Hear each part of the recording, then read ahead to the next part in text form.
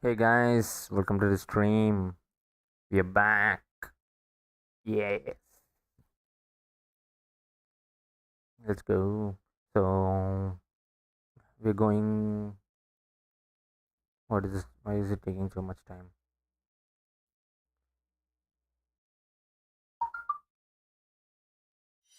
Yes, we're back. We're live on Twitch and on YouTube.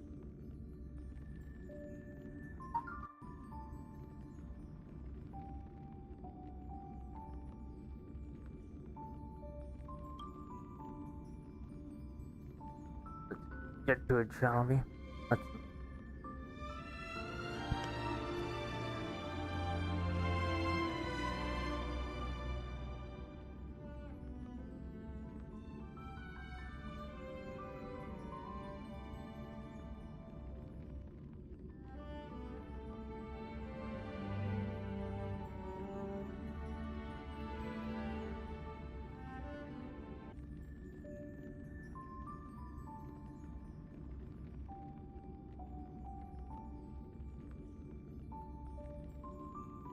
let's see what happened to Mark.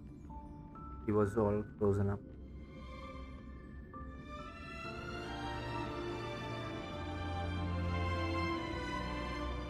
I should have launched the game before the stream. I forgot about the updates.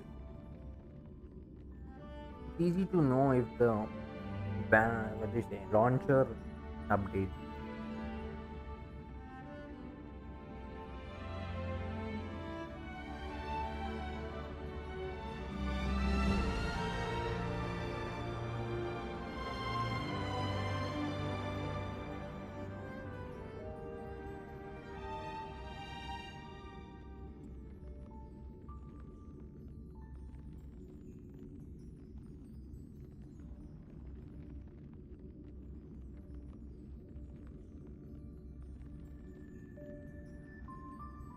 How long is this going to take?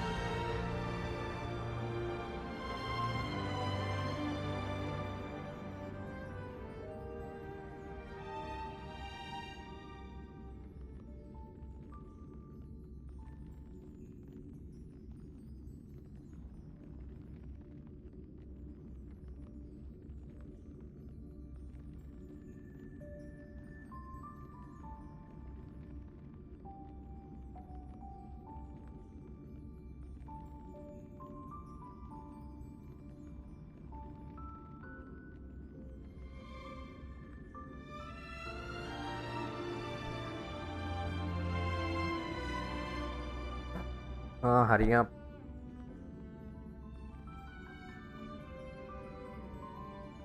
I have to say my internet is pretty much on the weaker side.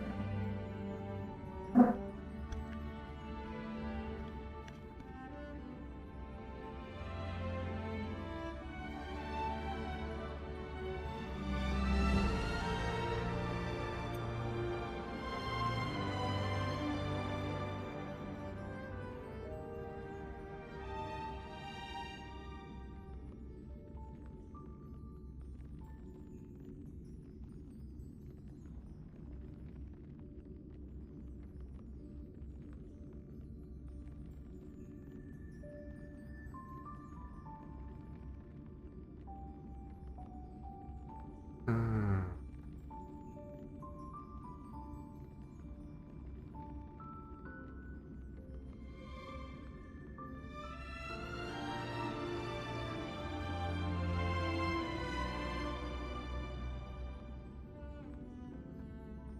Finally,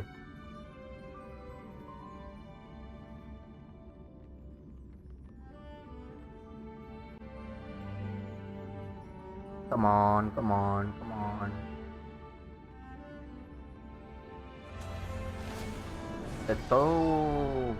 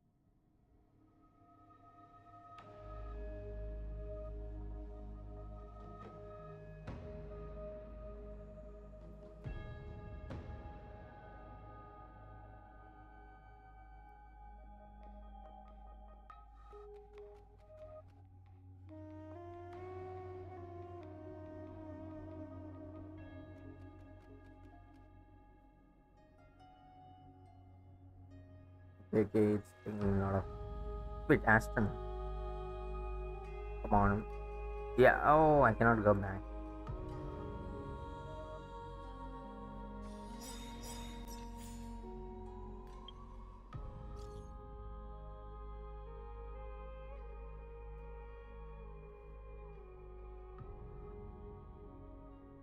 Oh.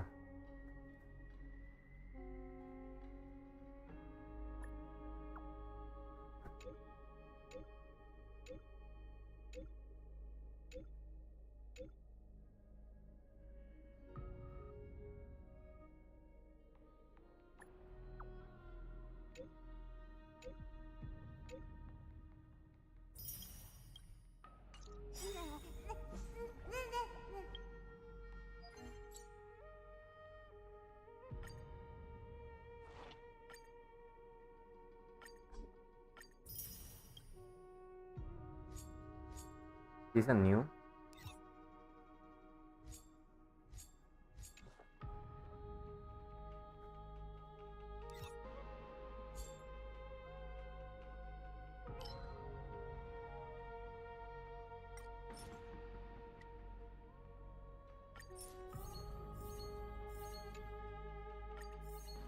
Let's just quickly farm so that we can continue.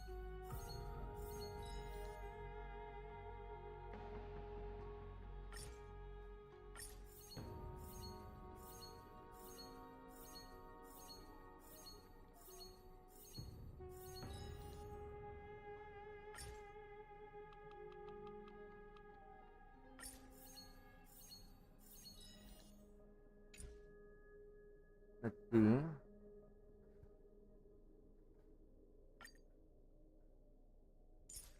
Oh, their banners are out. Oh. Was that the update?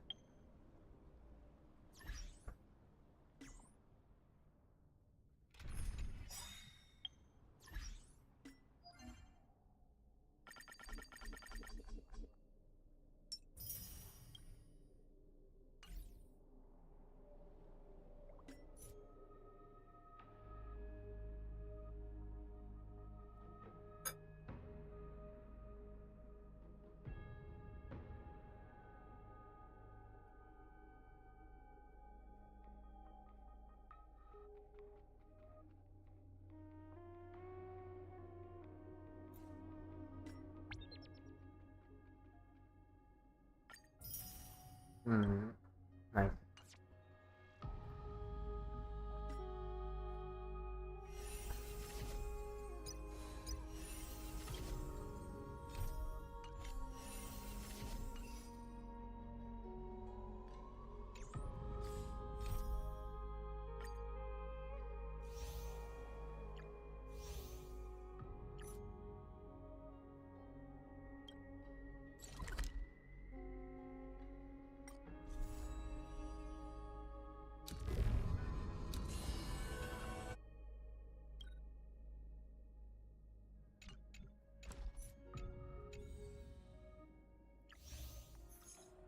Continue with this. We'll do the side quest later.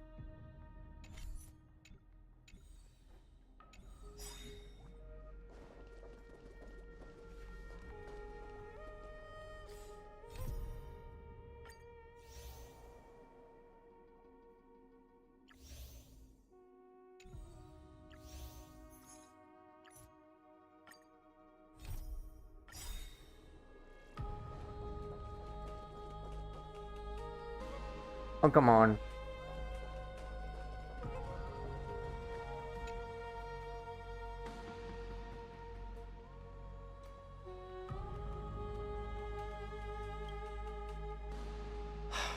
Aglaya, with all due respect, this trial is taking far too long.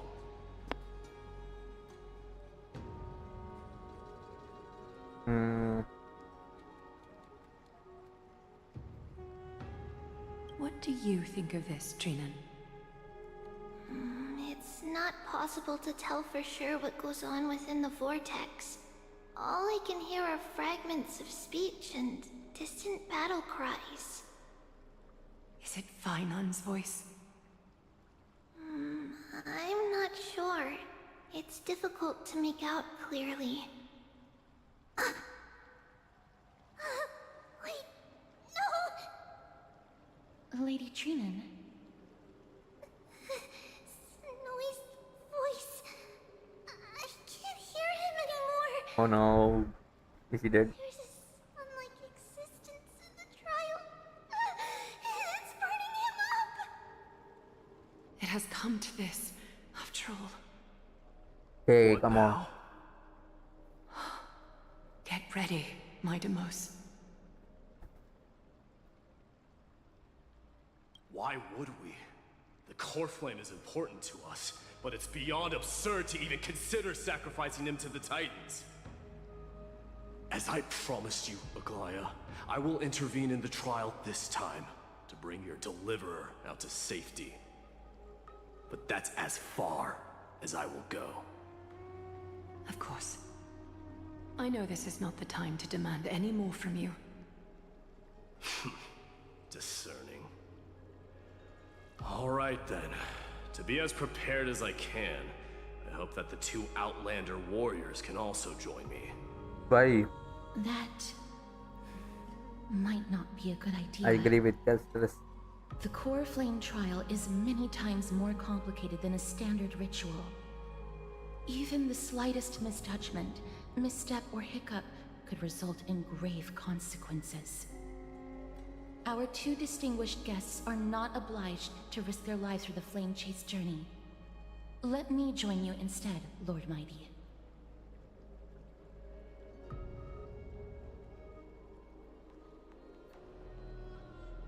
No. Someone should stay outside in case we need help. Things have taken a critical turn, especially so with Finan's life on the line. Of course, we Nameless will do what is necessary. How should we help? Join me in the trial to look for Finon. And when we do, Aglaya's golden thread will guide us back out. Assuming we survive Nikador's wrath.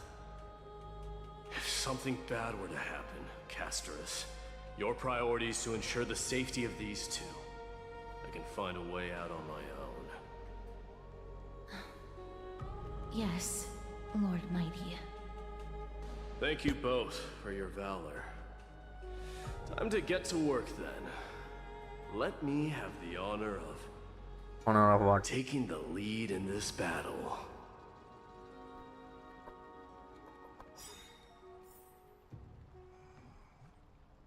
May that warrior be safe from harm. When you are ready, I will preside over the ritual on Trinon's behalf.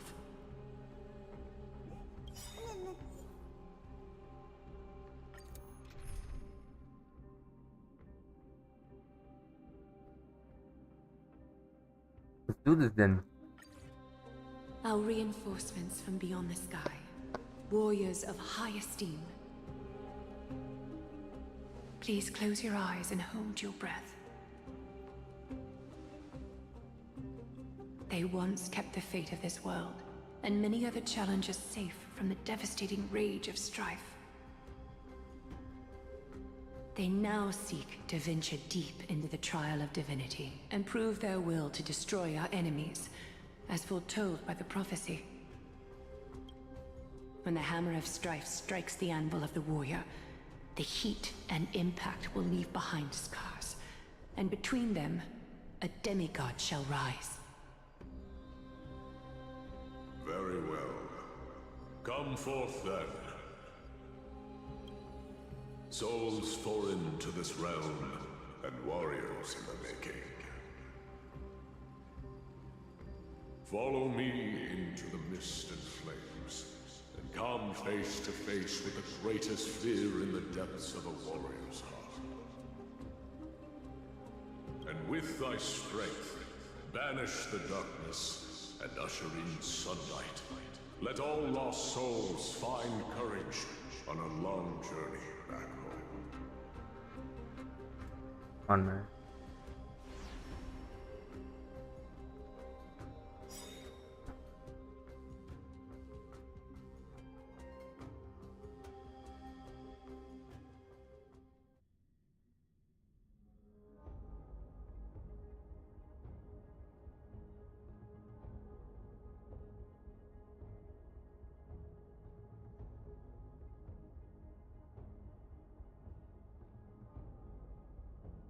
Yo, welcome to the stream.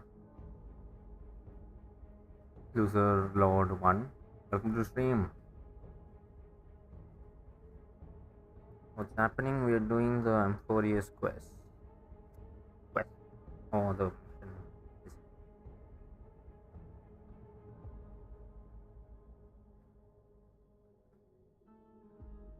How long is this going to take to load?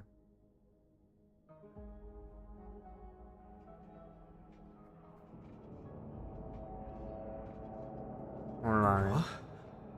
What's this? What's happening? What's the matter? Surprised? Where there's strife, there's carnage. It shouldn't come as a surprise to see such a sight in Nikidor's trial.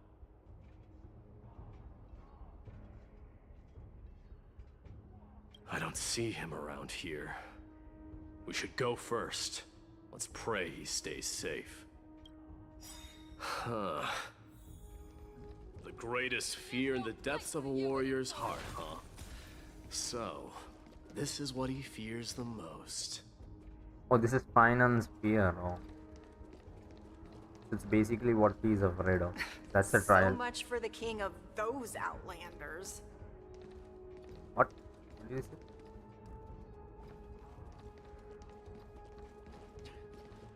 You won't get away, Kremnoan vermin! Be on alert. The smell of rust is thick in the air. This guy like laughing.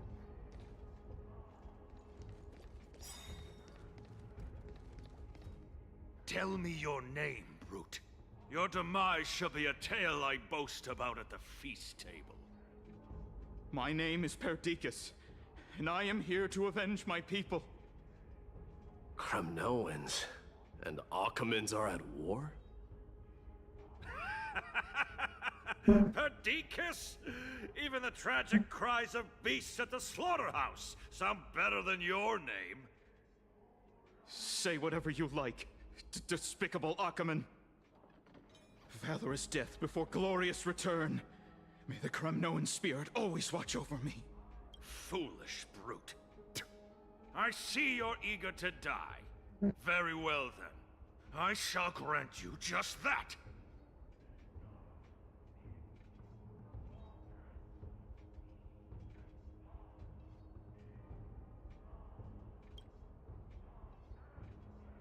Mighty will interfere. Die, you swine!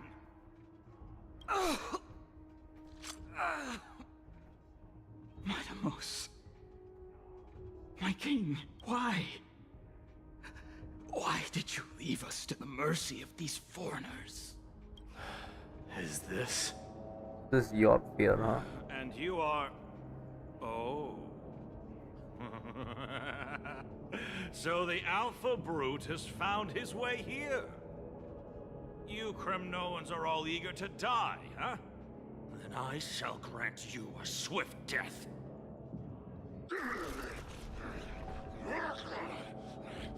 What is happening? Face your death, cowardly king!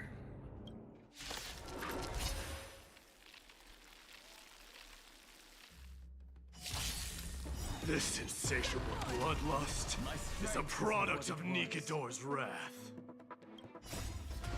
We are the Trailblades! Execute judgment! Execute judgment! Execute judgment! Light up the cosmic night! Open doors! Dragons soaring above the lands! This is permanence! Mountains roar, dragons rise! I'm on it. I'm not fighting alone. I didn't even get a chance. Absurd. I know this, Akumen. Strife contorted an honorable warrior into this perverse and twisted being. And that horrible noise. I can hardly suppress my bloodlust when it sounds. This battle cry must have gone to Finon. That's why he lost himself. What a useless fool.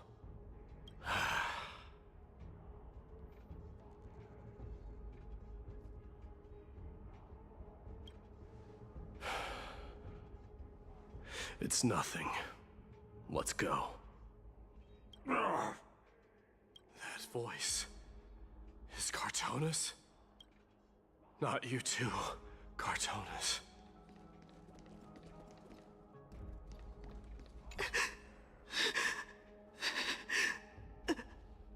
No.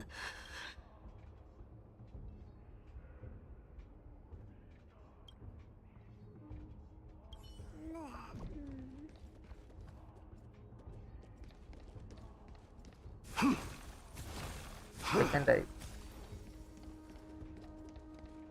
Mighty Mouse you are. Destroyed all the wicked king. Here to take my life finally. I won't ask how this happened, nor will I hurt you like you said. I just need you to tell me where Finon is. All of this you know very well. Leave our city, cursed son of Gorgo! I have no intention of hurting you, Cartonus. Humiliate me you shall not! Leave! Get out of Okima! Get out! Symbol of your sovereignty, take it! Signet of Kremnos, bask in blood-soaked glory, your kind alone! This is... Mother Signet? It's here again. I knew it. Ha! Finally gone mad, despicable vermin have. With your mad king, perish together in that maelstrom of battle! Enough! Be quiet! You are not at all Cartonus! Look out!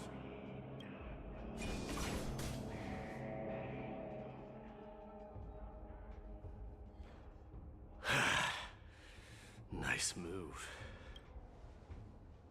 You too.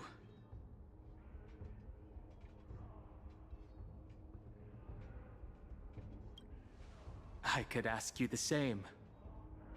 What was the last thing you said to me before I parted the waters at the Scale Gorge waterscape? Oh my god, I don't remember. Parted the waters.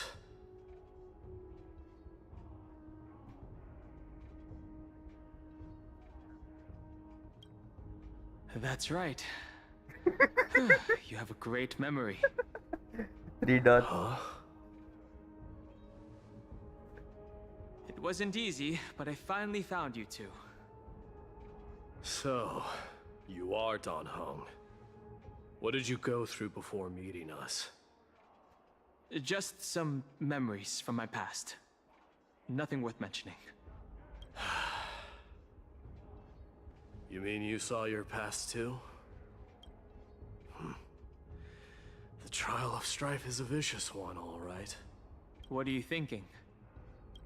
This might not be a single person's trial, but an arena for every challenger to engage their own delusions in a bloody battle.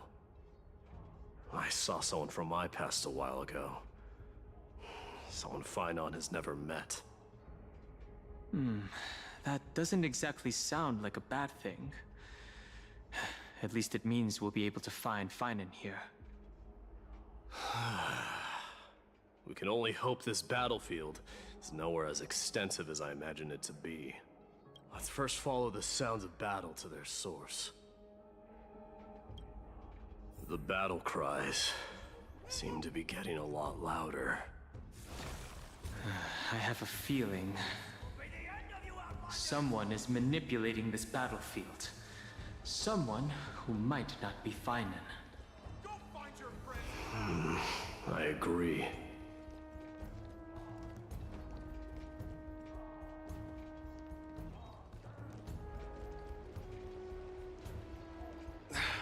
Cursed brutes.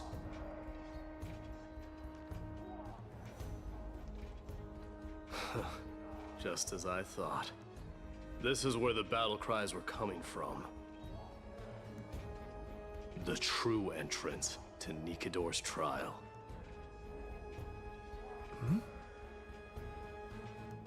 What's wrong with you two?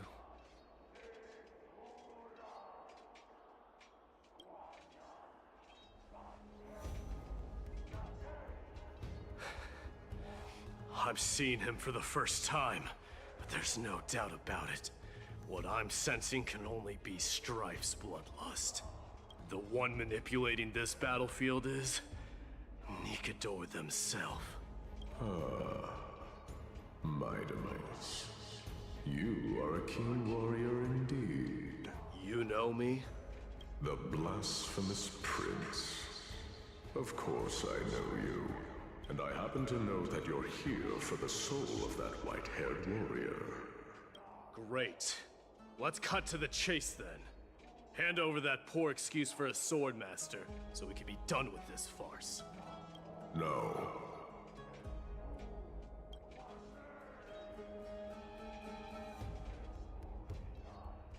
I applaud your courage and strength for coming this far, but you have chosen to besmirch the dignity of one who has fallen, and I cannot turn a blind eye to that.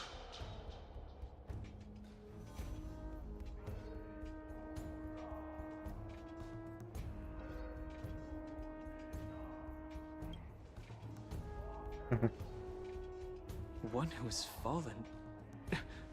Finan failed the trial? He faced the greatest fear in the depths of his heart, and fought with exceptional valor, though he eventually succumbed to the brutal onslaughts. I have since brought him to the rear battleground, and granted him glory worthy of his courage, tenacity, and sacrifice. You wish to take him away? Sure. Pick up a spear and prove that your resolve can rival his. Of course, cowards who hope to avoid bloodshed are better off disappearing from my sight this instant.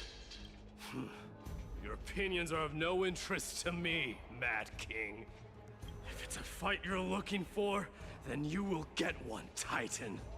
I will put you to rest once more with my curse of immortality. Commendable. Your noble mother displayed the same spirit with the No. spear in her hands. He's gonna attack emotionally. Don't you dare speak of her. Why not?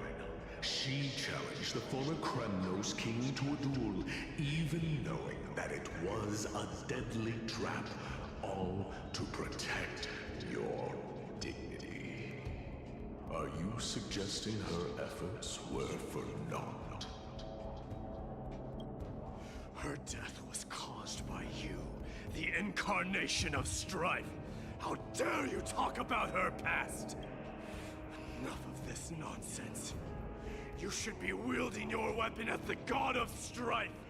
Battle me and put a swift end to this!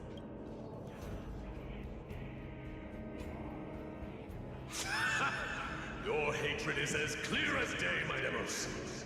My words must have stung you deeply.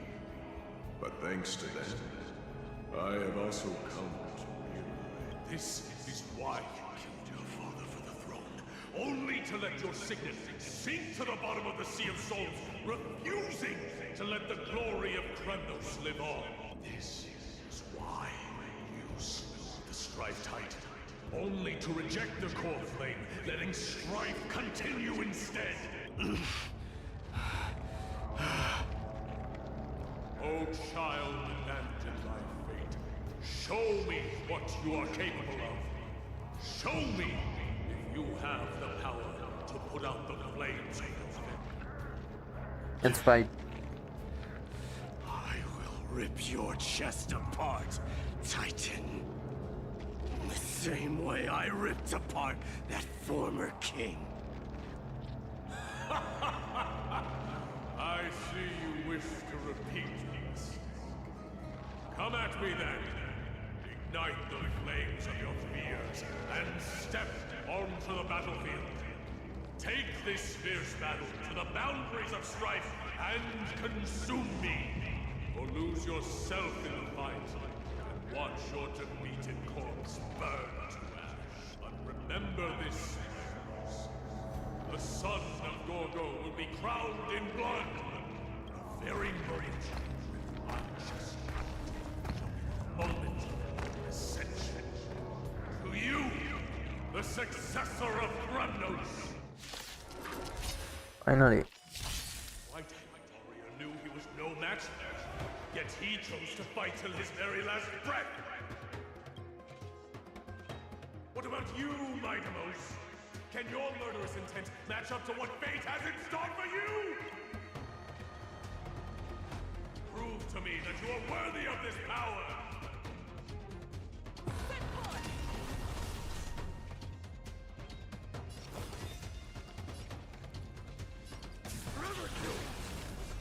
Mournful cries. Miserable wails. Kings of Kremnos. This is the power you desired? Burn it all. Relearn who thrives toward new dawns! In the name of fairness, I grant you the blood of strife. Let's see who remains. This raging power. I can hardly contain it. Toward distant horizons!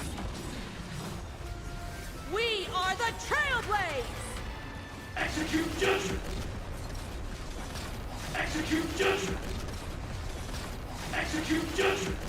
Light up the cosmic night! Dragons, soaring above the lands. This is permanence! Relearn who the Nameless strive toward new dawns! Show me your courage. Burn it all.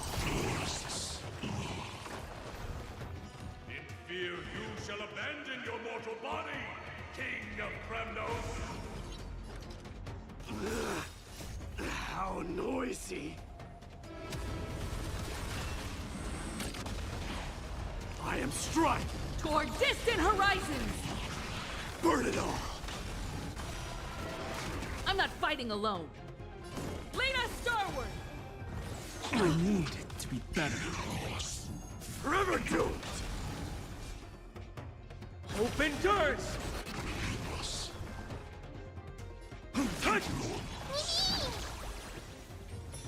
You can do it! Relearn who the Nameless truly are. We are the Trailblades! Execute judgment! Execute judgment! Light up the cosmic night!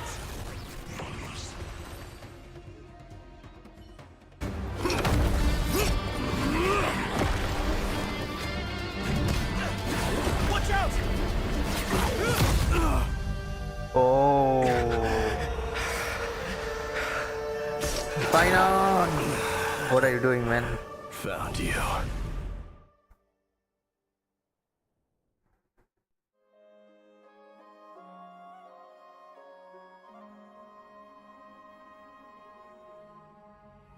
think it's a foreshadowing. I did see Finance trailer and my DS does get stamped sometime later.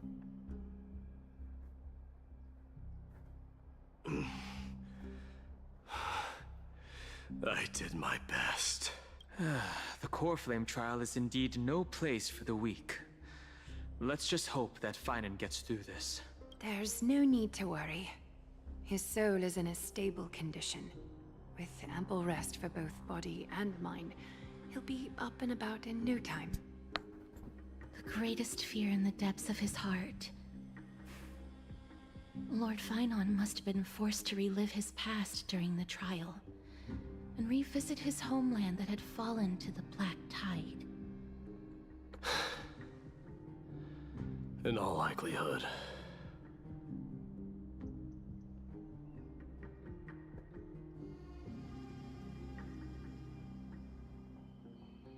That is correct.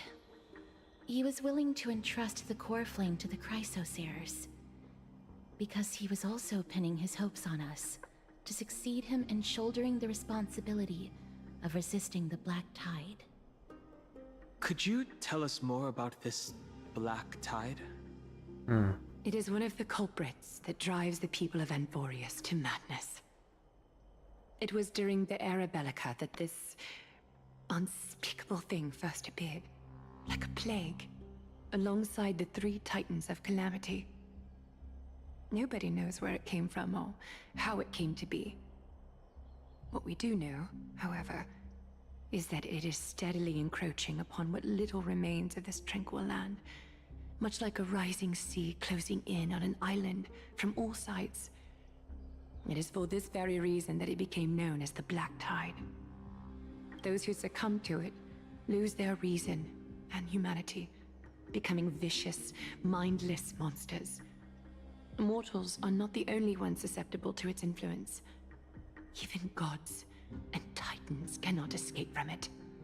According to Naius, Nikador, though one of the embodiments of calamity, also bears the responsibility of fending off the Black Tide.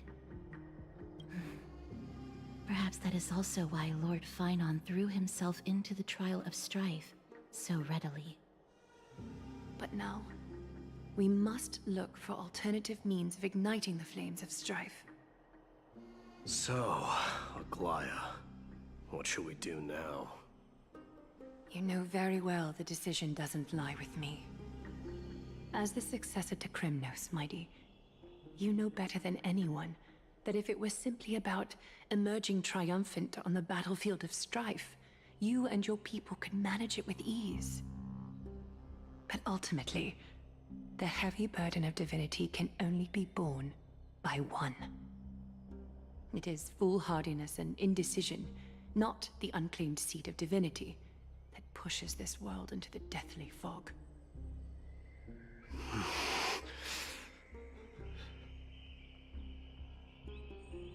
Okay, so The Black Tide. yep, that's what we are worried about.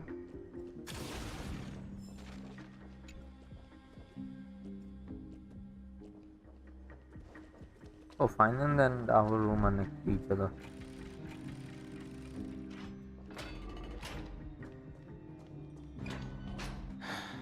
An unspeakable thing of unknown origin. What comes to your mind when we put these keywords together? I think eons. Around one cost this. That's right. If you think about the various characteristics of Amphoreus, an isolated world of eternal night being eroded by an unknown power, we cannot discount this possibility. This has been bothering me for a while now. Everything we have seen thus far suggests that Amphoreus wasn't always isolated from the rest of the universe. Be it the birth of the Titans or the encroaching Black Tide, none of these can be explained as a natural progression of a civilization. There must be other reasons for its current state of isolation. It's just... If the cancer of all worlds is truly the culprit, then we should have observed certain phenomena, explicit or otherwise, by now. But that isn't the case.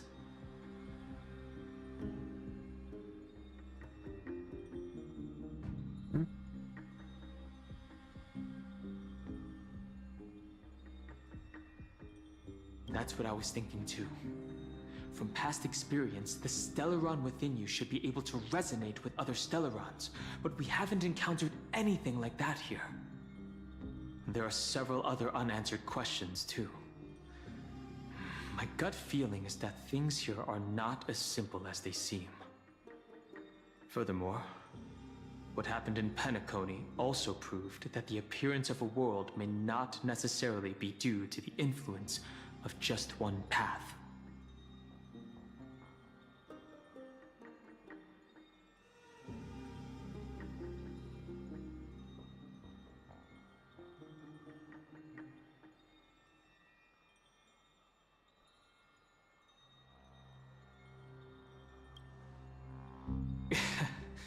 In another sense, it's Penacony all over again.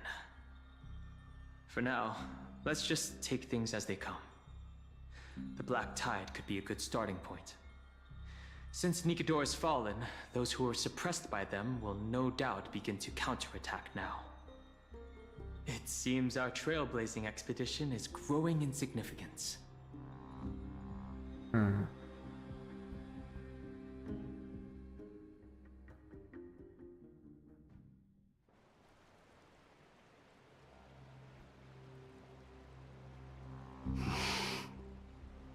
Don't worry, Dee. This isn't the first time he's been like this. A long time ago. I'm not worrying about him. Oh, alright. You're a little quiet, though. I'm sorry. That was rude of me. What I meant was, I know that man can pull through for sure. It's alright. Being straightforward suits you better. Actually, Dee, there's something we're curious about. What did you see in Nikador's trial? Something that terrifies me. Isn't that ironic? There shouldn't even be a word for fear in the Kremnoan language. Do you think you stand a chance against that thing that terrifies you? Is this also part of your grand scheme? What do you mean? Aglaya knew that Phynon might fall. And she expected me to take his place. That was the plan all along, wasn't it? I suspected that too. Yes. Looks like you know everything. I have no intention of condemning you for it. The Flame Chase journey is not a game, and I have long understood this. With the downfall of Strife, and the ever-growing threat that the Black Tide poses, if Circes and Ornyx are also impacted, ramifications will be dire. They are the only two Titans who are still lucid and willing to coexist with humanity. Regrettably, I do not hold the key to completing the trial. If I wish to conquer that fear, I need the assistance of my fellow Kremnoans. Give me some time to speak with my people. It won't take long, I promise. Ah, I see. There is strength in numbers, but you must know that the trial to become a demigod is ultimately meant for only one individual. Your people. They have been eagerly awaiting a new king all this time, haven't they? If you take on the divine role, they will have no reservations about following your lead. After all, you're the hero of Castrum Kremnos. I once was. But Lady Trebios, therein lies my deepest fear. We'll talk again later. I'll be back. Dee? Regardless of what happens, we will always be there for you. Thank you. The person I'm looking for is probably in the hot bath. I should go take a look.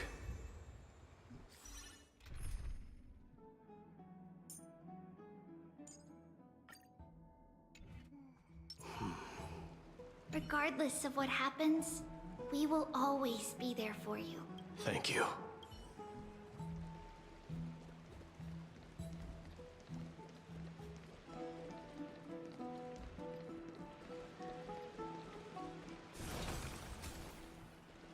Submit or die.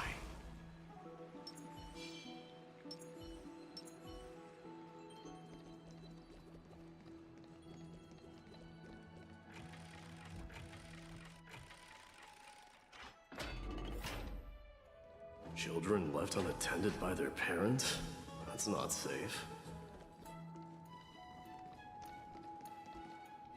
You shouldn't run around in here, kids. Hey, it's the Crown Prince! Are you also here for a bath? I want to hear stories about princes on the battlefield. The Crown Prince. Are you Kremnoans? Yeah, we are! The grown-ups said we used to live next to the arena.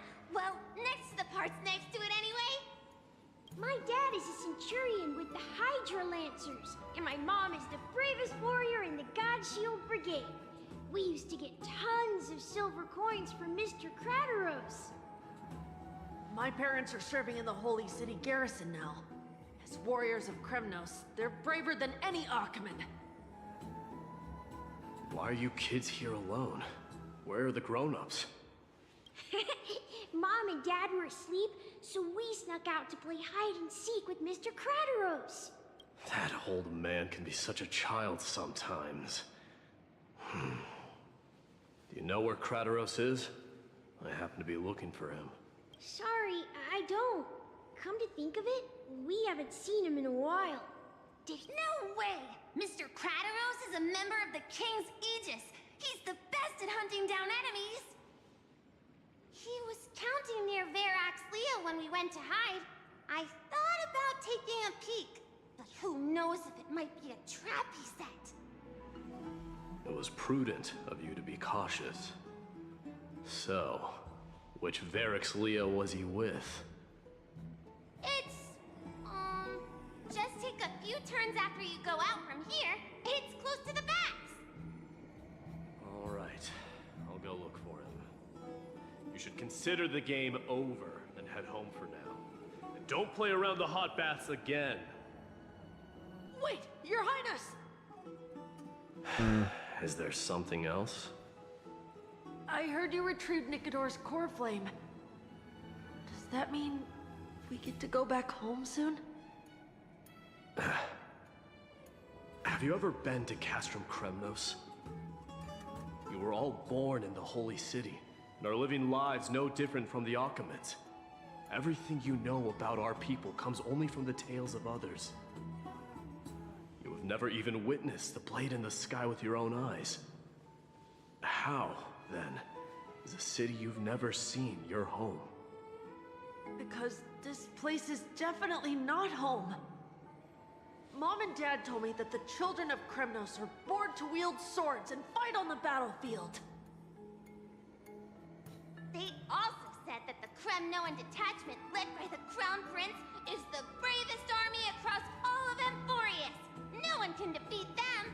The kids in the Holy City don't play with us. The moment they find out that our parents are Kremnoans, they shun us. We don't care.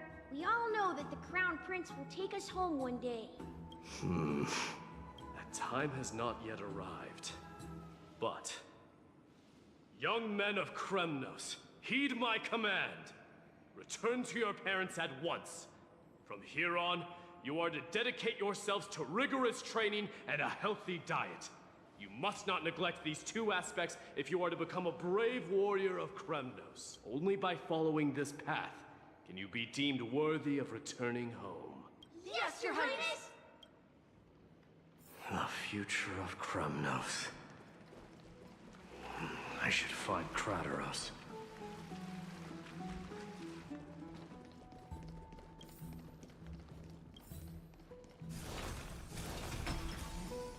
There he is.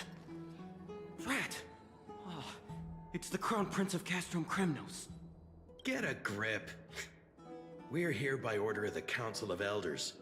Even the Chrysos heirs have to think twice before doing anything to us. Out of my way, lackeys of the Council. The Civil Guard of Akama is on official duty. Please keep out of this area. Calm down, my lord. Play nice. Don't make me repeat myself. I'll allow you to pass this time, but just this once. So, you think yourself knowledgeable? Then here is a question for you. Do you know how Chrysius Leo in Castrum Kremnos came to be mounted on the wall? I don't know, my lord. How did it come to be? Let me enlighten you. A long time ago, the founder of Castrum Kremnos led a group of warriors to hunt down a lion on the outskirts of the city of Tritos. That vicious beast had been a menace for years, and the bones in its den were stacked even higher than the peaks around Akama. But do you know what happened? Nary a moment had passed after the beast's head peeked out of its den, when the Kremnoan warriors surged forward and brought it down within the blink of an eye, shattering its knees with a single strike. And then... why are you red-faced already? We haven't even gotten to the best part yet. It's your storytelling, my lord. You're weaving such a captivating tale that it got my blood pumping. Please, go on. Well, if it isn't Lord Mighty. It's been a while.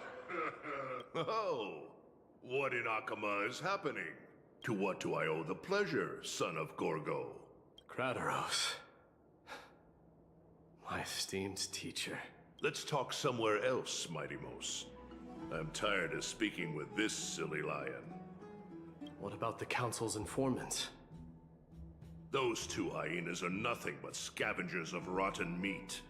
They couldn't bite even if they tried. They can follow us if they want to.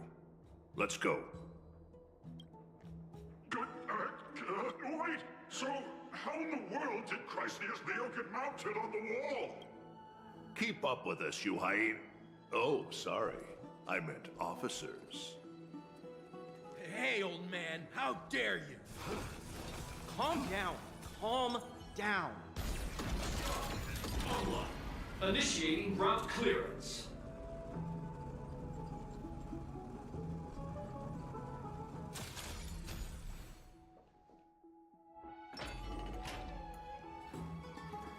Don't fall behind now. Unless you want to upset our friends here. Don't you dare try any tricks with us.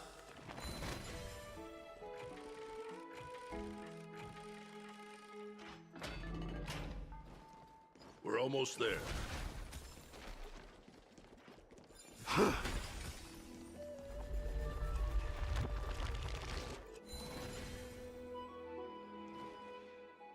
Why have you stopped? This is a nice spot for a private chat. Shall we, sir? Let's do it. What are you up to? Someone help me! Some privacy at last.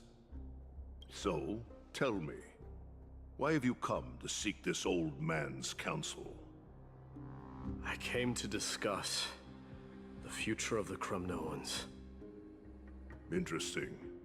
I heard the core flame of the Lance of Fury has been restored, though not by your hand.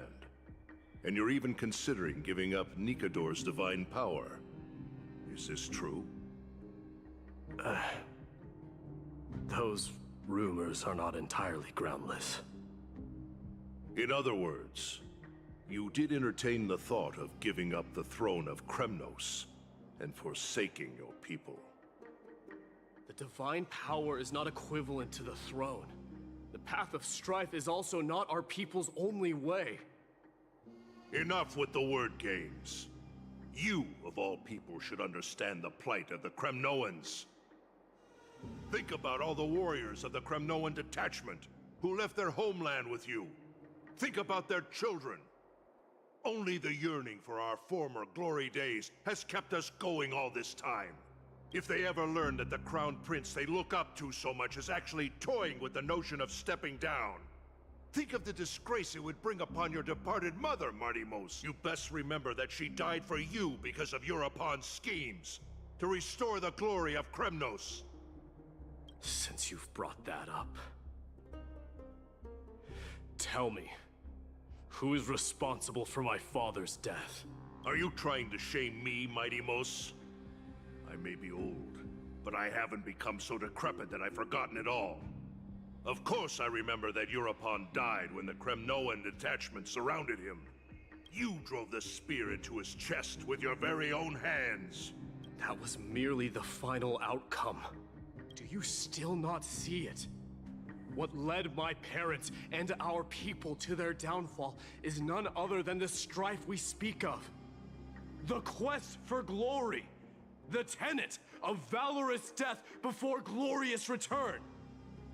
This is the creed of every Kremnoan, no matter whether these beliefs are justified or not. Don't be ridiculous. The only thing that could slay a king is a spear. Even an infant knows that much. I swore to your mother that I would guard your crown with my life. I never foresaw that the son of Gorgo himself would be the first to turn his back on the Kremnoan spirit. Gorgo. Your mother bore that name. The name of the great founder of Castrum Kremnos. And she upheld that name with honor. If you choose to turn your back on her legacy, like a wretched deserter, do not fault me for withholding my loyalty, Martimos. I came to discuss the future of our people with you. But it appears this is not the right time yet. Go, mighty. Ha! That's what those Chrysos heirs call you, isn't it? Go down the path you have deemed correct. Deep down, you have always been one to do as you please. And I am well aware that no one can deter you once you've made up your mind. But don't you ever dream of renouncing the traditions of Kremnos. We may reside in Akama now, but we remain eternally bound to strife by blood. Bloodlines no longer hold any significance in this era of destruction. My young lord, always bear this in mind. Never reveal your vulnerabilities to anyone. A lion should never dwell amidst its prey, especially when it wields power enough to dominate the entire hunting ground. Europon, the boy did nothing wrong! This is murder! Do not sully the noble name of Kremnos with the blood of an innocent child. You mustn't reveal your weaknesses to the enemy. Enough! My decision is final. We must use this child's life to preserve the soul of the great Nikador. We must save Castrum Kremnos. Don't be absurd! Those tiny hands lack the strength to even lift a spear. Do you truly believe him a threat to Castrum Kremnos? You'll be ending the bloodline of Kremnos if you do this. Our millennia-old glory will become nothing more than a joke. Have you forgotten that we Kremnoans place no value in bloodlines? It is through pure bloodshed and slaughter that the kings of Kremnos have ascended to the throne. As for our millennia-old glory, it has always been a joke in my eyes. Glorify it all you want, but it will not alter the nature of slaughter. Those who revel in it are but murderers. They are no more noble than the most monstrous beasts in Amphoreus. Enough with your words! Among all the kings of Kremnos, which one did not inherit the crown only after plucking it from the lifeless body of his father? But listen to yourself now. Do you truly believe you can cleanse the blood from your hands through mere words alone? Nay, quite the contrary. I will end this cycle of bloodshed. Starting with this child. With these blood-stained hands, I will end it all! Your failure is inevitable, European. You are just a coward who can only raise his blade against his own child! A beast that murders his own kin. King's Aegis and Empress of Kremnos! You cannot sit idly by and watch this atrocity unfold! If you consider yourselves the honorable sons and daughters of Gorgo, then take up your spears and join me in putting an end to this bloody charade! Does anyone else have any objections? If so, come forward with your spear and prove your mettle! Understood. 5, 4, 3. No one dare stand by my side. Cowards! Has that crown stripped you of your courage? 2.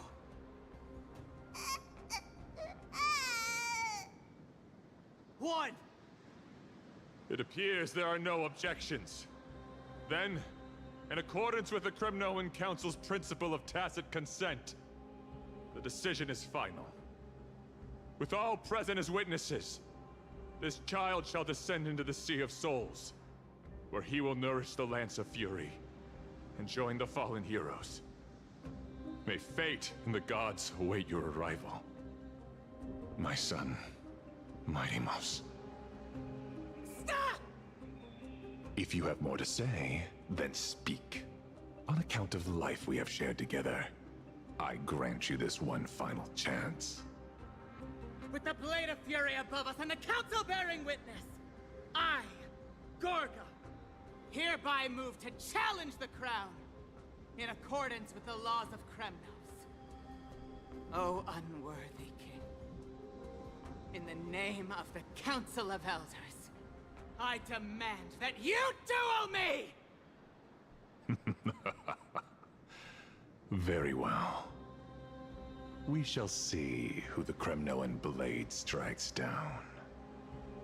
Mightymouse, my son. They all tell me to forget. But how could I ever?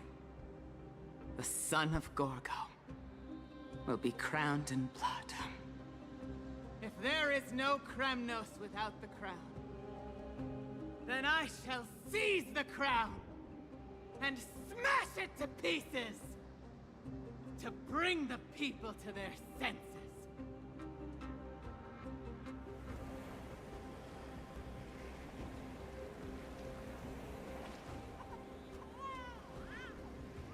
What is happening?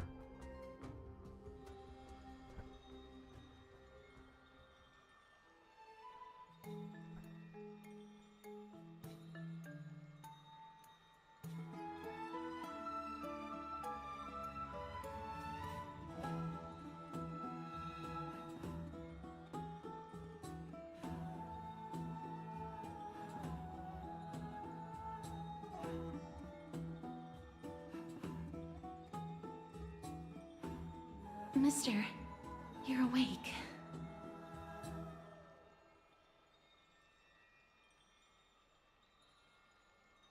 That's a complicated question. I'm not sure I can answer that. I apologize for arriving uninvited. I saw that you were still asleep, so I took the liberty of waiting nearby. I bring a message from Lady Aglaya. She has prepared a gift for you and Dan Hong, and wishes to present it to you in person. Let's see what the gift is.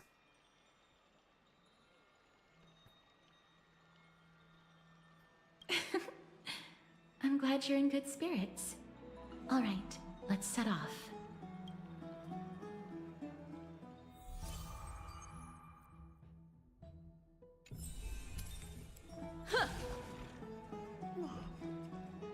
It's done hung.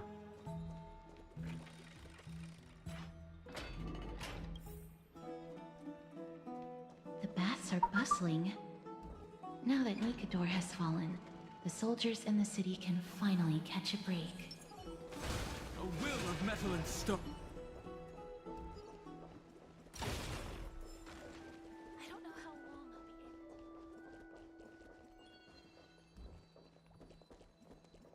be able. Is that Lady Treby and Lady Trianne?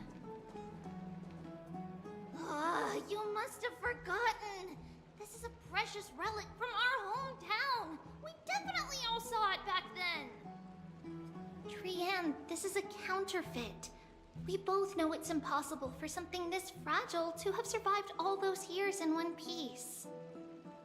Nothing is impossible. We are fragile too, but we still got through those sad times. Ugh, look at that color and how it glitters in the light. It's exactly as we remember it. Why won't you buy it? If someone else gets to it before us, we'll miss our chance forever. Calm down, Trianne. You need rest. Please, there's no need to fret. If you need more time to make a decision, I can put this aside for you until tomorrow. Or until you're ready? No, it's all right. Trianne is just... She'll come to her senses tomorrow. We'll be off first. Trianne is just... what? Trianne is super mad, that's what! You've forgotten all about Mama! Mama gave us something just like this before! Trianne...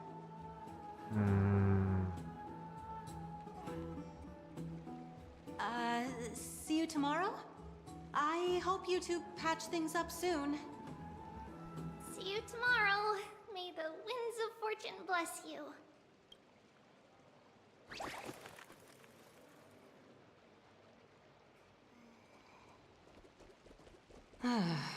It's so hard to understand what they're thinking sometimes.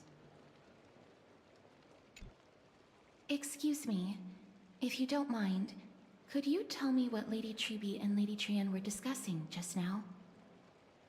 Oh, it's Miss Castoris. It's been a while. Well, honestly, I'm not quite sure myself. See, I have a little hobby of collecting handicrafts.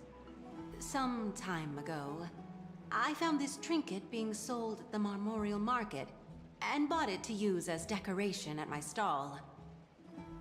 When Lady Treby and Lady Trianne walked by earlier, Lady Trianne happened to catch sight of it, and promptly insisted that it was a precious memento from her hometown. But Lady Treby believed it to be a counterfeit. She said it couldn't possibly be from Yanisopolis. The likelihood of such fragile glassware surviving the Chrysos War is simply too low. For some reason, Lady Trianne became awfully upset after hearing that. I see.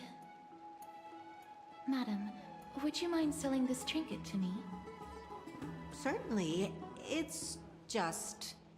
if it truly is a relic from Yanisopolis, it could be worth a small fortune. Miss Castoris, I'm running a business here after all, so... I understand. Feel free to name your price.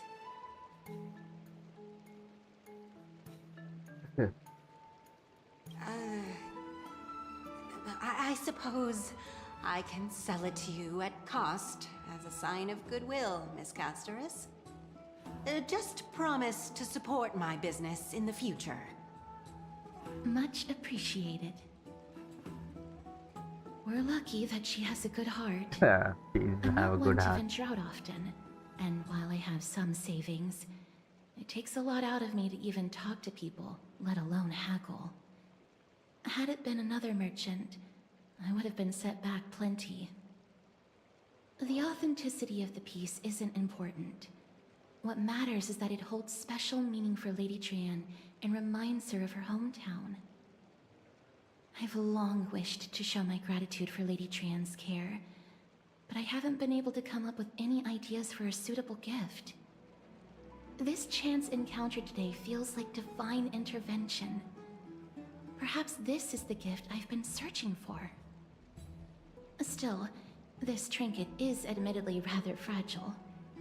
I will have to make some adjustments and stitch it onto wool felt to protect it.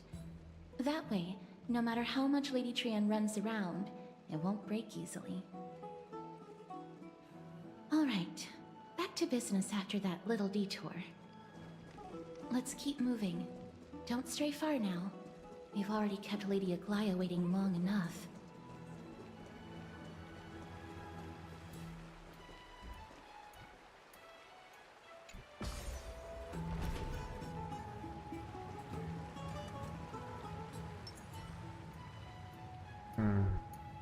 I was just in the height difference.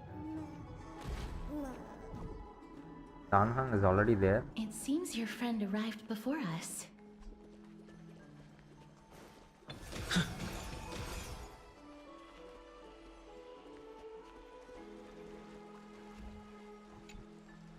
Ah, you're finally here. Welcome, Cass. And you as well, trailblazer from beyond the sky.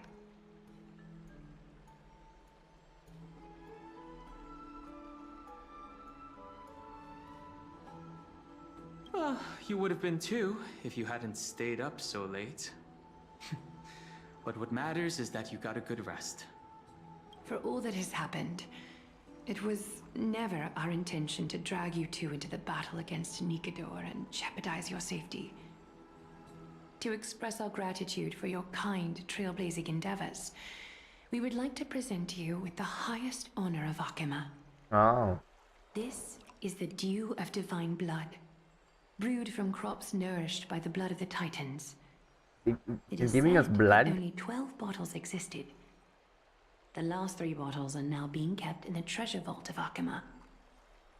Back in the days of prosperity, cities fortunate enough to acquire it regarded it as one of the greatest treasures ever. Unsealing it during a ceremony held in honor of 2 cities' diplomatic ties was the highest form of respect one could show the other. And now, in keeping with tradition, Akima dedicates this drink to our esteemed guests from beyond the sky in appreciation of what you have done for us.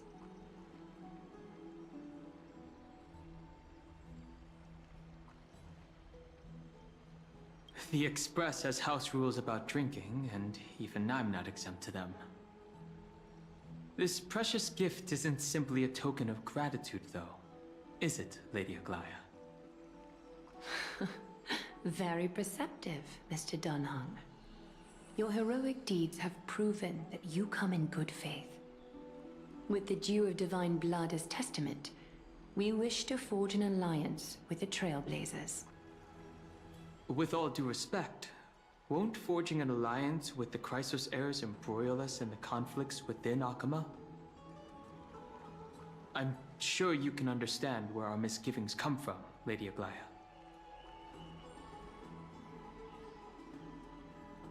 Why we give my gift? Having said that, Lady Aglaya, please don't misunderstand. We will still do what we can to assist you in the Flame Chase journey. It's just... I've heard of the friction between the Chrysos heirs and the Council of Akima. As outsiders, we are wary of getting caught up in this conflict. Wow!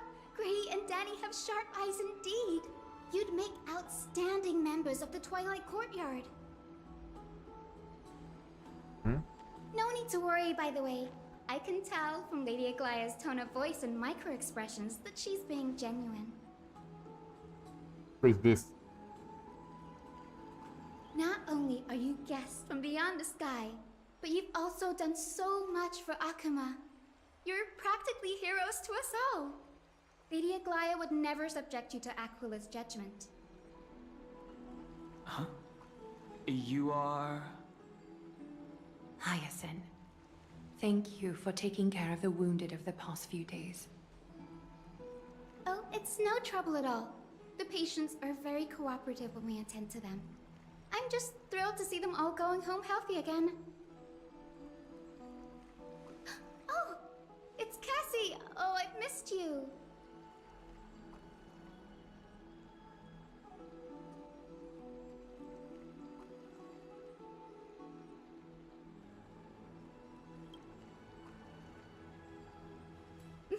Aren't they just the cutest nicknames? Wait.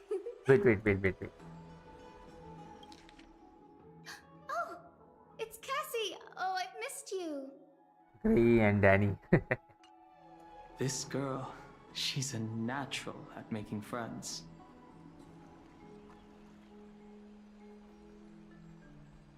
Yes, he's like man. Minimal. As an acolyte of Aquila, I'm here to bring healing light to the world. Plus, I've heard you're also children of the distant skies. Fate must have brought us together. Can we be friends? I'd love to hear your tales of the sky. And oh, it's a rare occasion that Akama presents such an invaluable gift to guests. Lady Aglaya, may I have the honor of tasting it too? Of course you may. Esteemed guests of Akama, please believe me when I say that this gift carries no hidden agendas.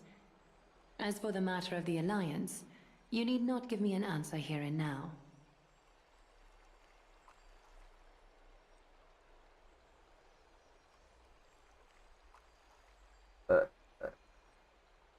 Second one.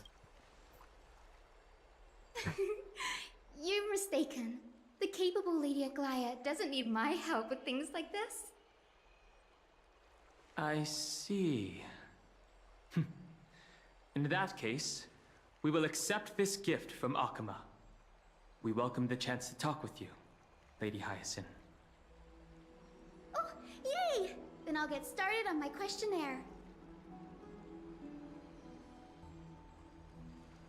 Pardon the question, but I've been meaning to ask this for a while. Micro-expressions, tone of voice, questionnaires, are these all part of the usual skill set for Aquila's priests?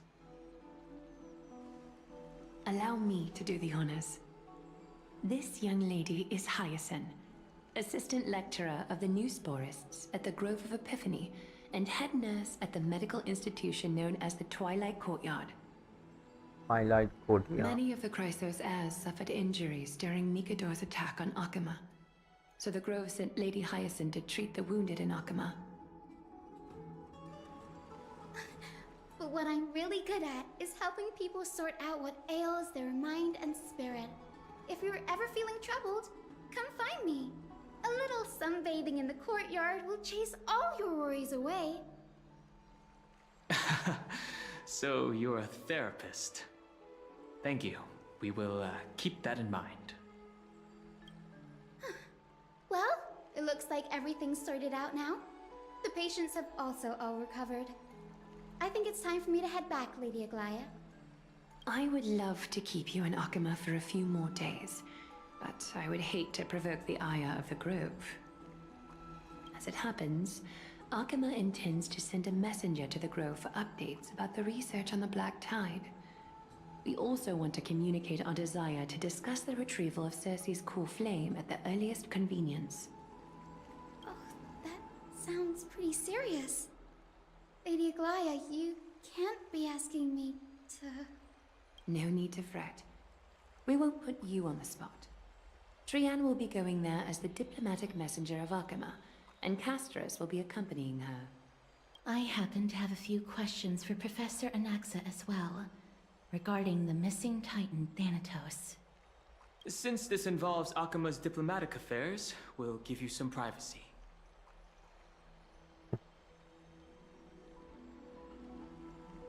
Oh, come on. If you're not keen on just sitting around, Mr. Trailblazer, why not go with them? The Grove is a picturesque place, perfect for sightseeing. That's a wonderful suggestion. Come visit the Grove, Gray. I'd be delighted to show you around. Sounds good. Gaining more insights into the customs and geography of different regions of Amphoreus is also part of trailblazing. In that case, do bring this spindle along with you. This tool, called the weft, is used to spin thread and has been passed down in my family through generations. Though it doesn't see much practical use nowadays, it's become a symbol of great significance. In this respect, it is the perfect token to represent my will. If you encounter trouble at the Grove, just take this out and show it to them. While you're in the Grove, the golden thread of the weft can also render all things around you visible, regardless of whether they're corporeal or not, allowing you to see things as I would. Castrus knows this too. Make good use of it. Trian is already waiting for you at the outskirts of Okima, so I won't keep you any longer. May your journey be smooth.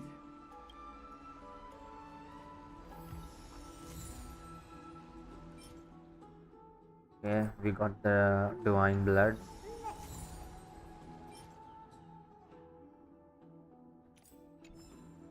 Make good use of it. Trian is already waiting for you at the outskirts of Okima, so I won't keep you any longer. Where's Dan Hung? He disappeared, huh?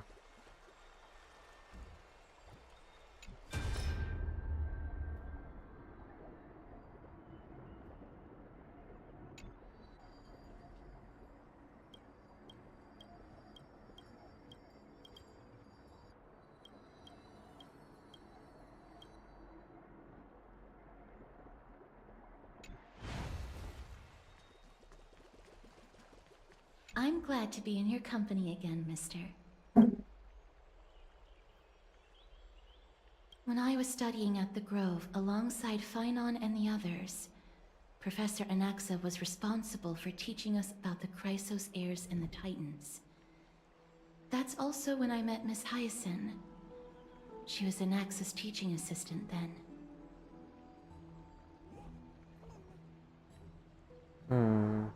Thanatos controls my fate, in a sense. The curse I bear came from them.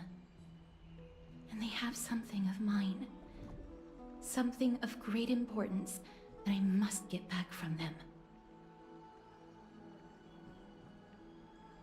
When I was studying at the Grove alongside Phainon and the Grove of Epiphany is Akima's partner academy.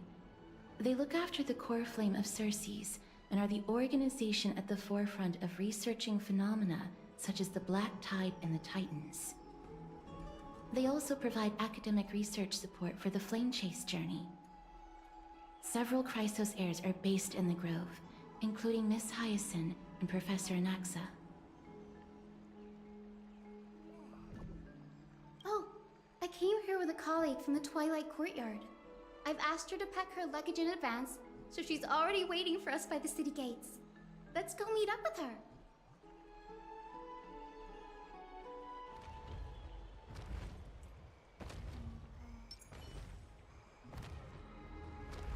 Look, there she is! And Lady Trian. But who's that they're looking at? Did something happen, Clementine? Oh, that's a serious injury. Miss Hyacinth, this man was discovered by Trian! Trian was in a bad mood this morning, so we went to the outskirts of Okima for some fresh air. But then we found him collapsed on the roadside. Trian knows the city has good doctors, so Trian brought our new friend into the city to look for a doctor.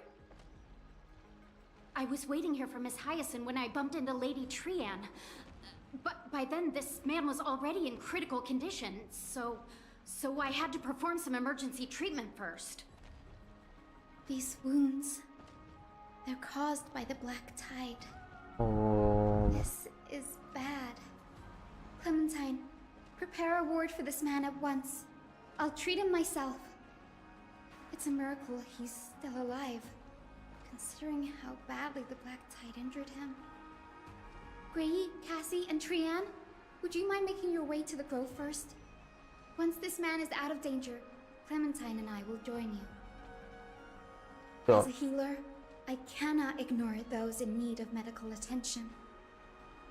I understand. May fate have mercy on this poor man. Trian believes he'll get better. Everybody, follow Trian! Fly, fly, fly away from Akama! Stargate online. Down this road we go, to the skies we fly, leaving Akama behind! Little Cass, little Gray, are you ready? You might not be aware of this, but using the sentry gate takes a significant toll on Lady Trian.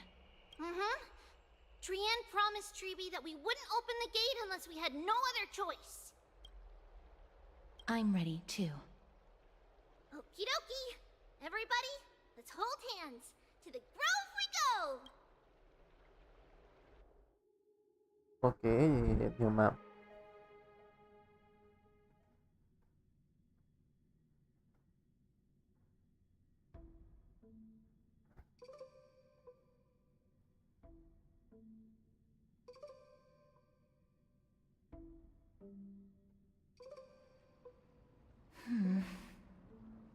It's harder than I thought to sew gemstones onto Wolfeld. No. Yes, memmy, memmy, mem. Memmy, mem, mem, mem. Mem wants to try sewing. Here, why don't you give it a go? Memmy, mem, mem, memmy, mem. Memmy, memmy, mem, mem, mem, mem, mem. It's hard not to like Mem when they're so adorable. Oh, this is amazing. It seems as if their voice has become more intelligible after the battle with Nikador. After spending the last few days together, I feel like I'm gradually gaining the ability to understand what they're saying. Even if it's just a little. Mem, mem, mem, mem, memmy, mem, mem. Memmy, mem, mem, memmy, mem, mem, mem. Memmy, mem, mem, mem, mem, mem, mem, mem.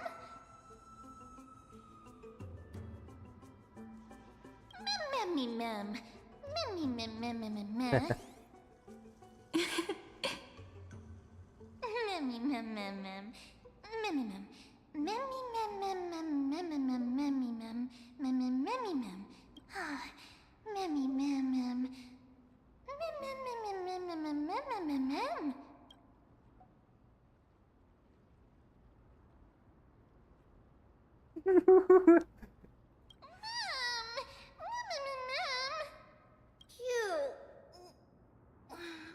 Is everybody awake? Little Gray, little Cass, and a little pink puppy? Puppy? Memmy, mem, mem, mem, mem, mem. Memmy, mem, mem, mem, memmy, mem, mem. It's already action hour. Lady Trian, I hope you're well rested. You were talking in your sleep. Did you dream of many things? Sleep talking? What did Trian say? Something like, Mommy, doll with sword, let's fight together. We'll be brave. Ugh, it's so embarrassing. Please don't make fun of Trian. Of course not. Wasn't Lady Trian's mother also the Holy Maiden of Yanisopolis? Uh-huh.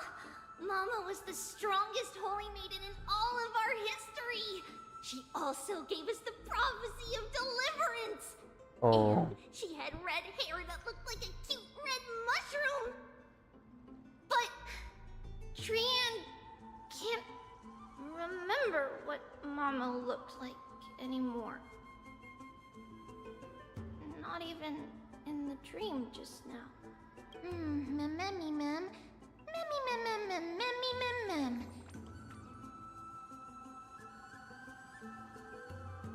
Memmy, mem, mem, mem. Memmy, mem, mem. Memmy, memmy, mem, mem, memmy, memmy, mem, mem. Memmy, memmy, memmy, mem.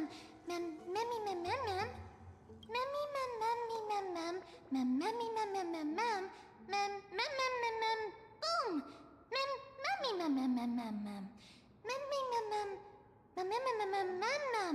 Mem? Trianne thinks that's a great idea! Can the pink puppy help Trianne out? Mem. Yay! Then I'll call you... Little Memmy from now on! Mem.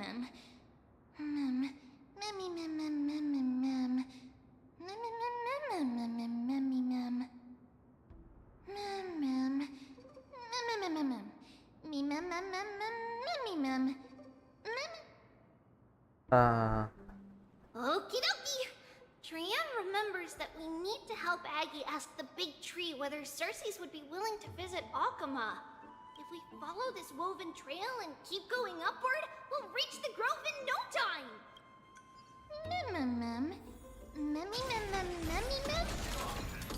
Legend has it that whenever they requested Look! A huge tree! It's... Mem.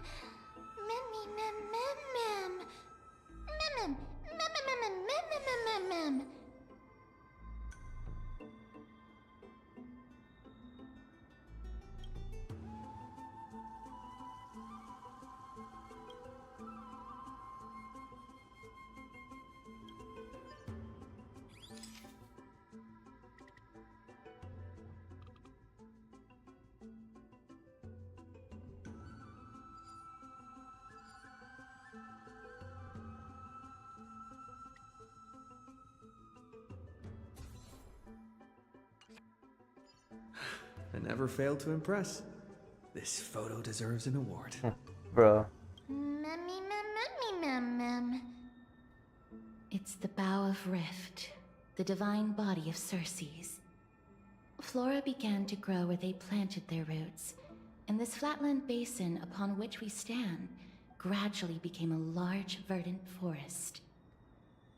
A long time ago, Felicis, the first scholar, led the masses to build a garden and courtyard in the forest, naming the site the Grove of Epiphany. There, people sought mental clarity, knowledge, and enlightenment. Trianne knows this. Everybody says that was how this big academy came to be.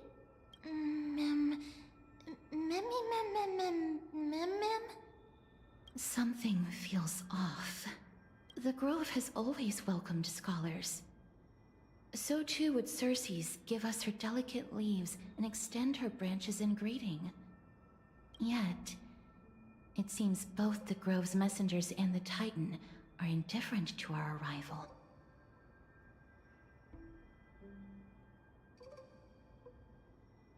That doesn't seem likely. Miss Hyacinth didn't mention anything about it. Maybe everybody's still asleep because classes haven't started yet. They don't want to be disturbed, so they shut the entrance.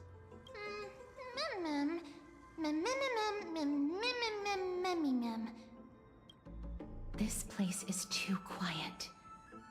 What in the world is going on?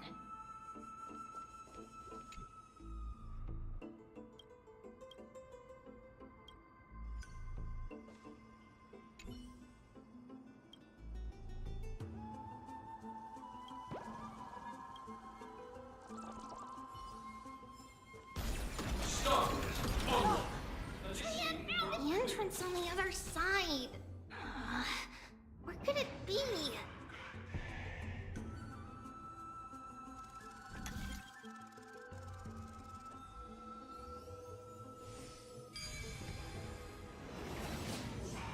Gray's eyes are so sharp.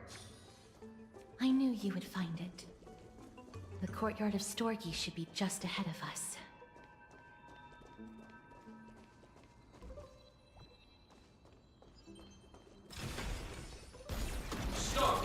Online. Initiating route clearance. As I expected, something's not right here.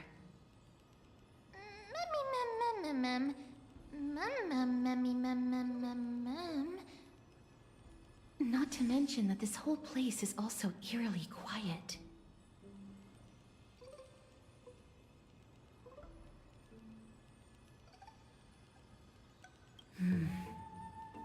that's possible. Hello? Is anyone there? Huh, no one's here. I have an idea. Lady Trienne, could you lend me that golden spindle? Do you remember? Lady Aglaia said this. While you're in the grove, the golden thread of the weft can also render all things around you visible, regardless of whether they're corporeal or not. This is achievable because the grove is not only where the roots of Circes are, but also where the chrysalis of gold manifests. Oh, Nestia, with the weft as my vow, I beseech you, entwine my body with your golden thread and affection.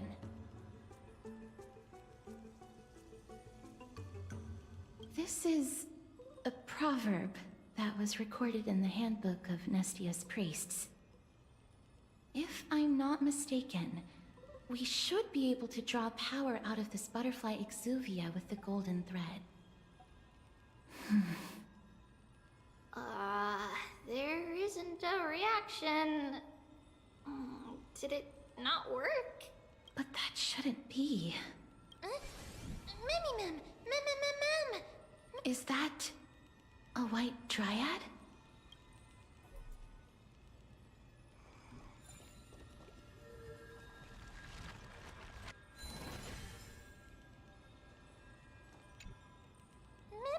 Mem.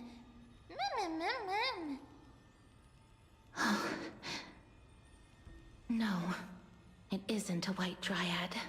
It is the shadow of a dead white dryad. Dead Mem? Shadow?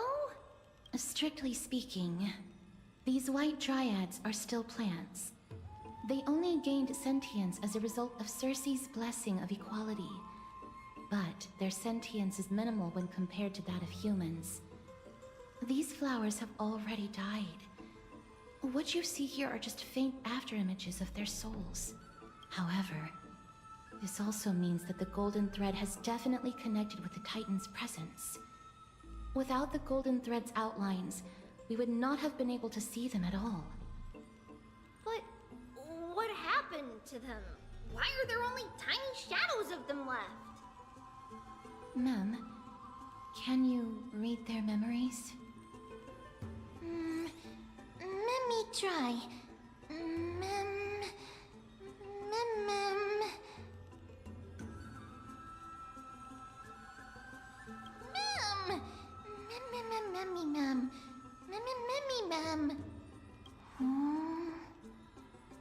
Black cloak, Mem. Sword towards the great tree. Mem.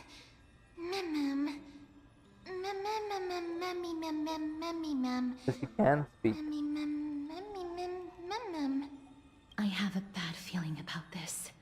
The deathly fog of Thanatos is fast approaching. Oh! Trienne will be on high alert!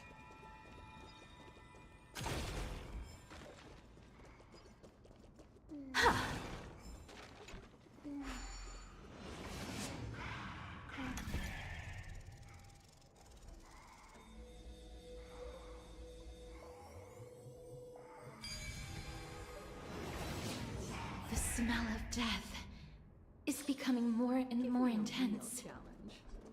There, on the steps. Initiating route. This looks really scary.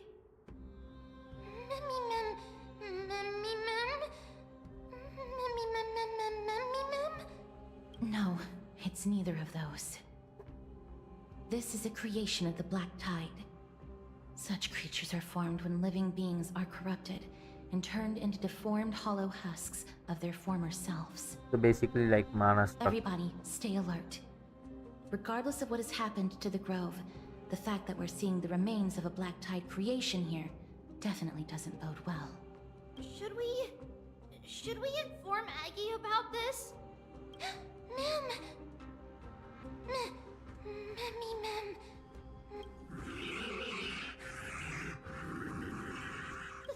The monster is alive! Trian will protect— Trian, please hide behind us. Mister, let's do this. Tatakai. As expected. The words black, sword, and clove. You know nothing of the way. They're talking about the Black Tide. Survive or be destroyed. There is no other choice. Dragons, obey. Soaring above the lands. This is permanence! Hope endures! Mountains roar, dragons rise! Time for some hardship.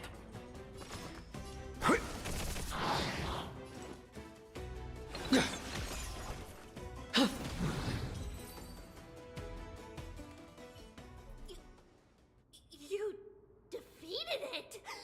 Little Gray, little Kaz, you're so strong!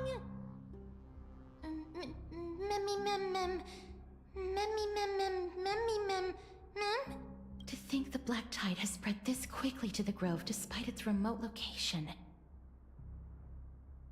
I'm afraid a world where strife has fallen is far more dangerous than we ever imagined.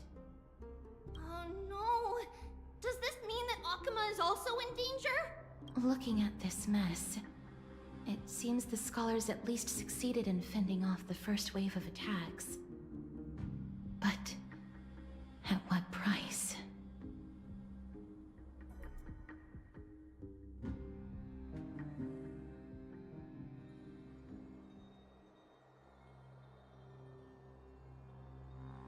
Lady Aglaya, after a few days of surgeries, both major and minor, we were able to save the life of that patient found on the outskirts of Akuma. Thank you again, Hyacinth, for your hard work. The scarring of his organs was especially severe, a result of the Black Tide's corruption. It's a miracle he's even survived. I can't say for sure when he'll regain consciousness. Don't stress yourself out over this. You've already done everything in your power to save him. There's no need to hurry to the Grove either. You deserve a good rest now. Tribi, I have some things to tell you as well. There's something strange about where that patient came from. He is not Akuman. The way the stitches on his clothes are hidden is quite unique. Such craftsmanship is undeniably from the Grove. The Grove? You mean... Now that I think about it, Castrus and the rest should have arrived at the Grove by now. Trian just got in contact! The Black Tide has invaded the Grove. We haven't detected any survivors, even with the help of the Golden Thread. What should we do, Aggie? The Black Tide is posing an even greater risk to us now. I did not expect the Grove to be the first to be impacted, though. Can they tell where the core flame is right now? We see it. The core flame is still there, but... But... what? But they can't say for sure whether the Titan has also been corrupted by the Black Tide. Please let them know that for now, the most pressing task is to identify the core flame and transfer it to a safe place as quickly as possible. We must also search for survivors and find out exactly what happened to the Grove. Oh, and find Anaxa. Unless something went terribly wrong, he should still be alive. They've set off. Please, stay safe, everyone. I pray for their safety too. Aggie, how do you know that Anaxa is still alive? I know that man all too well. If that blasphemous performer knew that he was not long for this world, he would most certainly try to seize the core flame and drag the Titan down with him. Is this a joke as well? No, I'm being serious this time. We're facing threats from both within and without Akima. The merciless carnage may have ceased, but Akima's nemesis continues to sharpen their blades even now. They may have even prepared the gallows from which to hang us already. You mean... Even if the divine authority of strife is as yet unclaimed, the Black Tide is advancing more rapidly than I expected. I fear this tragedy is more than a mere natural disaster. Alas, it's too late. The Council will likely take this opportunity to do something... I will try to keep this under wraps for now. But you must also take care and be prepared for anything that may happen. All right. Should I inform Hyacinth about this? Yes. Not for now. No. She must be exhausted after performing surgeries non-stop for so many days. I don't want to overwhelm her with this bad news. We can only hope that the Grove weathers this crisis with as many survivors as possible. That being said, based on the condition of this patient, Treeby, we should prepare for the worst. It's likely he is the only one who managed to escape from the Grove against all odds.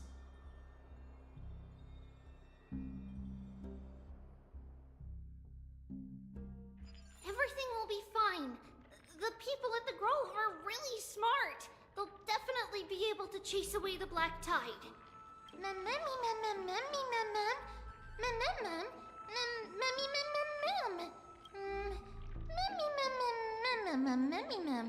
How should I put it?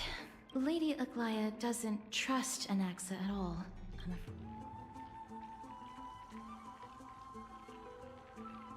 Despite being a chrysosaur, Anaxa resolutely believes that Titans and prophecies are a load of nonsense. During our regular citizens' assemblies, he always votes to oppose the flame chase journey.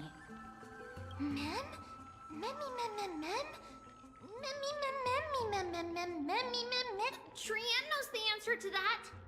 Everybody says that Circes, who symbolizes reason, is the most tolerant of novel ideas. Apart from Kefali, they're the Titan who treats us the best.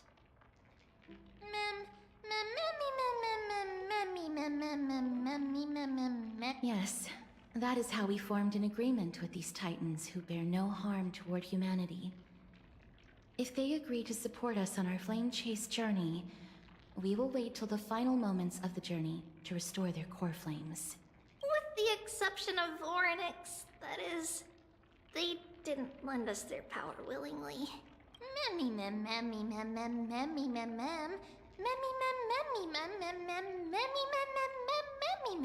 That is true. It's also fortunate that these gods weren't corrupted by the Black Tide and did not descend into madness. Trian believes Circes will be alright. After all, everybody says that the people of the Grove are really smart. So, Little Gray and Little Cass, just leave the task of finding Anaxa and everyone else to Trian. It's easy for Trian to look for people because we can fly. Good idea. In that case, please bring the weft along with you, Lady Trian. The golden thread will be much more effective from up above. Please promise us that you'll take care of yourself. Okie doke. If Trian gets in trouble, we'll look for all of you. In return, if you get in trouble, remember to call for Trian, okay? We'll come right over and open the gate for you. That's the other thing I wish to mention. Do not open the gate unless you have no other choice, Lady Trian. Your body is not in good shape at the moment. Okay. We will keep that in mind. Trian was just trying to help. Of course, we know that. After all, Lady Trian is a demigod, the most powerful among all of us here. Remember all those brave heroes and the tales you've heard. They would always save their strength until the very last moment. That way, they could ensure that nothing went wrong with their plans. Isn't that right? Mm-hmm. In that case, brave Trian shall clear the way for all of you. Memmy mem memmy mem memmy mem mem mem mem mem mem mem. I didn't read that.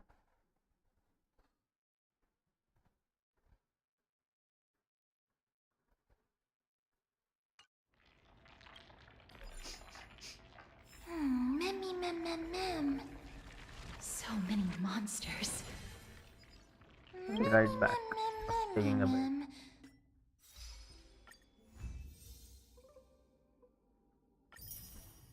Alright. I'll be right back after a break.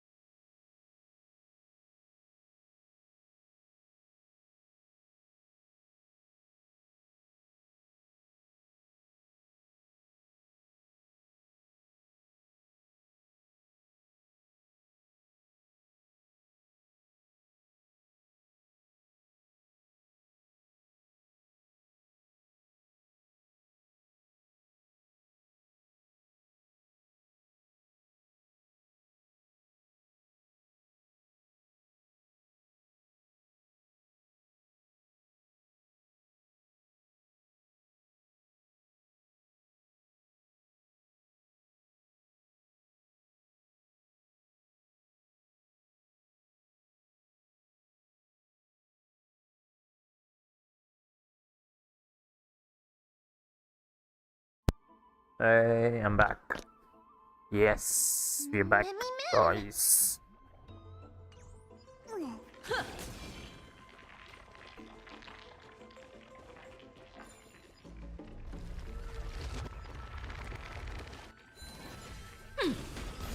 Starboard, online. Initiating route clearance.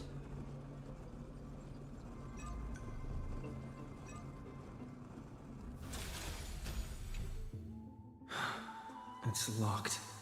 I can't open it. It was probably sealed in order to ward off the Black Tide. Yes. Most of the doors on Amphoreus are sealed using the power of Yanis.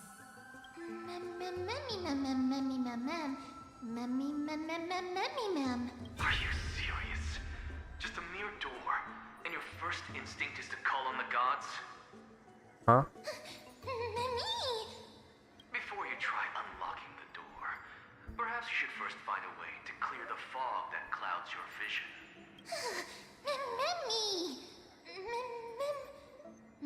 My name is Anaxagoras, one of the 7 sages of the Grove of Epiphany, and the founder of the New Sporists. Before we go any further, rule number 1. Do not call me Anaxa.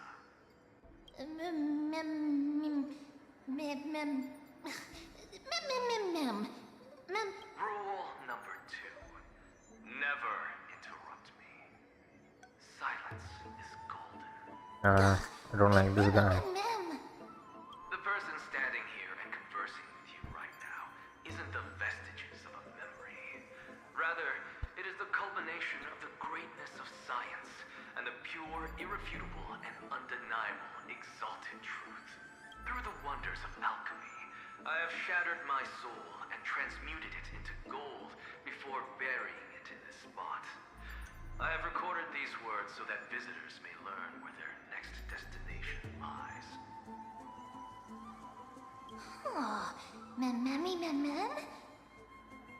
Nothing is impossible.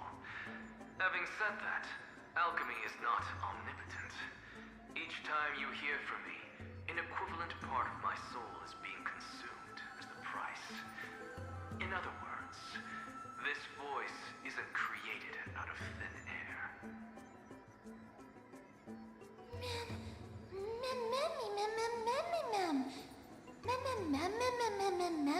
That's because my precise calculations account for every possibility. I also know that you have already discovered the cause of the calamity at the Grove, the Black Tide, and that you mistakenly believe that the scholars have been wiped. But that is where you're wrong. While the Black Tide was still approaching the Grove, the sages found a way to evacuate the vast majority of the scholars. They are heading toward the holy city of Akama as we speak. Only a small fraction of the scholars stayed behind with me to defend the Grove. If all goes well, Circe's core flame will reach Akama before long. But since you have accessed this message, something unforeseen must have occurred. For now, you should continue onward to the Luminary Throne, where you may retrieve the core flame. And our mortal remains. And now, the objective is complete. That is all.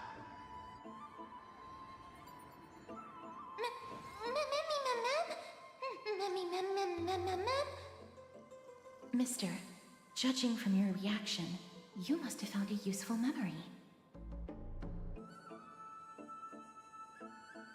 Professor Anaxa? That's a lot to digest at once. I'm sorry. Please give me some time.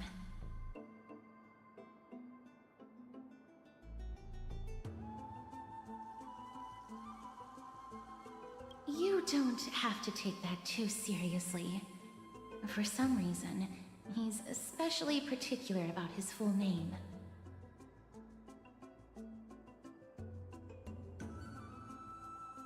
Professor Anaxa theorizes that all beings originate from the same source and have a similar composition, which in this case refers to the soul. He calls this theory Nisporism. It is an extremely complicated theory. You should get him to explain it himself if you're interested. Provided that he is still alive. Yes, that seems like the only good news so far. We can just focus on retrieving the core flame then.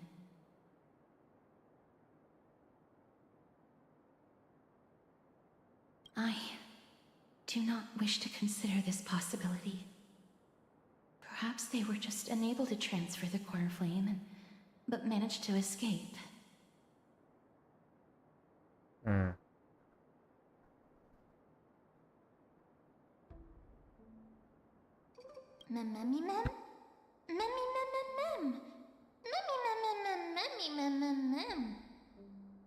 It is located Hey at the Aryan, top of welcome the to the giant stream. tree, and is where Cersei's core flame is kept. According to Anaxa, the core flame should still be there. But making our way there won't be as simple as the professor made it sound.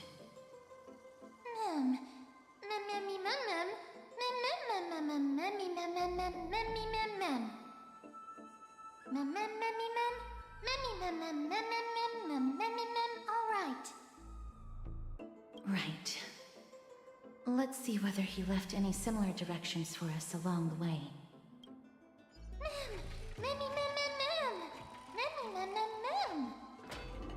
Alchemy is truly incredible.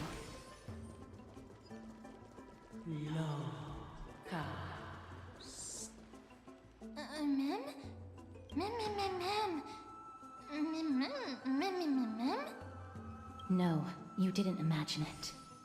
I heard it as well. I'm afraid that someone's probably nearby, as we are unable to ascertain whether they are friend or foe. We better remain cautious.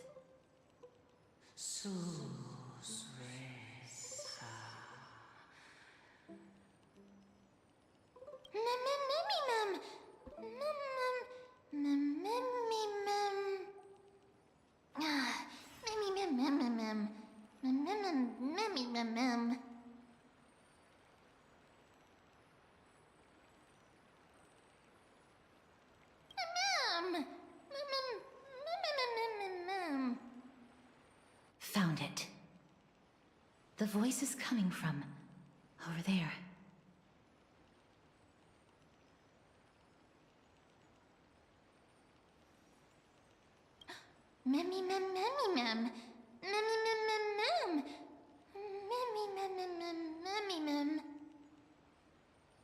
No. It seems to be coming from somewhere even further that way.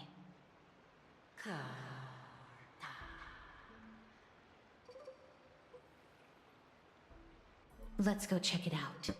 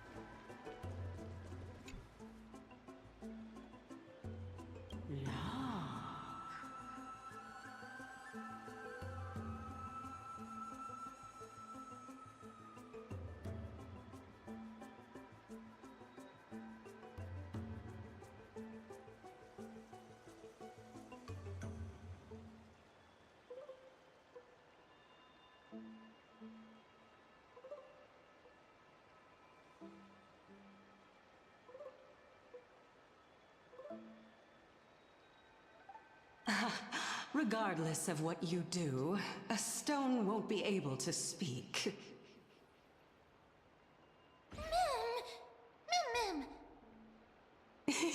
Such a lively little bunny. Bunny. You even smell a little familiar. My God. First one, first one. What a smooth-talking child. I'll accept your praise. Who are you? Keep your distance and identify yourself. Otherwise, you'll face the consequences. The scent of Thanatos. I recognize you. Idonia's renowned goddess of death. Since you are aware, stop provoking the authority of death.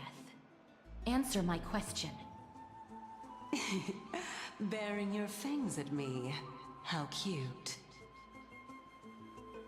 Just call me Calypso. I greet you on behalf of the 7 sages and the Litophagists.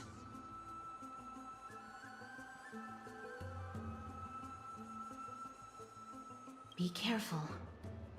Even if the head of the Litophagists has never shown their true identity before, we shouldn't trust this person so easily.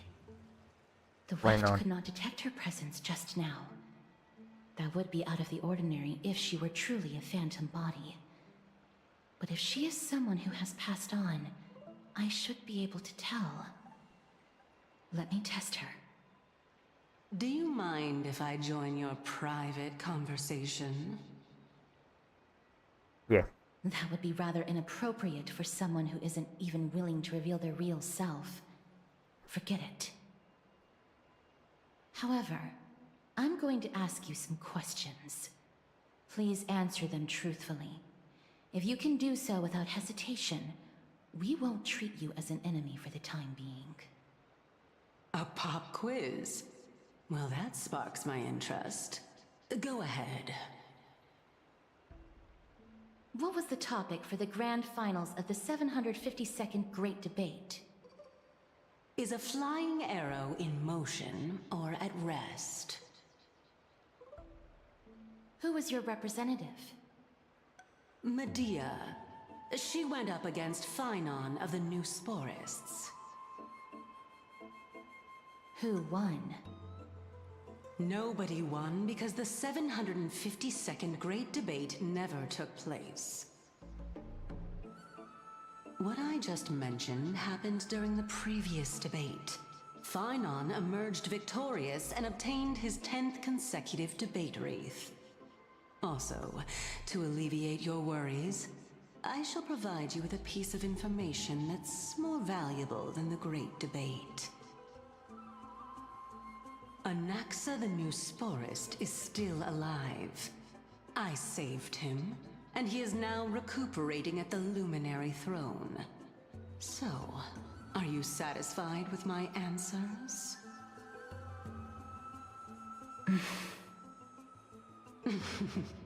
This dumbfounded expression of yours is much more adorable and likable than the previous one.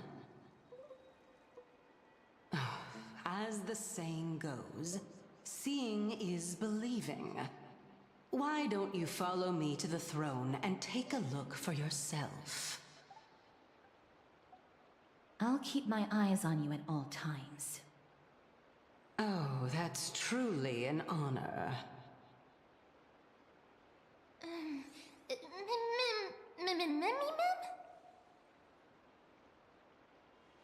As long as we can get the water wheel turning, we'll be able to use it to ascend. So, the solution is to awaken this heart.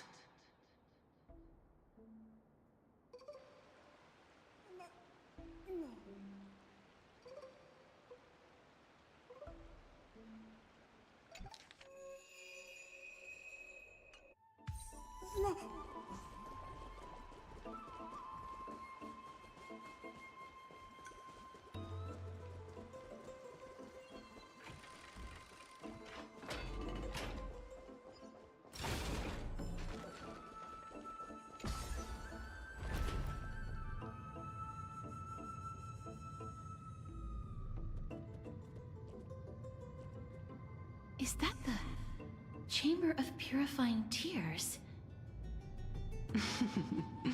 You have a good memory.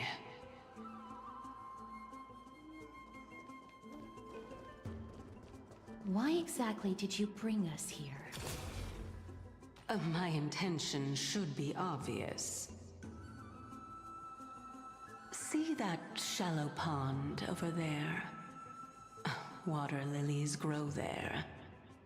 Initially, Circes watered them with their tears, while Nestia nurtured them with affectionate love. They are a token of the eternal companionship between the two gods. All the two of you have to do is to cross the deep well and retrieve the golden bough of vows for me. Mem.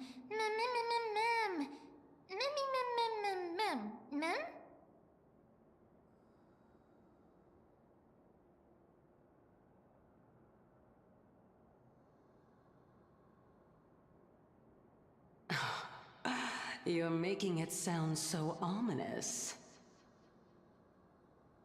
We can retrieve it, but I advise you not to waste your time on any schemes. Oh my. I'm helping you to eliminate your worries and obstacles, and yet I receive nothing in return? Besides, the bow is essential for awakening the heart and drawing water out of the source. If you can't find it this time, we can just remain trapped here for the rest of eternity.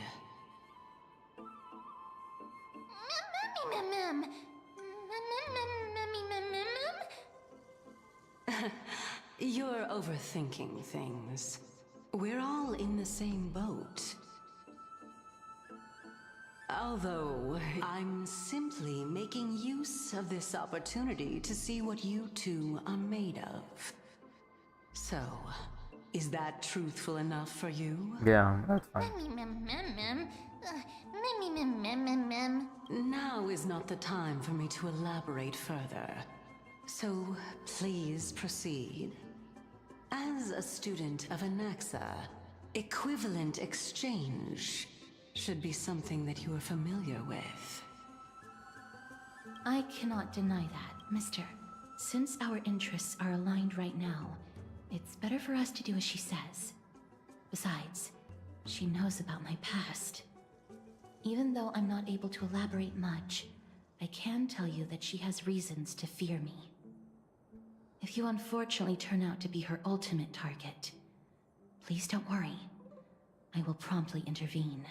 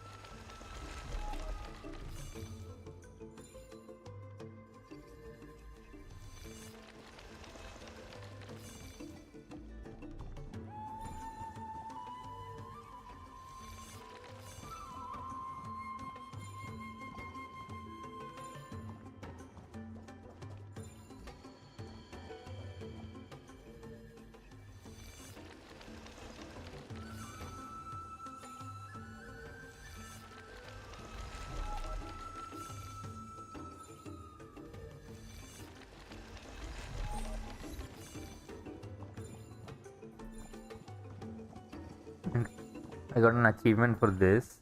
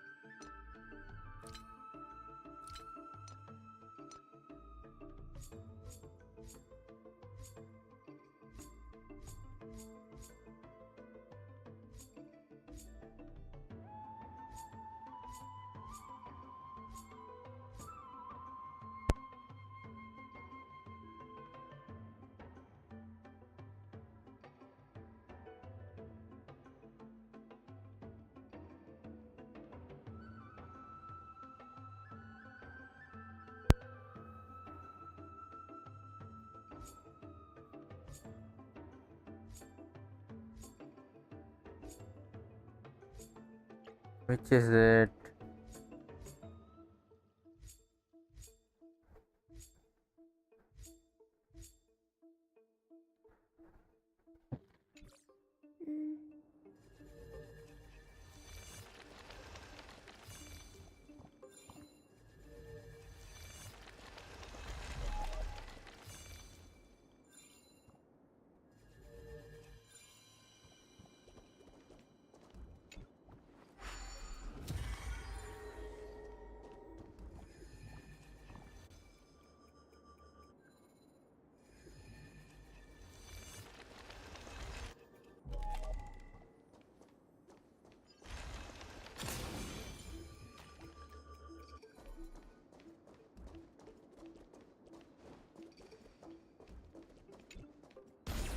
Starboard, online.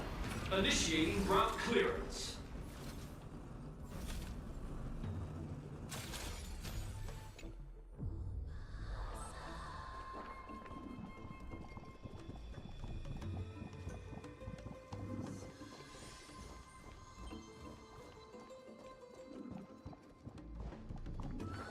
Huh? There are Ichor vessels stored here.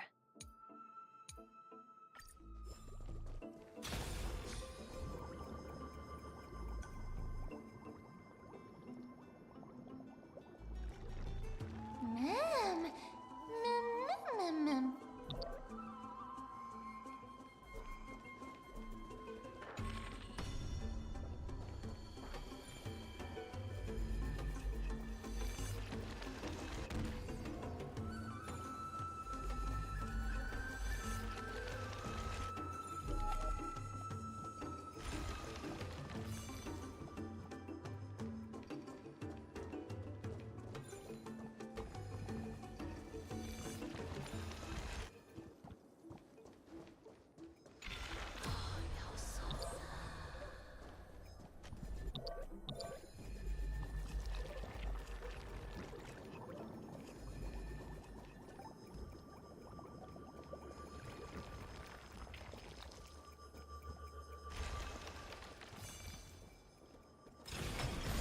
Starboard, online.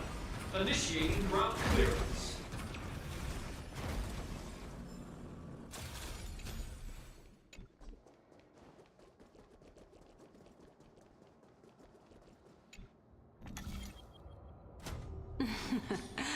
How smart.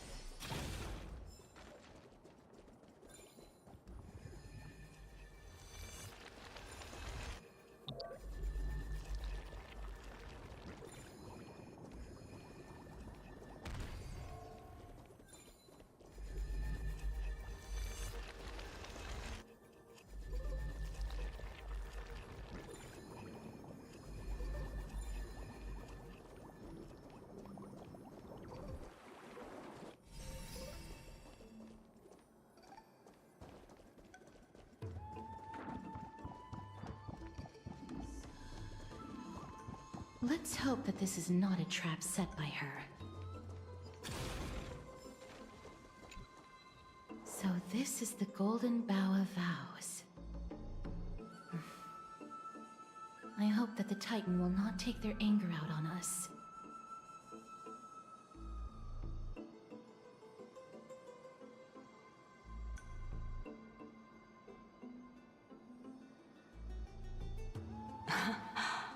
So lustrous and beautiful. It's even more magnificent than before. Mem Cal. Memmy mem mem. Memmy mem mem. Memmy mem. Understood. My apologies, Pink Bunny. Memmy bunny mem? Memmy mem mem mem. Is this the legendary Golden Bough of Vows? We'll know once we test it. There's a secret passageway behind the pond. It's faster if we take that path. How do you know this place so...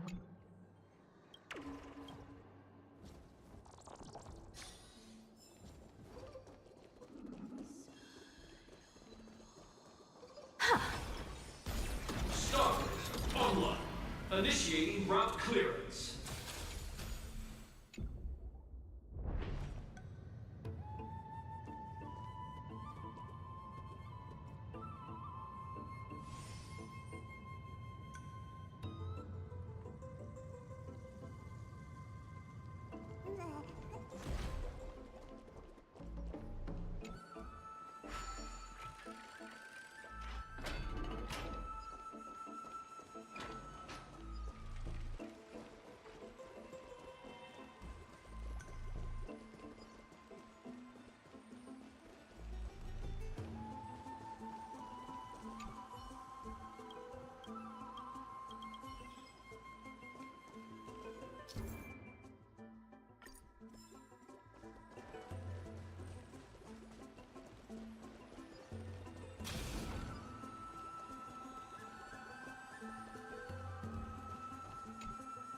We're here. Could you kindly pluck a petal for me and place it into the pool?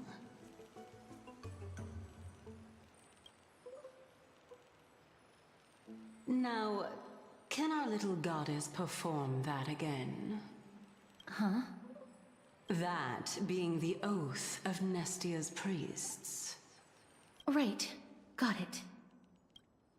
Oh, Nestia. With the weft as my vow, I beseech you, entwine my body with your golden thread and affection. Mem! Memmy lit up.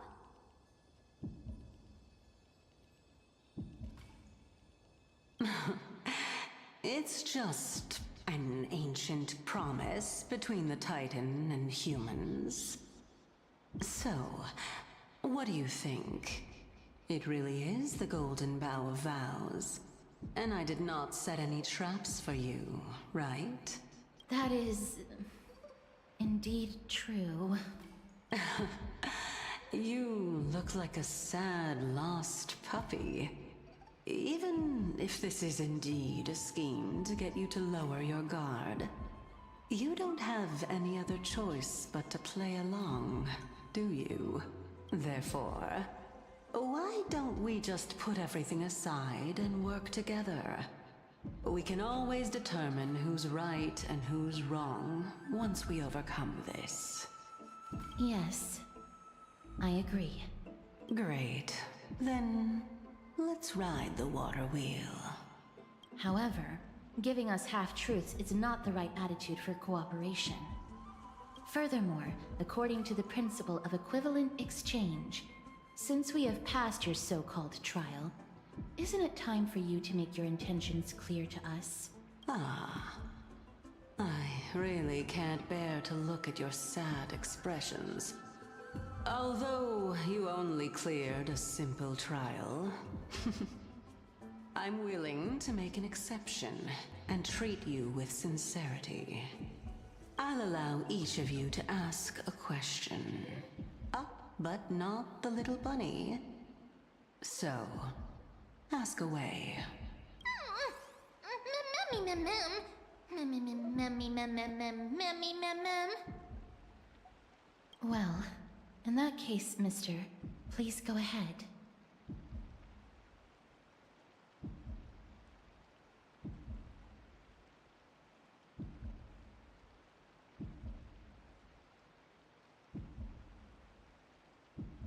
Oh, straight to the point. The Titans have cast a net over this place because of the Black Tide. If we want to escape, I'll require your help to reclaim my true form. Well, it's your turn now, little goddess of death. My question is, was your previous answer the whole truth and nothing but the truth? There's no point in making this unnecessarily complicated. That applies to you as well. However, we do not harbor any hostility. We merely want to avoid any potential harm to us. Lady Calypso, if you want us to work together more effectively, I advise you to answer my question honestly. All right. I was completely truthful in my response just now. I have not deceived you, nor will I. With all due respect, omitting facts can also be considered deceit. Is that so? Regardless, I still stand by my previous response. Then please lead the way. After all, facts speak for themselves. The truth will come to light once we arrive at the Luminary Throne. All right, all right. I originally thought that you were just a beautiful flower planted in the mortal realm by the hand of Shadow. But now, I see you have some prickly thorns, too. I'll just consider that a compliment. Indeed. I'm complimenting your charming naivete. All right, go ride the water wheel. I'll wait for you up there. Mem.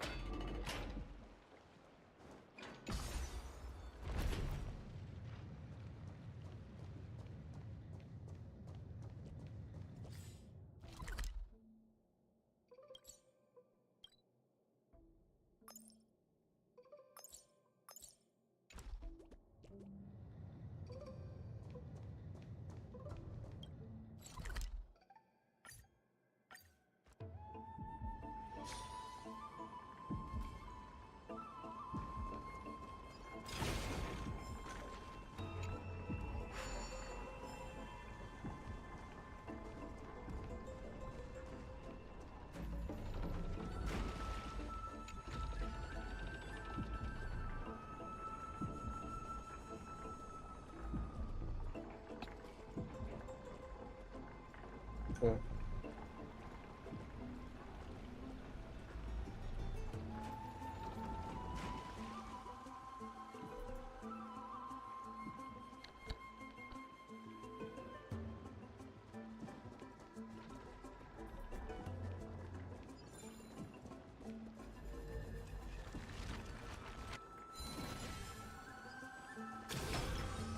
Speaking of which, don't you also have a red-haired companion?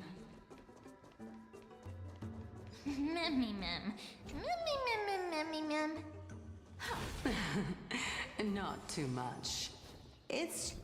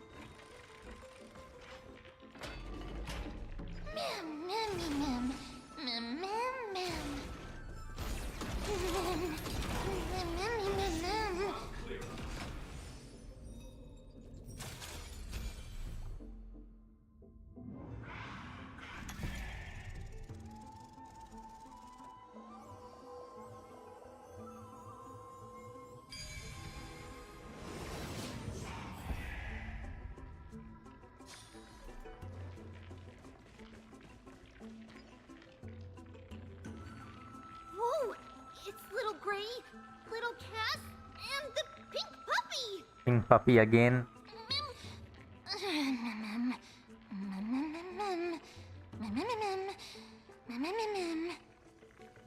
Lady Trianne, are you alright? Were you hurt? No, Trianne flew high up into the air so the monsters couldn't reach us.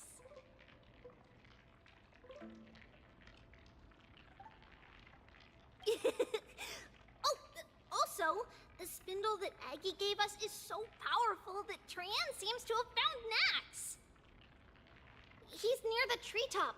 Even though our perception of him is very weak, it's not like the White Dryads from before.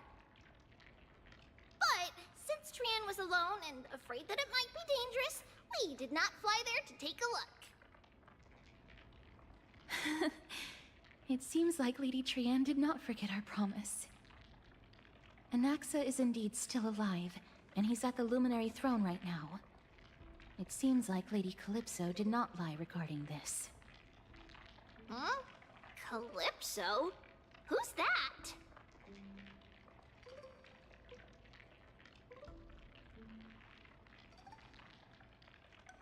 Whoa!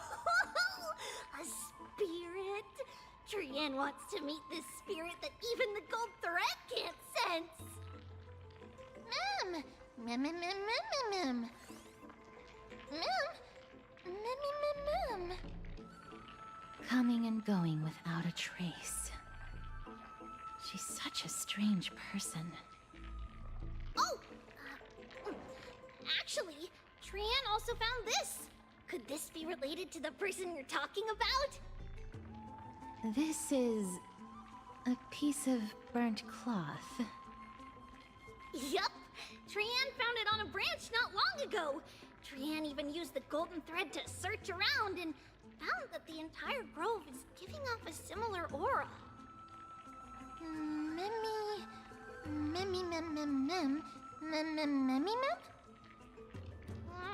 Trianne doesn't think so. Because when Trianne picked it up, we didn't see anything at all. And judging by the golden thread, the aura seems to be all around. Lady Trianne, where is the aura gathered at right now? It seems to be... Oh! A little higher and a little ahead of us! The Dome of Devotion. Calypso, just what are you hiding? Starters, online. Initiating route clearance.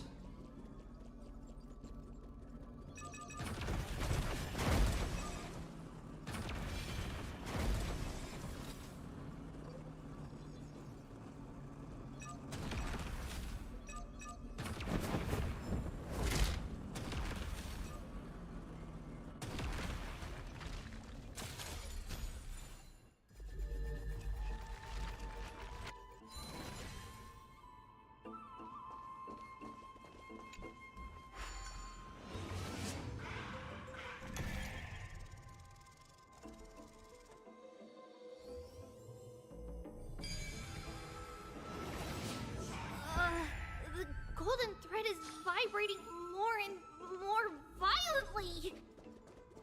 Everyone, let's be even more cautious.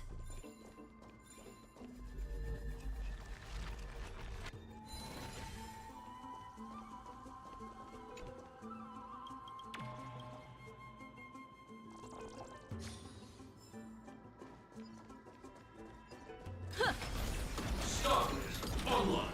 Initiating route clearance.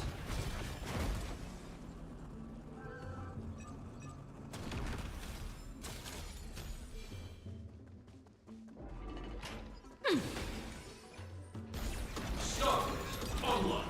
Initiating route clearance. Hold on. The Butterfly of Divine Mind is gone?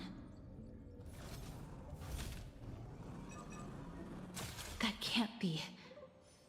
Was it for fending off the Black Tide? Or perhaps... What exactly is this Butterfly of Divine Mind? Is it a very powerful guardian monster? No, how should I put it? considered a safeguard for the Titan's core flame. This butterfly is created from Nestia's remaining divine mind and bears the responsibility of guarding the core flame. Legend has it that someone can only pass the trial of the butterfly by proving they possess pure and unselfish love within their heart. Only then can they awaken the great tree to open up the path to meet Cersei's. But how are we going to prove it? Mem mem mem mem mem mem mem mem mem mem mem. Sorry, but even I don't know how. After all, this is a secret among secrets that only a select few in the entire grove and even Amphoreus know. Rather than worry about this, Lady Trianne, did the golden thread react to anything around here? No. That unknown thing seems to be even farther ahead and higher up. Mem.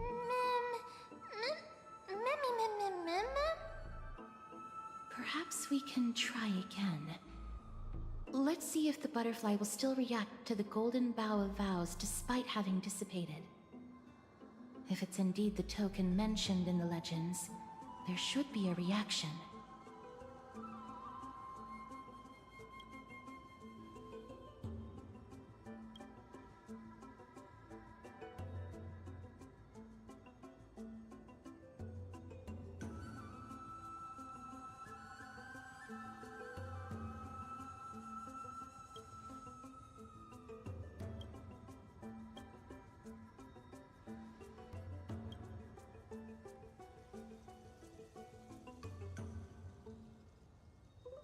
Let me give it a try.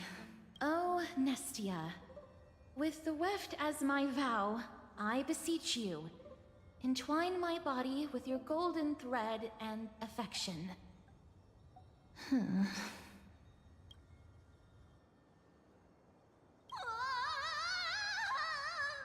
Lady Trianne, and even Mem? Where have they disappeared to? Little Gray, little Cass, look over here, quick! Memmy, he's about to burst into flames! Memmy. The voice seems to be coming from the Star Chase atrium.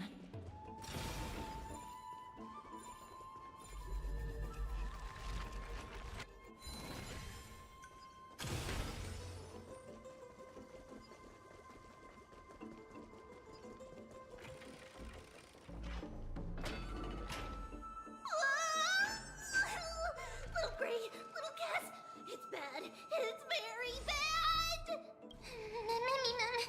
I'm fine.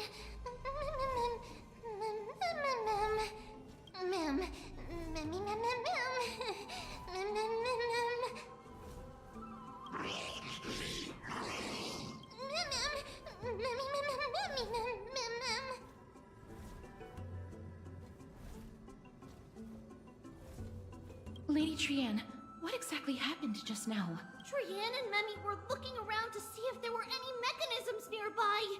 But just as they went to take a closer look at that big piece of amber, they were surrounded! I see. Let's get a move on. The orbs belonging to Ornyx's priests should be nearby. Hopefully they'll be of some use.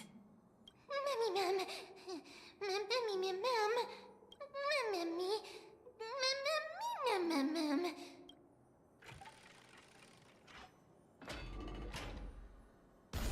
Starters, online. Initiating route clearance. They don't die, huh? Starters, online. Initiating route clearance.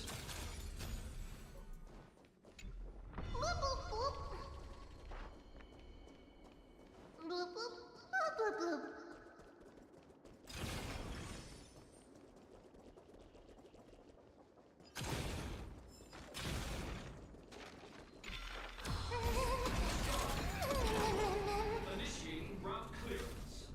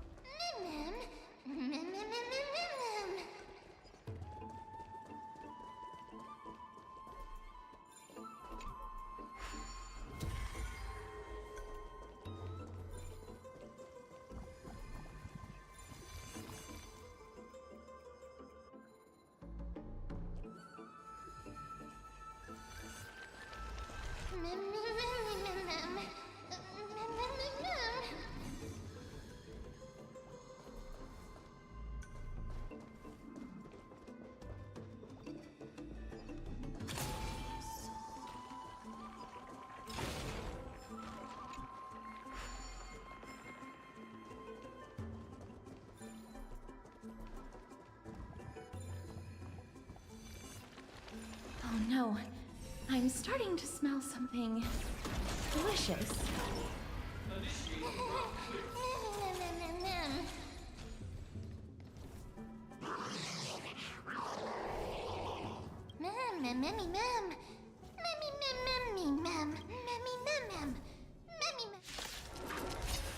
Alright, let's save Mem.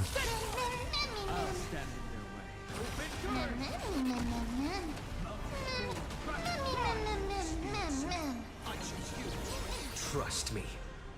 We can do anything! Relearn who the Nameless truly are. I'll safeguard your path.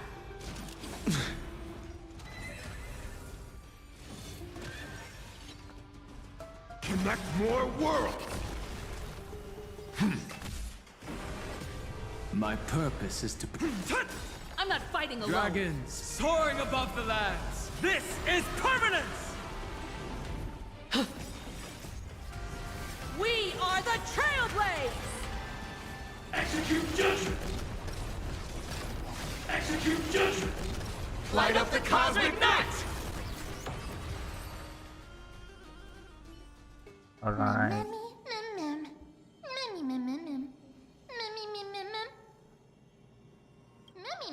Easy. Mem. It's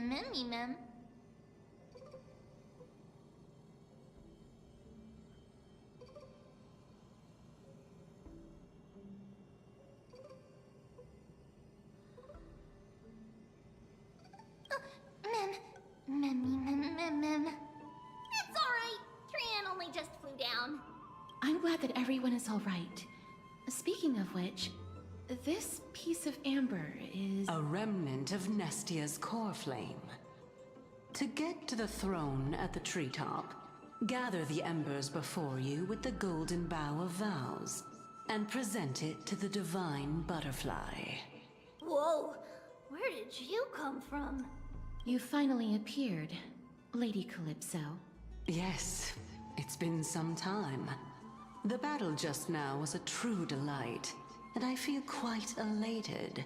It seems like I'll really be able to rely on all of you to reclaim my true form. Lady Trian, how does the golden thread react to her?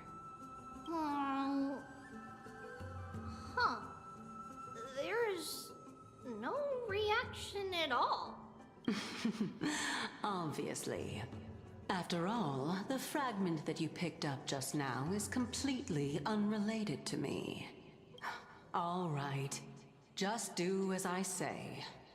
If you're able to pass the trial, I will tell you everything truthfully. Another trial. Mem. But we have to go to the treetop to find Nax anyway, right? I've got a hunch. Come, let's collect the embers and go confront her. According to Calypso, we just have to gather the embers before us with the golden bough of vows.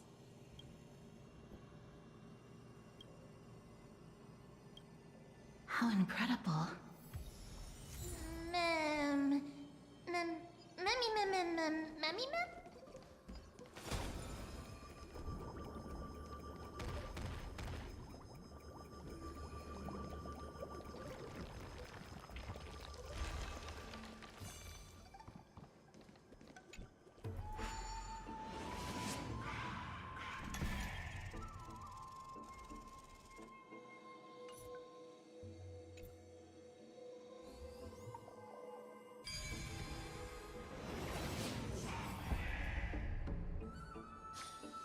Let instinct guide what reason delays.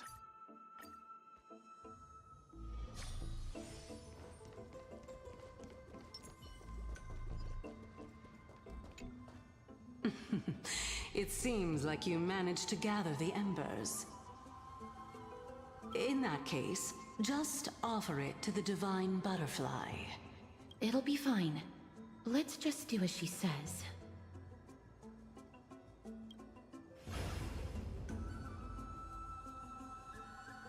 It's a success! The path has appeared! All of you have indeed passed the trial.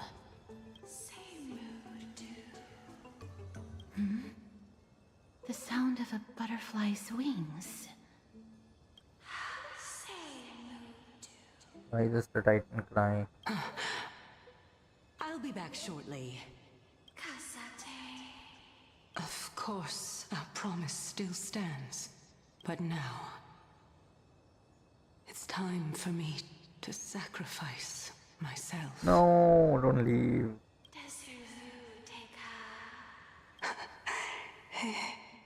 If the West Wind ever ends, let that be the place where we reunite. Farewell, my love. Lady Calypso, this is... It's nothing much. Thank you so much for your help. Now, it's time for me to fulfill my part of the promise. Well, in that case, I can start. You're actually Cersei's, right? Oh my. The children of humanity have passed the final trial at last. I was wondering when you were planning to expose me. How did you know? The riddle-like trials, your distrustful yet sincere character, referring to Nestia as your love, and... The head of the Litophagus is actually called Medea, and not Calypso. Since you knew from the start that I was not who I said I was, why did you wait until now to expose me? Because I did not believe that Cersei's would walk this world in a human form. I was also afraid that the Titans were under the control of the Black Tide, and would do us harm. Also, to make a claim, one must have evidence. This is the precious knowledge that I acquired during my time at the Grove. Excellent. To think we were able to gain a new chance at life in the midst of death. Fate truly is a mysterious thing. Well, shouldn't you also tell us why you went through all the trouble of setting up these riddles? Oh, the reason's quite simple. I needed your help, and just like how you were wary of me, I had to ensure that you were not villains who were trying to get their hands on the core flame. I also had to ascertain that you were capable of dealing with the threat at hand. Is this threat related to the Black Tide? Indeed, and it's even more related to that lost item from before. As I could not do anything about them, I split my body up and escaped to avoid harm. I bided my time for a chance to seek assistance. Unfortunately, this was not a sustainable long-term plan. What you mean is that you hid your own core flame? Indeed. I split it into 3. I hid one within the Golden Bough of Vows, and sealed another in the Amber, along with Nestia's remaining embers. As for the last one, it's currently in Anaxa's body, which is in dire need of repair. What? Do you mean that you're using such a method? After all, the scholars of the Grove have always been willing to lay down their lives to defend my core flame. As a respected god, It would be too embarrassing if I were to do nothing and simply watch the children of humanity give up their lives for me. Especially that heretic named Anaxa. He did not even hesitate to tear his soul apart and use it to perform a miracle. He trapped all the creations of the Black Tide within the grove, so that they would not be able to harm others. His way of thinking was so out of the ordinary that I felt it would be a waste for him to meet his demise in the Black Tide.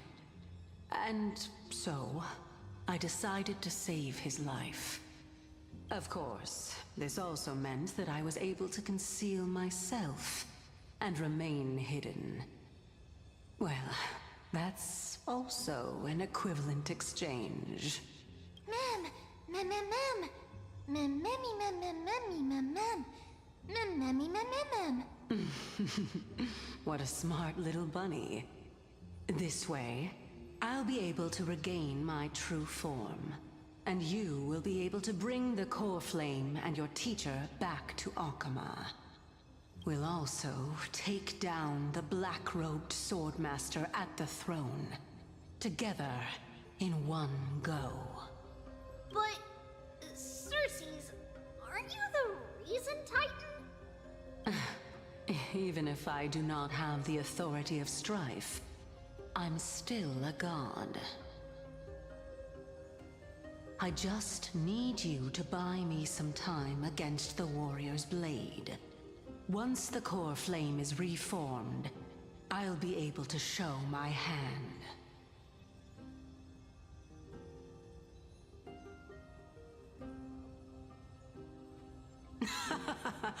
Excellent. Then just continue climbing to reach my throne.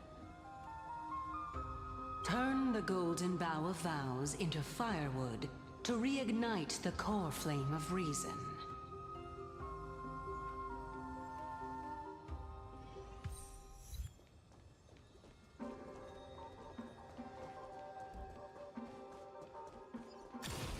I'll leave it to you, children of humanity. May you be blessed with good fortune. It seems like the fierce battle will be inevitable. Don't worry, Trigan will protect everyone!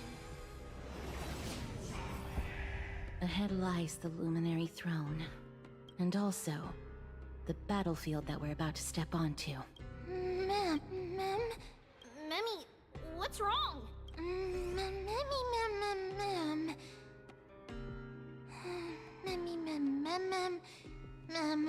mem. Memmy, mem. Is this Professor Anaxa?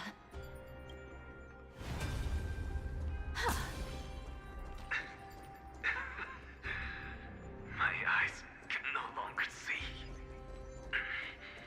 No matter. All I have to do is to place this body at the core of the array for the sake of Amphoreus. Die with me, Titan.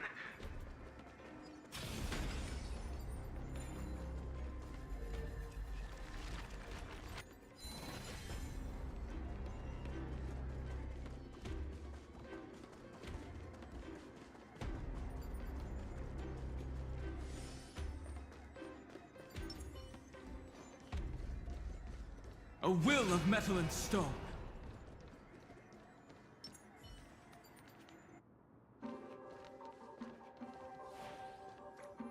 Mem.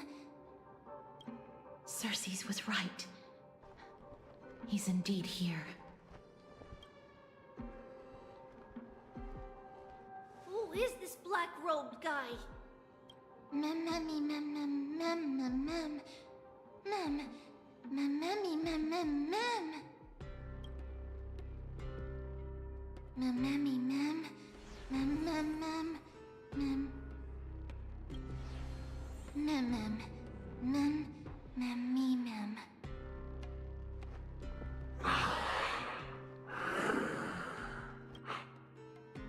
Everyone, brace yourself.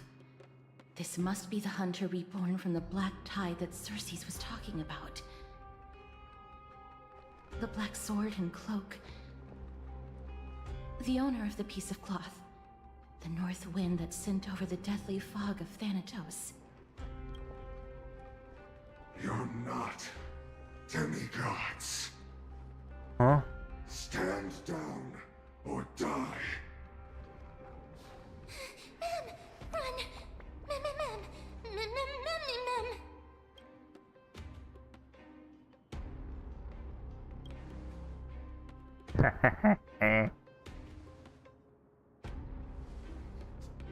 Trian will also protect everyone.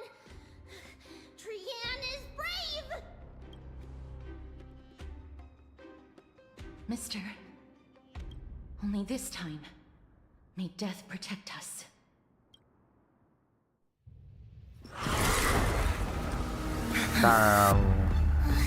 Be careful. One slash. What? Two slashes.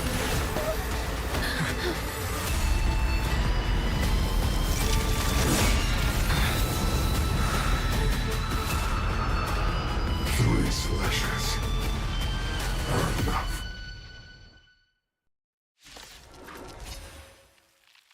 Who exactly are you?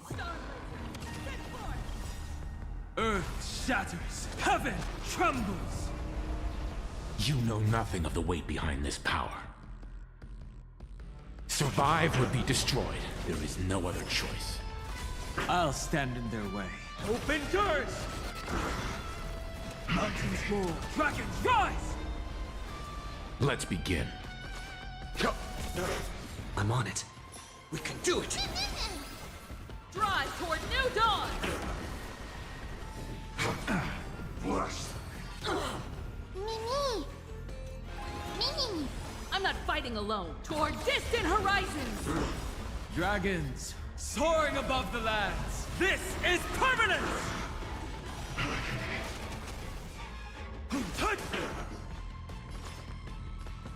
Stand down. You can do it! Relearn who the Nameless truly are. Lead us starward! So powerful. Circes was right. Trust me. Mem, mem, mem, mem, mem, mem, mem, mem, mem. We can do anything! Drive toward new dawn! My purpose is to protect. Open doors! We are the Trailblaze! Execute judgment! Execute judgment! Execute judgment! Light up the cosmic night!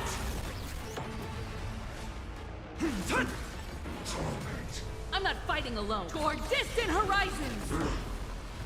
Connect more worlds.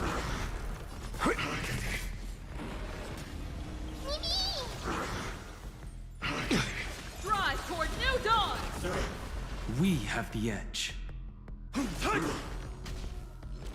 Return to the great tree. Stop me. You know nothing of the... Survive or be destroyed. There is no other choice.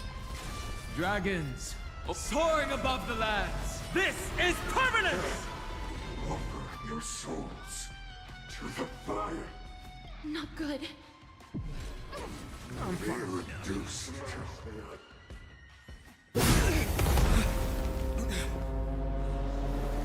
In that case...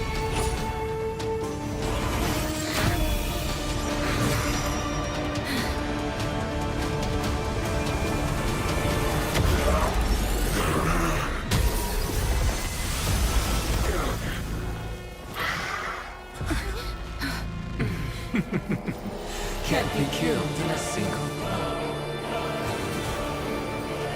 You are indeed no ordinary human. Okay, part 2. How annoying. Stand in their way. Since the ambush failed, it'll be difficult to find another opportunity. Professor Natsa? No. It's Circes. Mem, mem, mem, Trust me. We can do anything! We are the Trailblaze! Execute judgment! Execute judgment! Execute judgment! Light up the cosmic night! Me!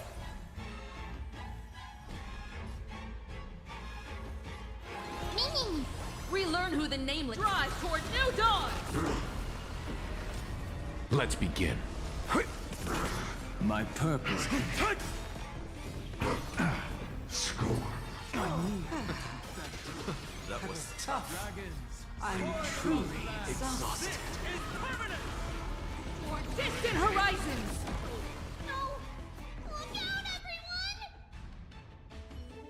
I almost had him. This is bad. Century Gate, open!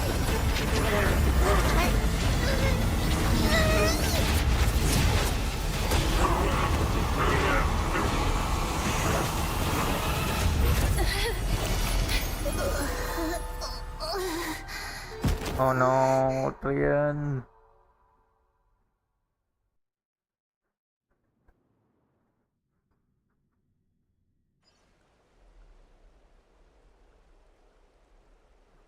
Phew. That was a close call. Thank goodness that we returned to Akama unharmed.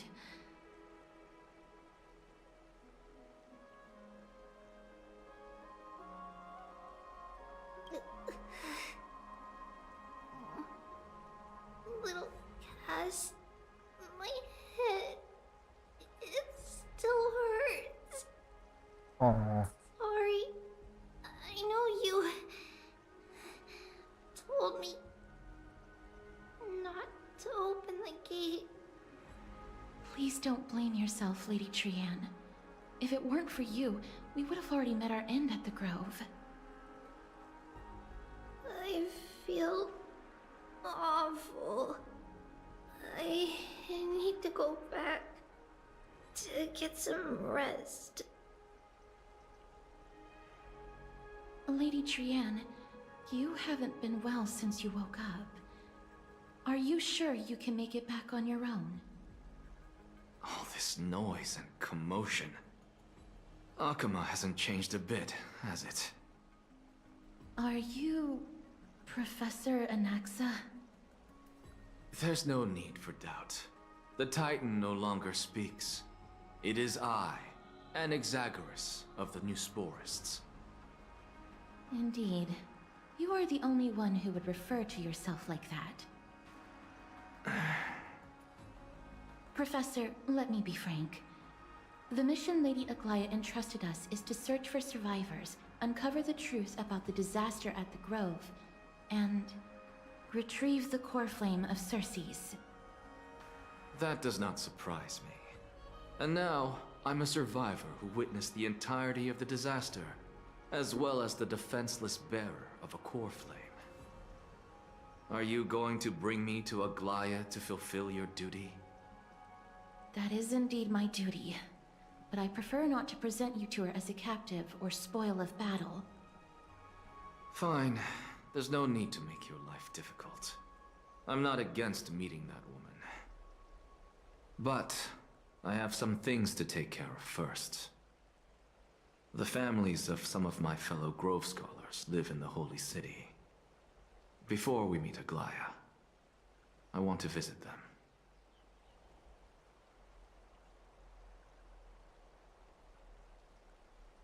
Because Lady Aglaya will probably be against it. Let me guess. That woman will not only prevent me from visiting the families of the deceased, but will also suppress any information about the Grove. She's always been that cold-hearted. My fellows at the Grove gave their lives defending the core flame and fighting the Black Tide alongside me. Their families deserve to know the truth. You intend to do it without her knowledge?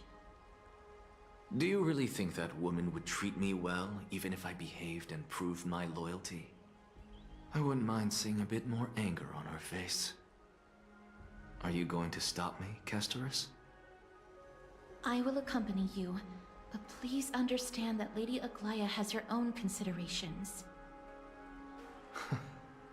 You truly have the makings of a fine scholar, putting yourself in other people's shoes like that.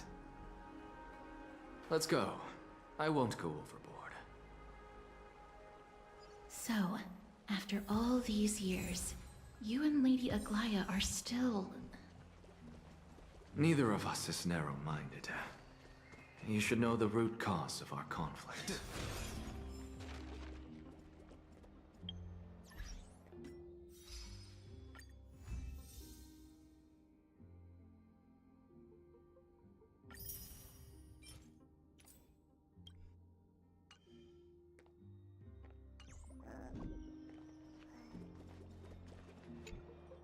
Hello.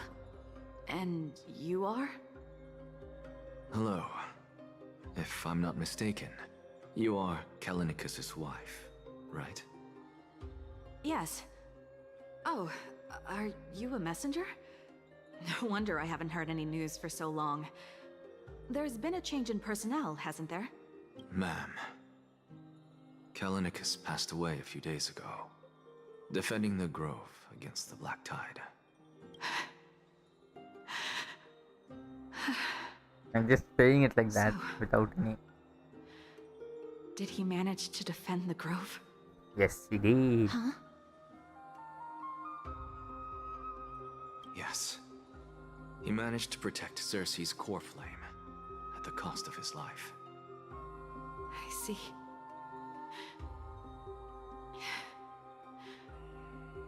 I'll select some of his possessions and pick a nice resting place for him.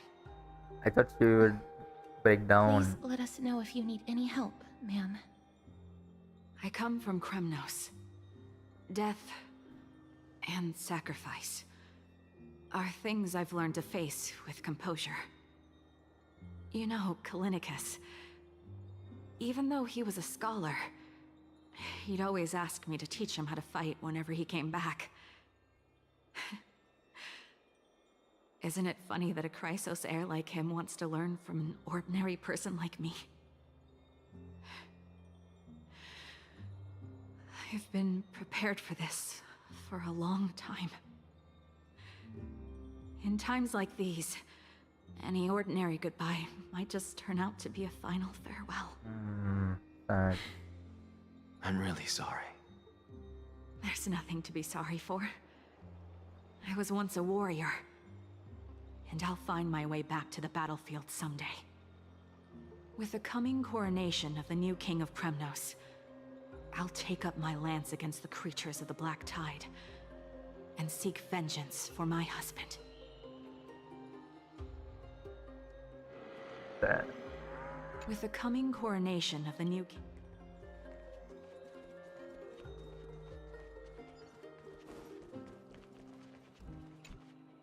Oh, hello, young ones.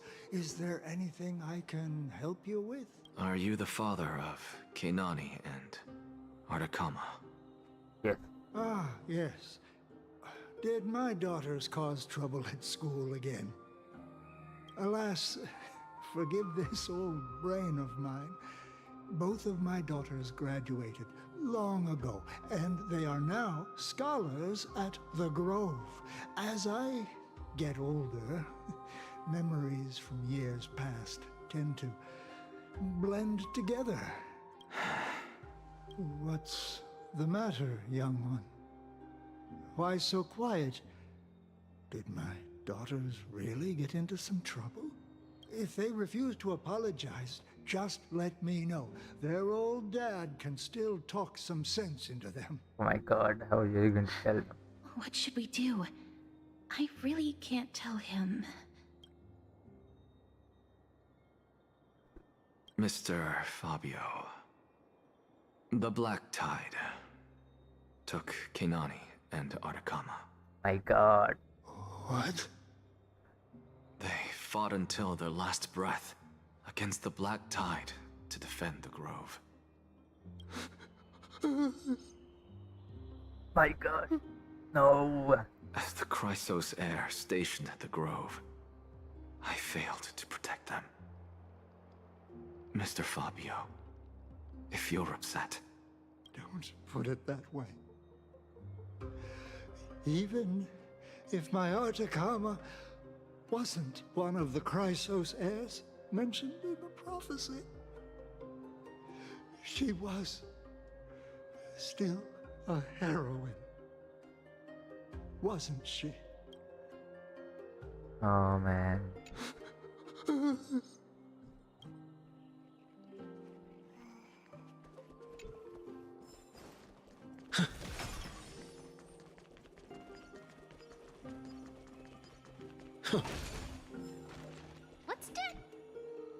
What's wrong? I'm busy. There's a lot going on in the city, and I've got my hands full. Mister, we're sorry to bother you, but... No, wait, Lady Casters, did Lady Aglaia send you because of some mistake I made at work? Keep your cool, Titus. I'm Anaxagoras from the Grove of Epiphany, and a colleague of your father, old Titus. A few days ago, your father passed away. Wait, what? My old man died? That's no shocker. At his age, he was due for the River of Souls any time. Just up and left me behind. That old man. I've been telling him for ages to stay in the Holy City and enjoy his retirement. But no, he just had to go off to that grove and mess around with those scholars. Still wouldn't budge after all those arguments. That stubborn old thing. I already got him a retirement home and was waiting for him to come around. All my effort is wasted now, and he didn't even give me a chance to say goodbye. Oh my god. That bull-headed old man. Stubborn as a mule. That is it. That's all the colleagues' families that I remember. Good work, Mister. And Professor Anaxa. Let's go. Take me to see Aglaia. All right. I'll lead the way.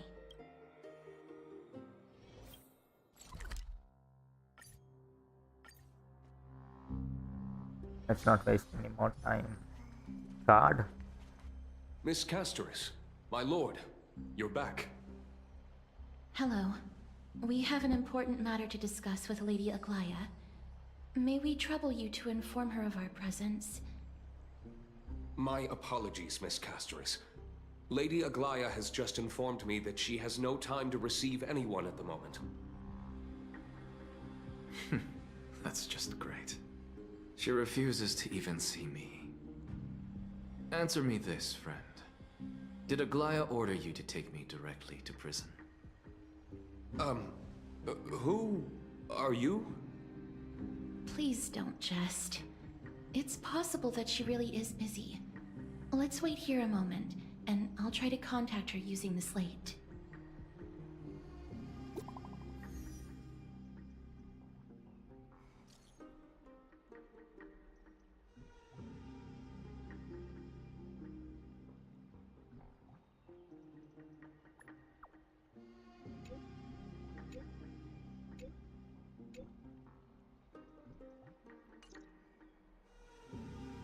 It's fortunate we don't have to confront that woman while I'm hauling around this sick body. Castoris, and this friend I haven't gotten the chance to know, I'll take my leave for today. That Titan made a myriad of adjustments on their own. My head still aches from that. I don't want to stay a second longer in this noisy city if I can. Please be careful. Akama isn't the Grove. This place... is covered by her golden threads. I know. That woman is extremely confident I won't escape her grasp. Don't worry. As I said before, I'll mind my behavior. Mister, so many unexpected things happened on our journey to the Grove. We truly had no intention of putting you in danger, let alone face the Black Tide head-on.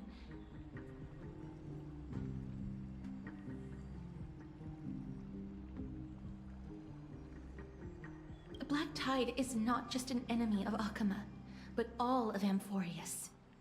Even back when the forces of strife coveted the Holy City, their warriors still undeniably halted the Black Tide outside Castrum Krymnos. Negador's core flame now sits vacant, and the Black Tide has returned. The Grove is an academic city with the best understanding of the Black Tide. It shouldn't have fallen so easily, and yet it was taken overnight, leaving the city in blood and tears, haunted by the spirits of departed heroes. The trial of strife is imminent. I pray Mighty will be able to steal his resolve soon.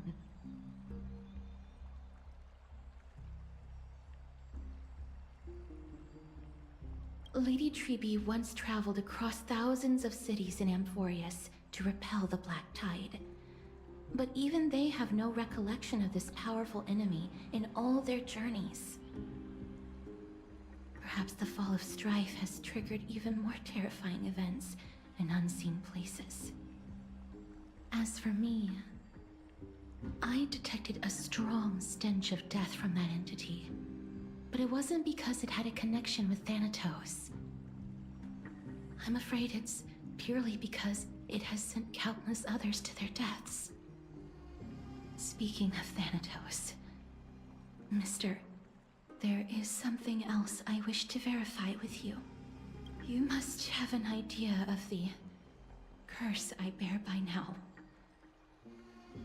I was born as the shadow of death, a poison shunned by all living beings. Yet when you caught me in the grove... Oh yes, nothing happened to me. I'm curious why you weren't affected by my power, Mister.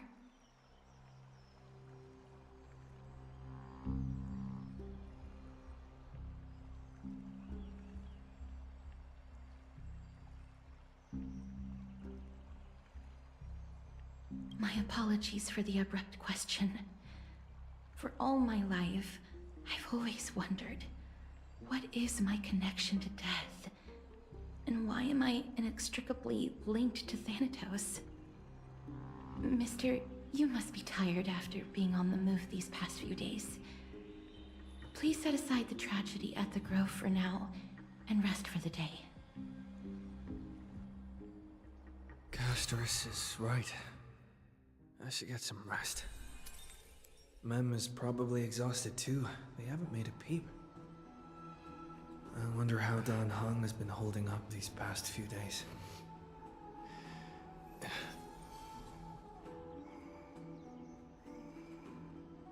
My apologies, Miss Castorus. Lady Aglaya has just informed me that she has no... Mister, you must be tired after being on the move. Alright, let's see how much have we progressed.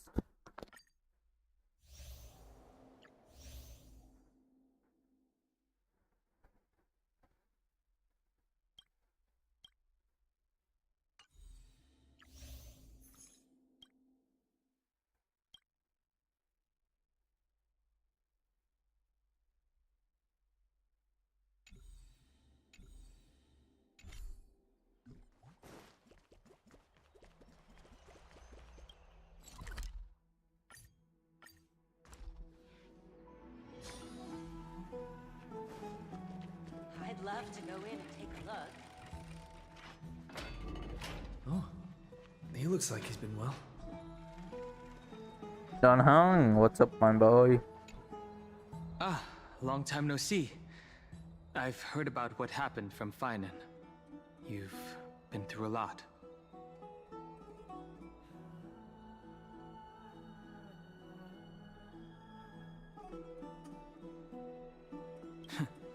I wasn't expecting Amphoreus to temper the will of the Nameless.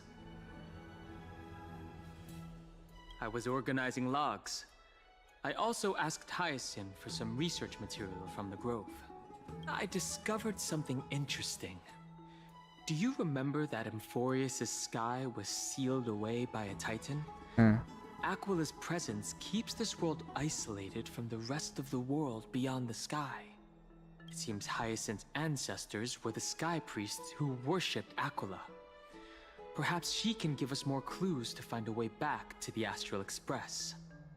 Nothing out of the ordinary happened in the Holy City in the past few days. I didn't have to talk to anyone either.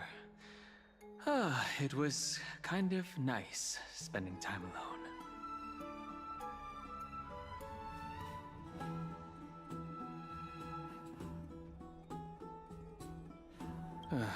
After what happened at the Grove, there's sure to be unrest in the coming days.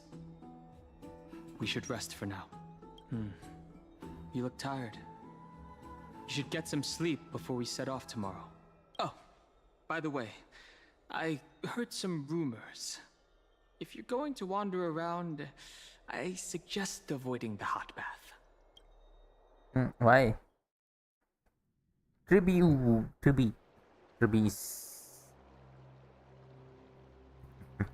Trian? What's wrong? Is there trouble at the Grove?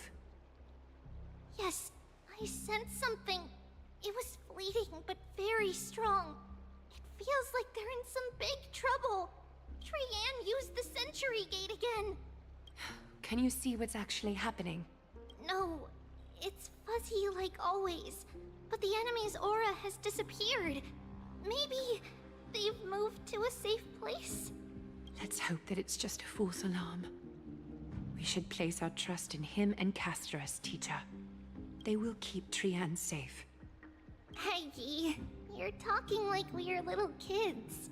One day, Trian will reach her limit, and Trebi will take on the role of gatekeeper from her.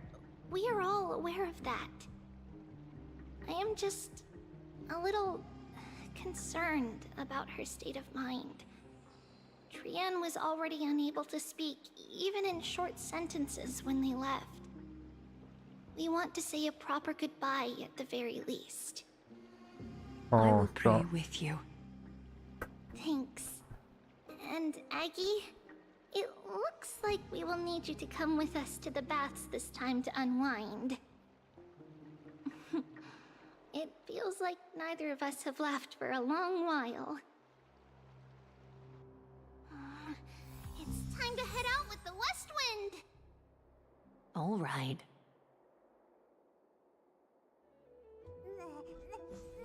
This one.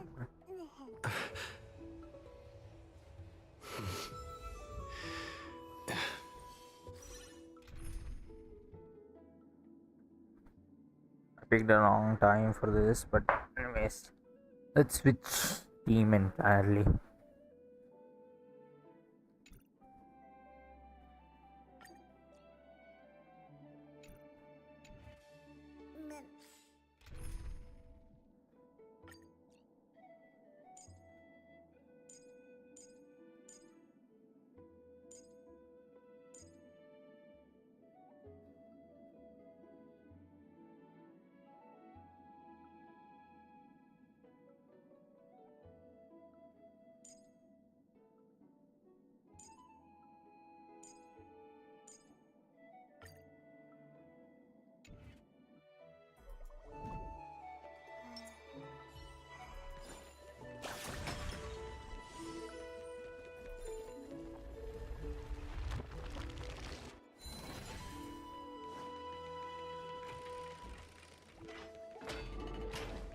Here's really hot and heavy. Has it always been like this? Is someone injured over there?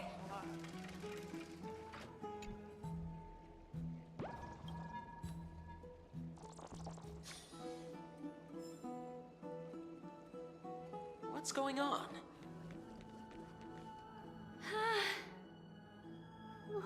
What happened here? Watch out! Watch out! For the Kremnoan! Kremnoan? This is their doing? Aggie, now's not the time to dwell on that. Let's help the injured people first. Excuse me! Coming through! Oh, you two are here as well. That's a relief. Twilight Courtyard is involved? What in the world happened here? I actually just came to relax. But as soon as I've examined them, and they don't seem... I missed this one. actually just came to relax. But as soon as I got here, I saw all these people lying on the ground. Seem to be seriously ill. It feels like they've just spent too much time in the hot water. Multiple individuals fainting simultaneously from the hot pool steam? Where is the manager of the baths? He disappeared, and no one knows where he's gone to. Some people have been saying that the Cremnoans are behind this. Lady Aglaya, what do you think about this? Let these people rest. The two of you, please come with me. Have you thought of something, Aggie? Yes. While their intentions elude me, it's time to bring this farce to a close. I heard it's the Cremnoan. Oh, this many people? This is all you can do, huh?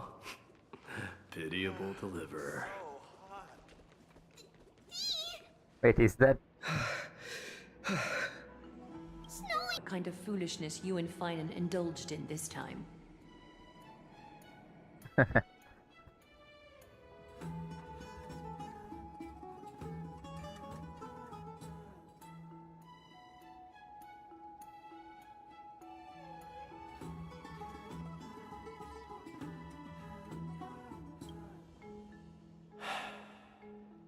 No, none of those sound right.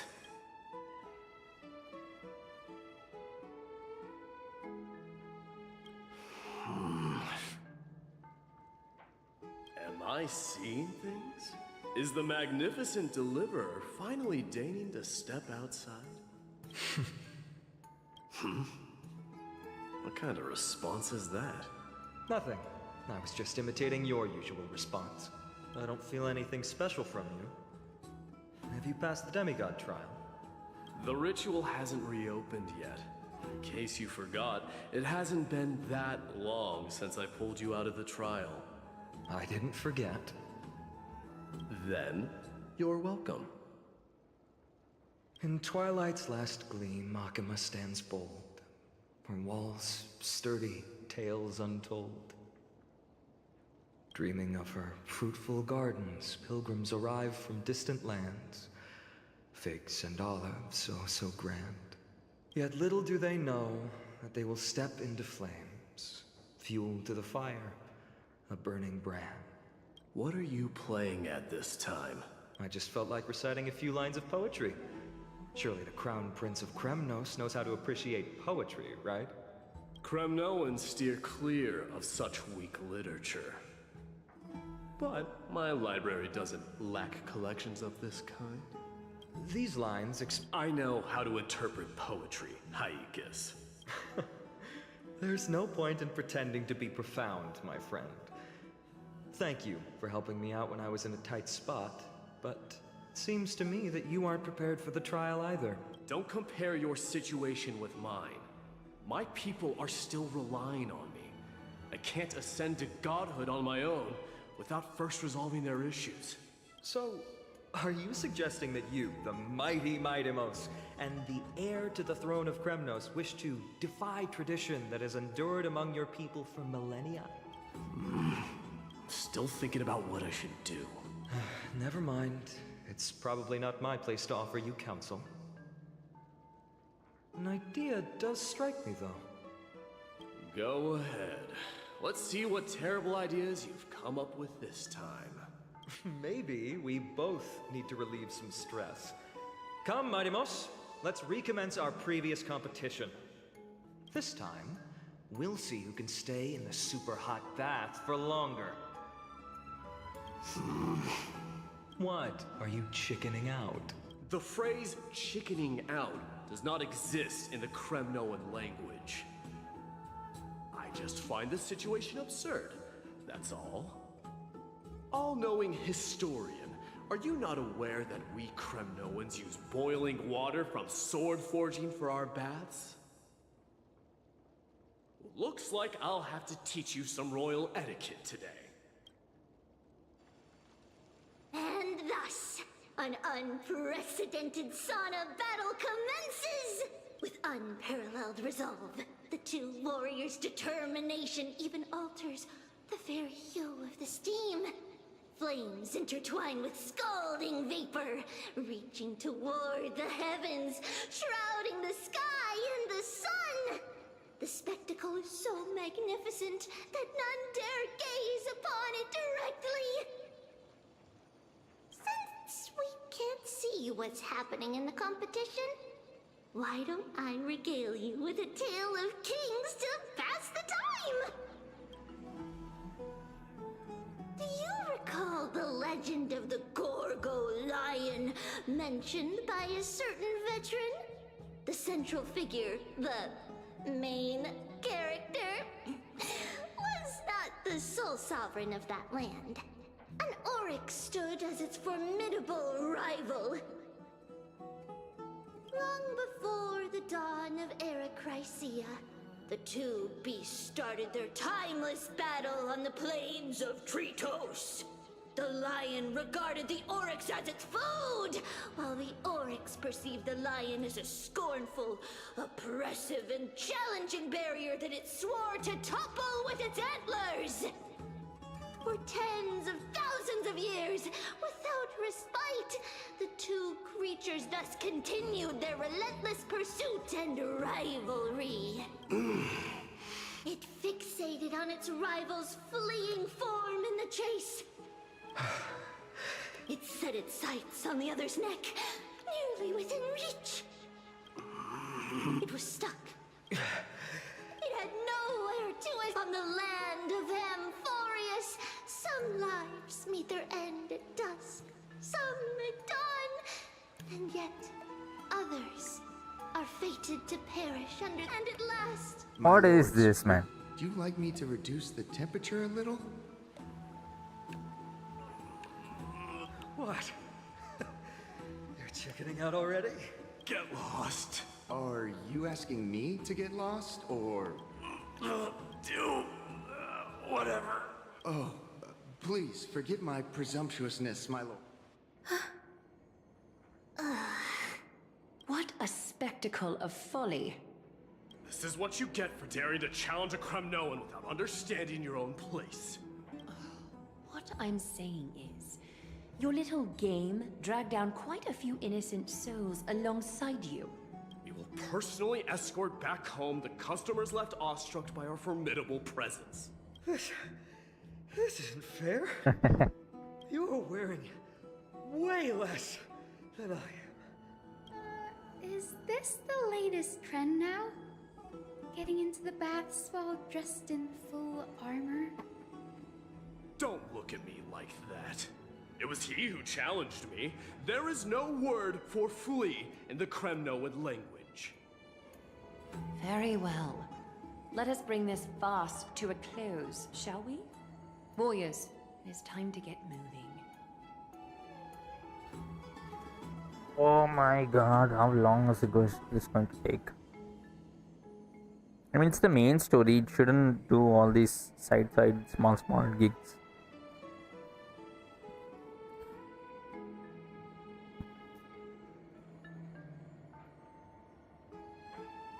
Alas, the flame chase journey is destined to be a lengthy one, replete with obstacles. But thanks to those two, all the gloom has vanished into thin air. Oh, we just had quite the commotion.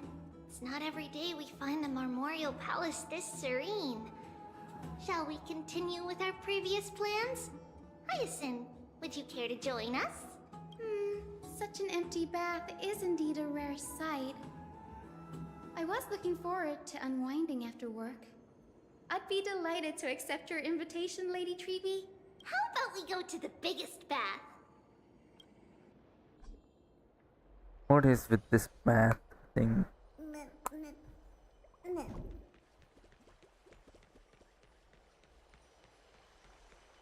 That me check. The water temperature feels just perfect.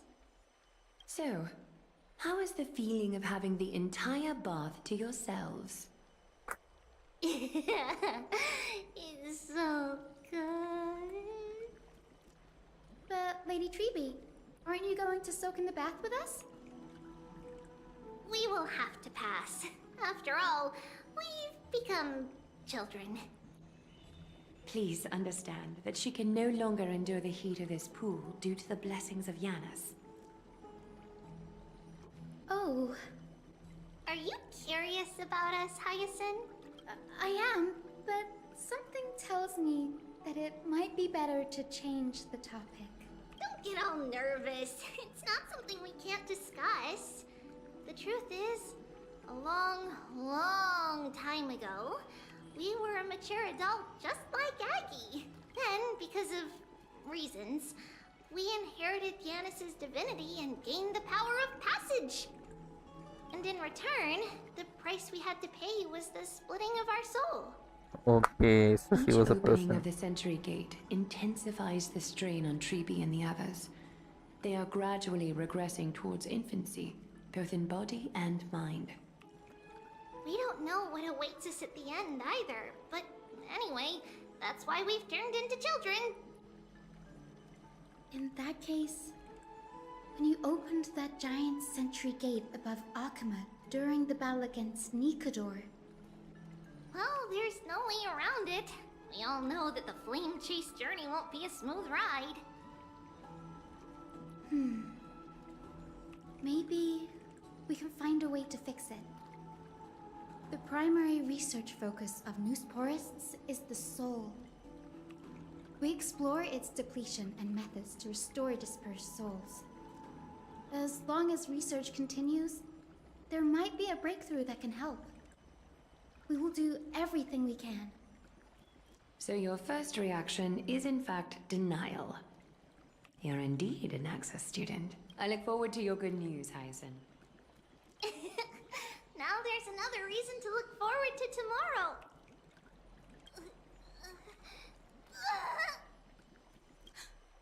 Lady Treeby, what's wrong? Something's off. It's that strong feeling again. Is it Trian? Wait, no. It's not Oh Trian no. this time. It's Trinan. Trinan is in danger. What's happening? What's happening? What's happening? In the meantime, meanwhile, I win this round of escorting the bathers home. How does one contender alone make a valid competition? Offering a compliment or two wouldn't be the end of you, you know.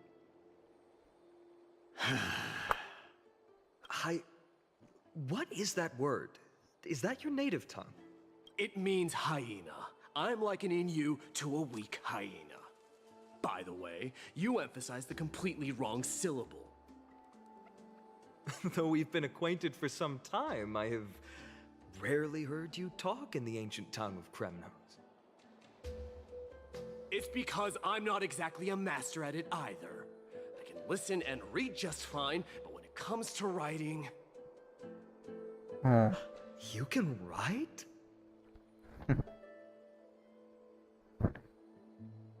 You speak as if you don't have a brain. That was in jest. I understand. After all, you spent all your childhood wandering far from home. Worry about yourself first, Deliverer. You also never mention your hometown, apart from when you need to introduce yourself. Well, it's because there isn't much to say. Ides Elysiae is simply a tiny village that disappeared many years ago in the flames of war. The only times I get to see it are in my dreams, and in the trial from the Lance of Fury. I knew it. Yes, I saw it all. Ides Elysiae ablaze with everyone. My family, friends, and my kin, lying in a sea of flames. blood-red half-sun hung in the sky, just like on that day. And before my eyes, that murderer killed Cyrene. Okay. But I saw its form this time. A black cloak, an eerie mask, and a broken giant sword that carried an ominous aura. I fought it in the trial. But even though I've been fighting, improving, and resolutely getting stronger all this time, I still couldn't defeat it. You were blinded by hatred and almost lost yourself in that trial. That's right. And that's why I am truly thankful to you, Mightymouse. You finally picked up some manners. Better late than never. Then what about you, Mighty? What did you see in that trial? What do you fear? There is no word for fear in the Kremnoan language. I'm getting the feeling that your language has no words at all. But to answer your question, I saw Akuma in the trial. As well as... my old comrades. Hephaestion. Perdiccas. Ionius. Ptolemy. And Possesta. Ever since I returned from the Sea of Souls, these 5 have been by my side. We faced life and death together during our days in exile. Those 10 years were arduous, yet filled with moments worth treasuring. Each night, we would gather by the campfire, savoring honey brews and singing our hearts out. The wind in the wilds of Amphoreus smelled like rust. Hephaestion would always tease me about adding goat milk to the honey brew, claiming I ruined the blood-red color of the drink. He had a scrawny figure, but was a relentless force on the battlefield, dispatching foes without so much as a blink. Perdiccas was an expert in concocting medicines, delving into all those strange folk remedies. Ionius was a swift runner, and our most reliable messenger. Ptolemy was a real bookworm, always spouting off in chapters and verses. When we left Kremnos, he made off with a stack of ancient tomes from the Grand Library. Not like it mattered, as my family owns the library. And then there was Possesta. He was the silent type, but a truly masterful musician. This is the first time I've heard you mention these 5.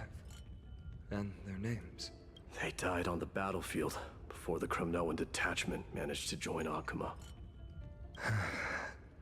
Perdiccas was the first to go. He was shot in the stomach by a poisonous arrow from the people of Ladon in the 2nd month of cultivation. In the end, his remedies mended all but himself. Mightymouse, do not mourn. I have achieved honor by bestowing a noble death upon the enemy. Leonius died in the 5th winter. Idonia's snowstorm lasted 3 full months. On the night of the fiercest storm, our foes launched their assault. Idonia? Is that the city Castorus used to live in? Yes.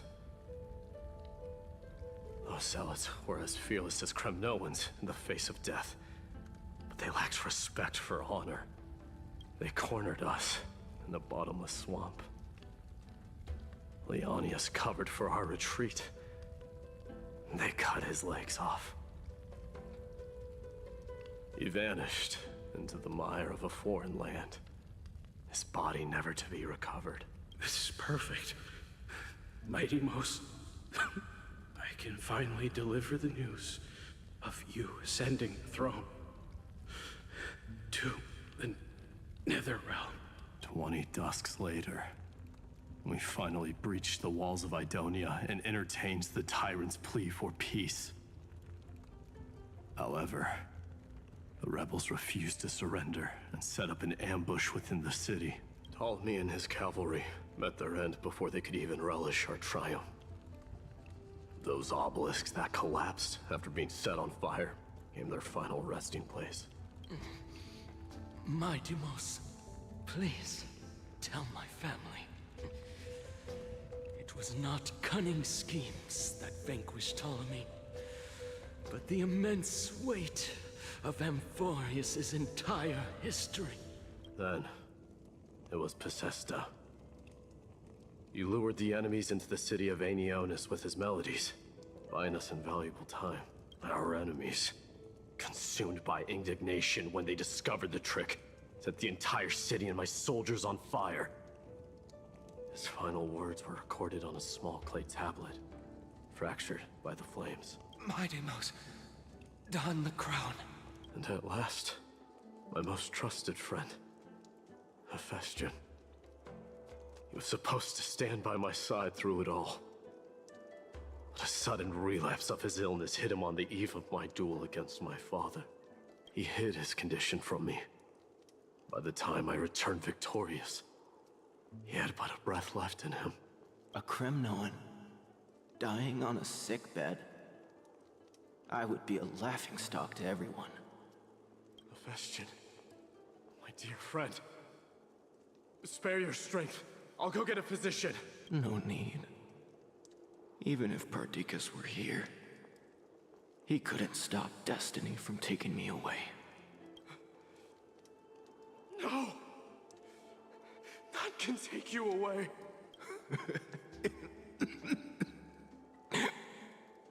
My Deimos. Damn.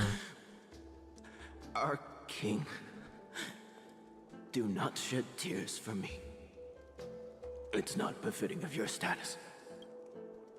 Farewell, my dear friend. You must lead us back home. What a grave Okay, trial indeed. what happened? Now I understand why you see immortality as a defect, or even a curse. My father threw me into the sea of souls to break the wheel of karma. But little did he realize it would grant me an immortal body and summon a fated revenge on his head. Following his demise, I considered leading my people back to our homeland. Kremnos had already turned it into a wasteland. Only darkness and insanity thrived there. Against the dissent of many, Crateros included, I made the Kremnoan detachment stay in Akama. But I know that their glory will never be doused out. The instant of strife shall inevitably arrive. If you take over Nikodor, then you must begin the journey back to your homeland.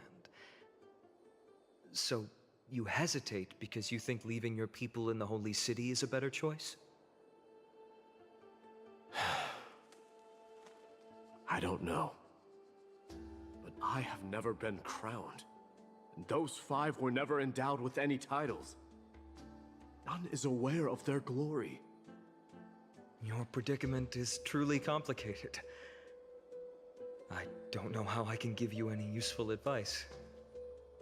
Maybe you could seek counsel from more peoples, such as the Grand Craftsman. Cartonis' peoples seem to have been through comparable dilemmas. And that teacher of yours, Crateros? Dee, we've got a big problem! Big problem! Lady Tribby, what's making you so flustered? Hurry up and go save Trinan! She Oh no. got abducted by Crateros! Cardros, who's Cardros?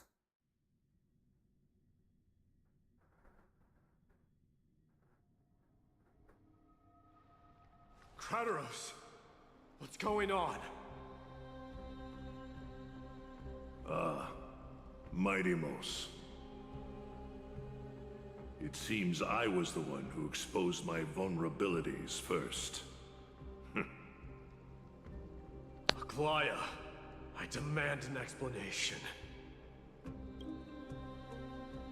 This man abducted Trinan by force, and forced her to bring him to the Vortex of Genesis.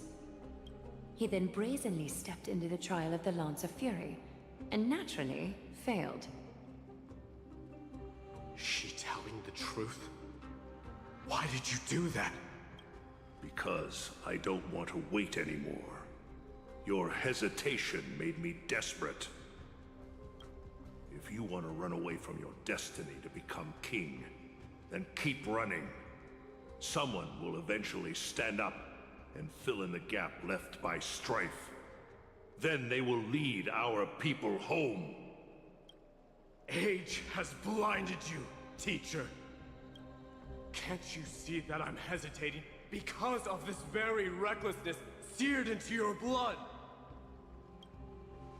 Crateros, do you truly believe you're worthy of entering the trial? To blaspheme against the prophecy? Does the mission we Chrysos heirs bear seem like child's play to you?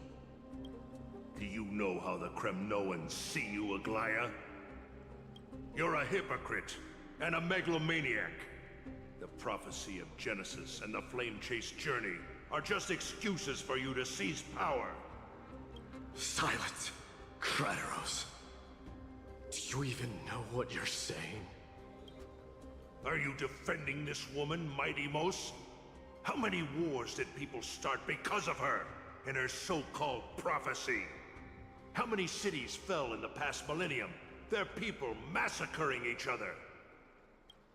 Even if this so-called Genesis really exists, will there be a place for the Kremnoans in that new world?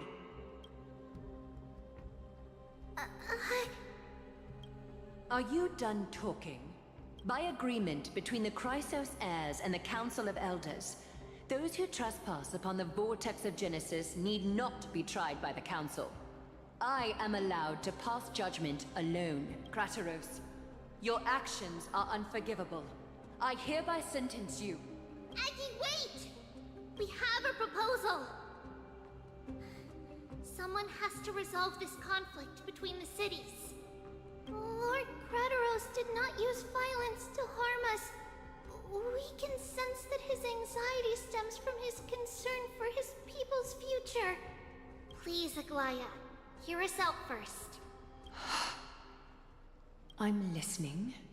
I'm sorry, Lord Crateros. We were so preoccupied with deciphering the fragments of prophecy that we neglected those of you not favored by its message. Your accusations were harsh, but justified. We wish to earn your trust, and those of the Kremnoans. I think the best way to do that is to take you to witness the source of the prophecy for yourself. How are you going to show me something that has no form? You've heard about that Outlander, right? He has somehow made a connection with Orynyx and can completely replicate scenes from the past. We will ask for his aid. Tomorrow, at the Abyss of Fate in the Temple of Yanisopolis, we will show you everything from that distant memory, Crateros. A fair proposal. I accept. Until then, you will be stripped of your freedom. That is my one condition, and I will brook no argument. It is not the first time I've been made someone else's prisoner. Do as you please, demigod. Teacher, why did you do this? Forgive me, young master. But I just cannot wait any longer. Ever since your father died, our people and I have been waiting for a day to revive Kremnos. We placed all of our hopes in you, but never received an answer. This obsession for returning home has become a sickness for our people. Wise as you are, I refuse to believe that you can't see the truth. You have a clear head, which is why you're also incomparably alone. A smart person can only choose to tangle himself with the mundane of this world. If you're truly capable of leading our people beyond this blood-stained fate, then prove it to me once more, Mighty Mos. Just as you did back then. Okay, time to go back to Trailblazers POV. A fierce fighter. I did not expect such heroism from a feeble Akaman. Fulfill your duty as the victor, warrior, and tell me your name. I seek an honorable death from you. As if you have any honor! Listen closely. I am the leader of the Kremnoan detachment, Mighty Mos. I'm here to finish you, father. It's you. The beast spurned by all. So you did defy death. The prophecy was true. You will bring an end to my Kremnoan dynasty. Defy? You're wrong. Death fears me. It's the reason I have this body of steel. As for you, you already stand at death's door, father. You were the one who threw me into the Sea of Souls.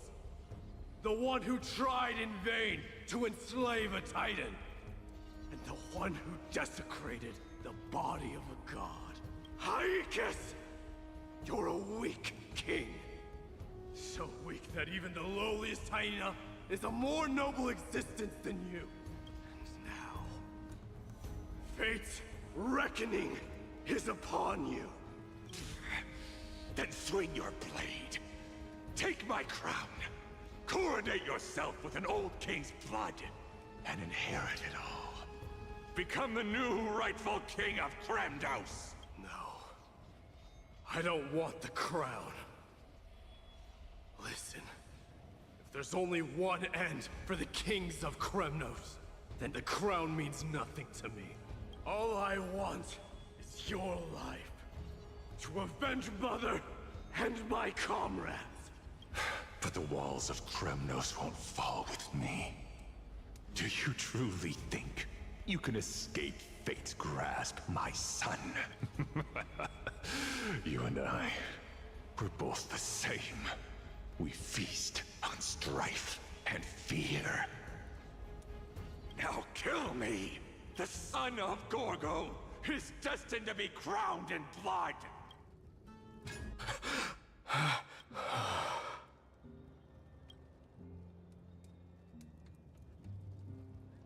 Kratos.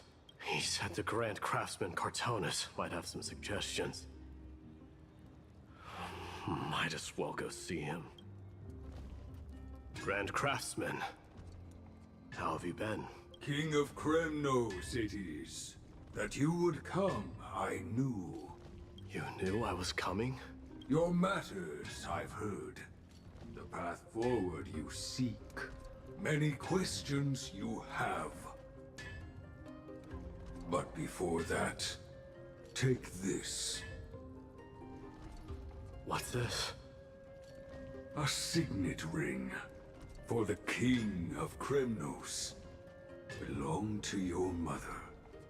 Recast and restore it. I did. What?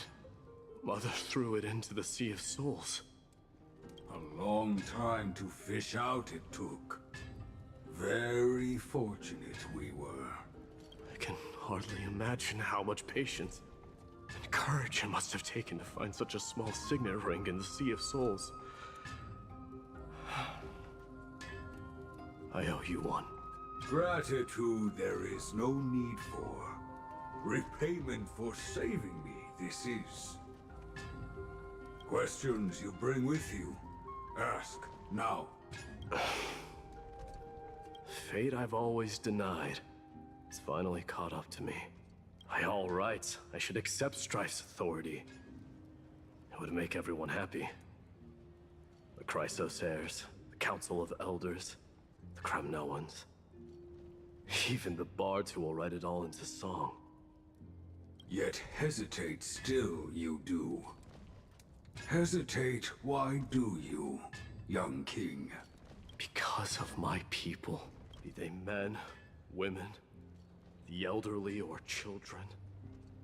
The hearts of all Kremnoans yearn for home. They've all been waiting for this day, for the day their king returns. Children of strife would then be able to go home and embrace the old traditions. Never mind that most of them have only ever been heard in these so-called traditions and song. This is not a good thing, you believe. The Kremnoans have been trapped in a cycle of bloodshed for the past 1,000 years. They seek vengeance, start wars, become prosperous, and decline. How much innocent blood flowed into the River of Souls in all those years? How many needless sacrifices could we have avoided? If I accept that fate and become the totem of strife, that lead my people into repeating the same mistakes, then of course I would be terrified. I'd be terrified of becoming king. A different kind of Kremnoan you truly are.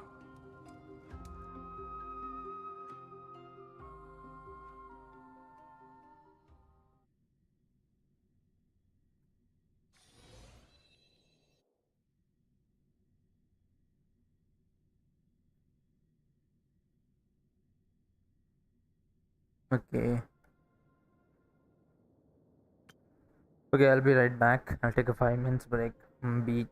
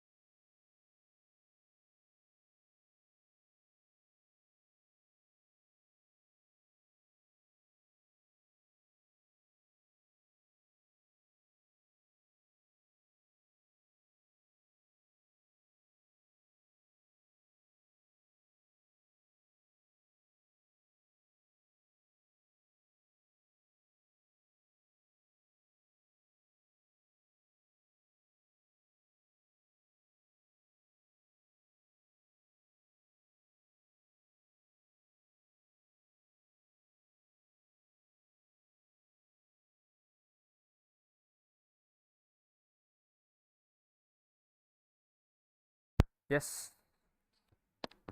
Yo, I'm back. Let's begin, shall we?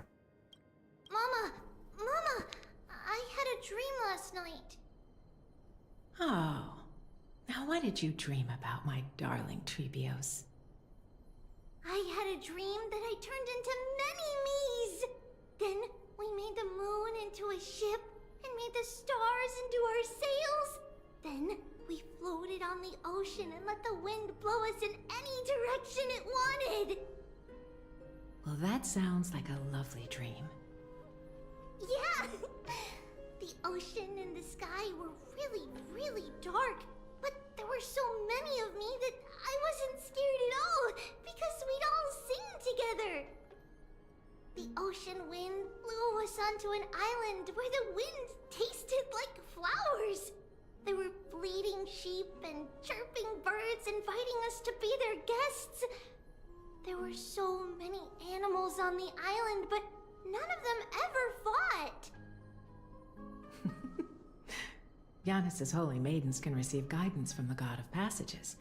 Perhaps what you saw in your dream is a divine land somewhere in Amphoreus. You think so? What's wrong, Trebios? You look unhappy. Because on that same island, I saw a dark mountain on the other side of the ocean. And it was very, very tall. The mountain looked alive, and it kept getting closer to the island. Then I realized it wasn't a mountain, but a very, very tall wave made of water. When the wave smashed against the island, it looked like it was going to eat the island up. The small animals tried to chase it away, but they couldn't stop it. Then there was a bang and I woke up. A dark wave. Mama, does something that scary exist in real life? Yes. Unfortunately, it does exist in Amphoreus, but it's very far away from our temple. We call it the Black Tide, though it has nothing to do with water. It has no shape or form, but it can swallow up animals, humans, and even titans, turning them all into monsters. Oh, the Black Tide is a baddie. I don't want everyone to turn into its food. Can't we chase it away? Of course, my dear. You only need to behave well and listen to what the adults tell you. Study all the knowledge and etiquette you need, then grow up and become a proper holy maiden. The divine Yanis will then give you guidance and help you light the way for the people. Wow, I'm gonna eat a lot and study a lot and become a holy maiden. But Mama, you said the Black Tide can swallow up titans too. What do we do if even Yanis is eaten? If that happens, then the Holy Maiden will have to be the one to guide people on the right path. After all, we are the human avatars of the God of Passages, yeah? Yeah! But one person alone is not enough. Once you're older, you'll make a lot of friends. You must do your best to unite them, because that's also our duty as priests. Friends? Are they also like me and Mama with pretty red hair? They might not, but they'll certainly be just as smart and kind as you. Mama? Am I dreaming? Don't be silly, dear. Of course you're not dreaming. I've always been by your side. What? Now be a good girl and call your friends over too. Let's play hide and seek, just like we used to, okay?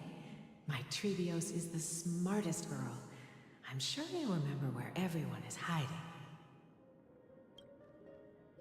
The voice sounds so far away. I don't remember Your friends, who will chase the black tide away alongside you, of course. Is this from my childhood? I don't remember.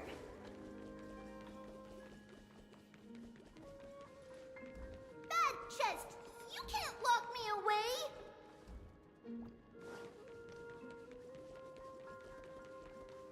I used to sit here and listen to Mama tell stories. Oh, how I wish to see you again, Mama. Use the spindle to connect everyone. Am I dreaming?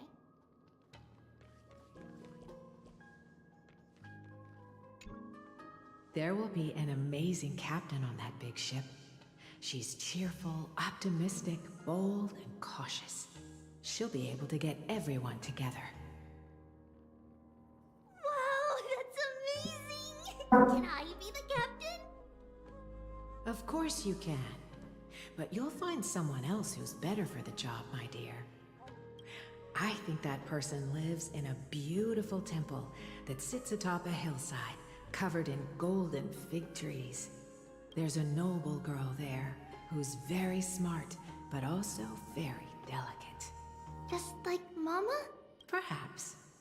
But before we find the captain, the ship also needs someone who can navigate it.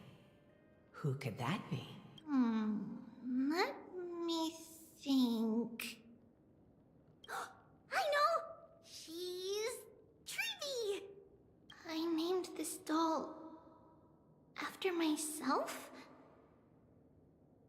I don't remember it all. Is this a dream or something that happened in the past?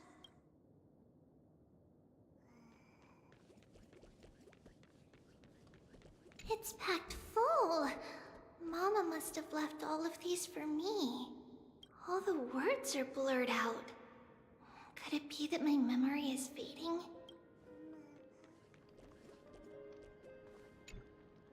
Huh? Why is this doll inside a chest? It's holding a sword. Why? Many years later, many brave warriors will board this ship. They're skilled combatants who fear no danger. Ooh, I can learn how to fight too and protect everybody! Silly girl. You're Yanisopoulos' holy maiden. It's not your duty to fight. There will be many others to protect you. Alright. Then where will they come from? I believe one warrior hails from a lovely village where bulrushes flourish, while another comes from a magnificent royal city. Though each has their own troubles, both are ready to lend their strength for the ship's long voyage. In that case, let Trianne fight by their side. This way, they'll always stay on course. How could I have known the name Trianne back then? Was it just a coincidence, or...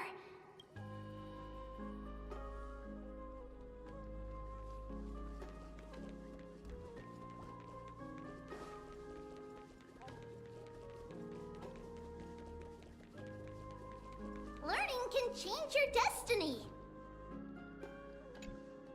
When navigating at sea, you need to know both astronomy and geography. Isn't Yanis's knowledge enough? Oh, sweetie. The ocean isn't like the land. It's easy to get lost. That's why it's important to learn to recognize the miracle of Aquila. Alright. Even though my brain is already super duper smart, I'll still try my very best. Circe also favors children who try their best. They will send a wise scholar as everyone's teacher to help you reach your dreams. I want to be a teacher too! Oh, wait. I'm super duper smart.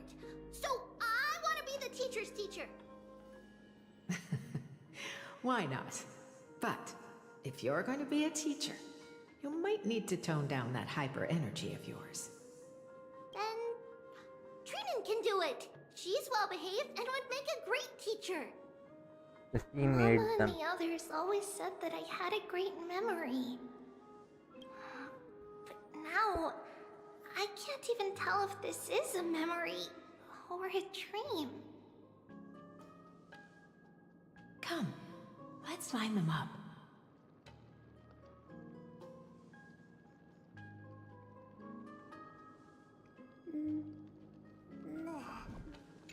A blackboard? And what is that drawing? Doesn't ring a bell at all.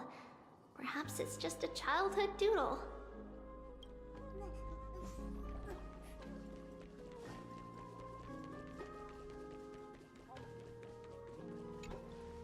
Now, Trebios, set them on this music box and let them compose a melody for our song. Music box? What's that? Sweetheart, are you still groggy from your nap? You invented it. I invented it? What does it do? Oh, my lovely Trebi.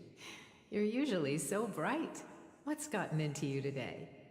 Well, you might as well see for yourself. Put your good friends on it and see the wonders it can do. Put the dolls on.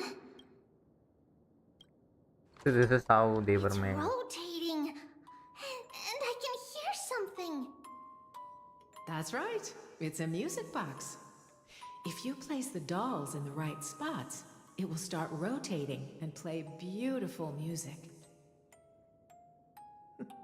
Out of all your inventions, this one is my favorite.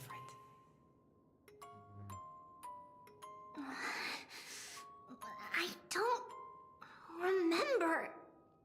It's all right, my child. I'll sing along to the tune, and it will help jog your memories. Happiness abounded in this lush land by God's chosen. Giants raised their glasses in a toast, beheld by the 12 constellations. 3 carved the heavens and the earth. 3 wove the threads of fate. 3 molded life with their hands, and 3 guided calamity's gate. They declared the world too unstirring, hence wished endless laughter upon the living. Thus you and I were created, with words and song to weave, and love and intimacy to give.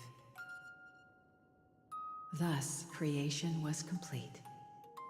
Who then will bear the weight of humanity's souls, to lighten the steps of the living as a whole? O great Kephale, all-knowing Father of stature so tall, yet low does their gaze willingly fall. With light of dawn heavy upon their shoulders, golden blood spills unto the land, converging into a boiling river that flows to the heroic heirs of this world.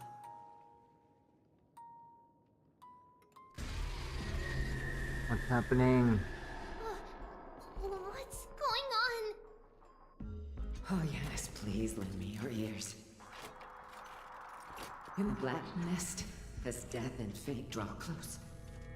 On the bloodied earth, the living and dead, but ghosts.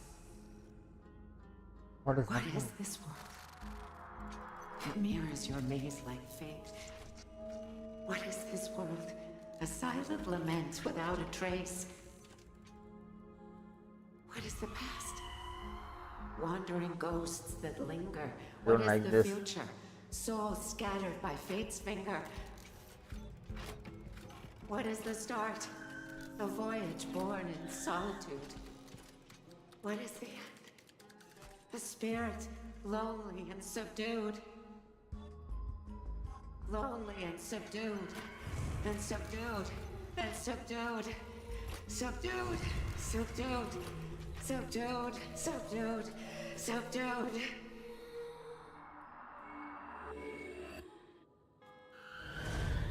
Trinan! Mama, what's going on? Oh my god, this is creepy. Run! Trebios, run!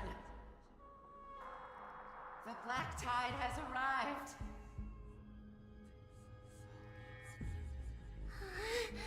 Where can I go?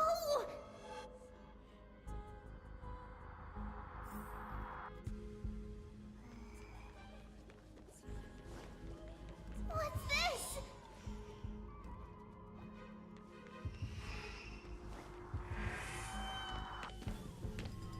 Why? Why are there dolls everywhere? This is the sacrifice of a holy maiden. You won't make it to the end. Only one person can. I know! It's fine if we can't reach the end. Our minds are made up. Go. Bid your farewells, tributes. Time is running out. Mama, are you going to leave me? My sweet girl. I will never leave you. My God, what is happening? But remember this, Trebios.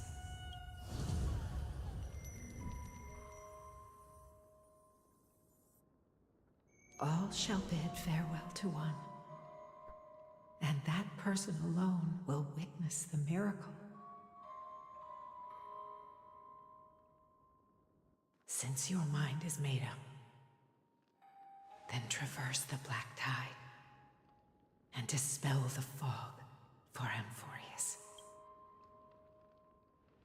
I shall see you tomorrow, my dearest Trebios.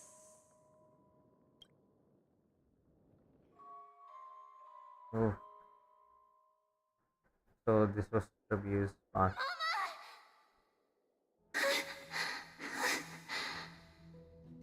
Are we still in a dream? Did you have a nightmare? Maybe. But it's been a long time since we had any dreams. It's not yet the entry hour. You still have plenty of time to rest.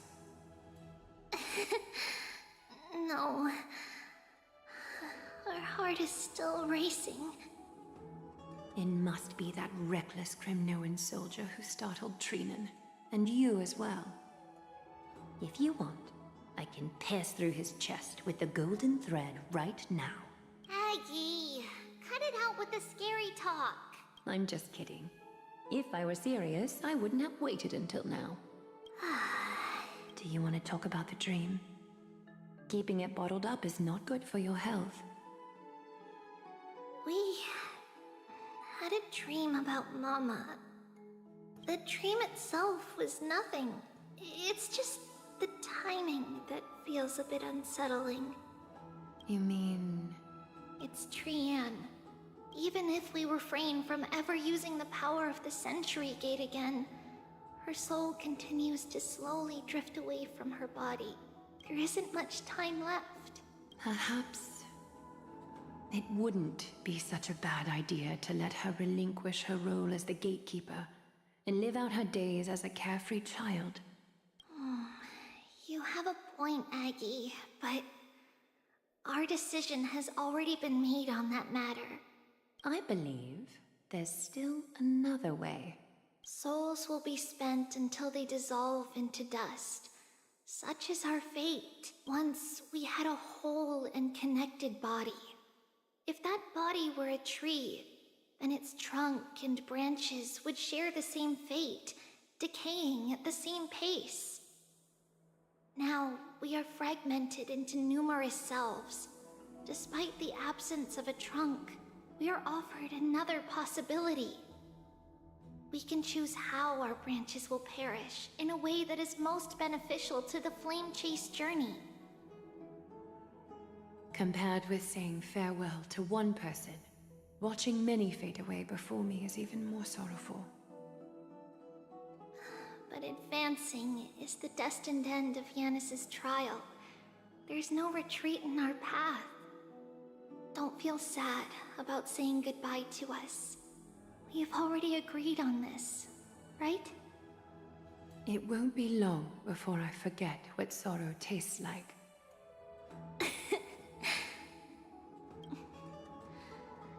So, what would you like for breakfast, Aggie? What? Where did that come from? After all this talking, we are feeling a bit hungry. Plus, it's nearly the entry hour now. Do you remember when we first met, Aggie? You were still a little one, and we caught you secretly eating oatmeal late at night. While my emotions might be fading, those memories are still as vivid as ever, teacher. Please, let me do it. What would you like to eat? It's fine! Leave it to us. You should rest for now. It won't. In that case, thank you. Then, see you tomorrow, Aggie.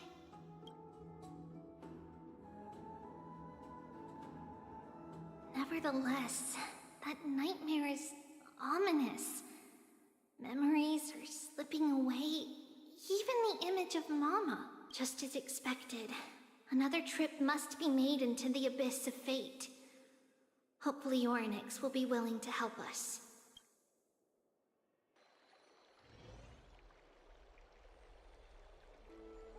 If this is not over, how long am I? Long time no see, Professor Anaxa. Who are you? It's been a while. I'm the one who once overthrew the entire classroom in that spiritual physics lecture. Oh, it's you. No way. Do you really still remember that, Professor? I remember that glib tongue of yours. What brings you here? Surely you're not here to reminisce. You could tell. Of course. You only beat around the bush when you have a hidden agenda. That's not true. I'm here to seek enlightenment, as always. Could you please teach me everything you know about the black-robed swordmaster? Rumors sure travel fast. Unfortunately, I too know nothing about it. I can only tell you that it is clad in a black robe and wields a greatsword. At least, it looks like a greatsword.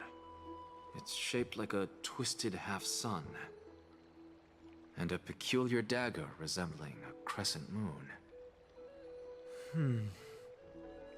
By the way, take this with you. I got it from the sneak attack. The clock. It's yours now. I was right. It is this thing. The one who torched Aedes Elysiae to the ground. And killed everyone.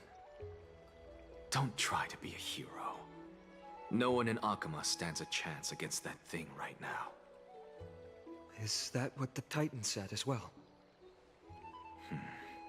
Not at first. But the god relented after having had a taste of its power. Even with the god possessing me, I couldn't fight against that blade. That incredible power doesn't seem to be granted by any Titan. Are you suggesting that it originates from beyond Amphoreus? It's possible. Much like the Black Tide, no? Nonetheless, it's an enemy we must overcome. We? Drop the pipe dream, Phynon. No one wants to see you fall by their blade. Their mere presence will endanger the Holy City and the Flame Chase. You know that I don't believe in... You don't believe in the so-called prophecy, I know. However, I'm here to seek your assistance, not at the request of Aglaya or Treeby. I just want to eliminate a threat to the city I pledged to protect. That's all.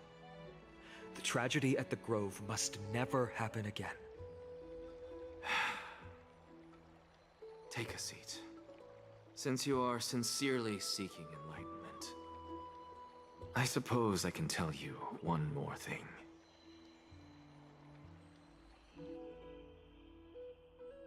What's that one more thing? Don't leave me hanging. Don't. What What's happened? wrong, Trian? Nothing. Just remembering what happened at the grove. Monster in the black cloak. So scary. Everyone in danger. Nightmare. I can't forget. Don't be scared. There are no bad guys here. Didn't you save everyone with the Century Gate, Trian? Trian threw it away. Far, far away. It's never coming back.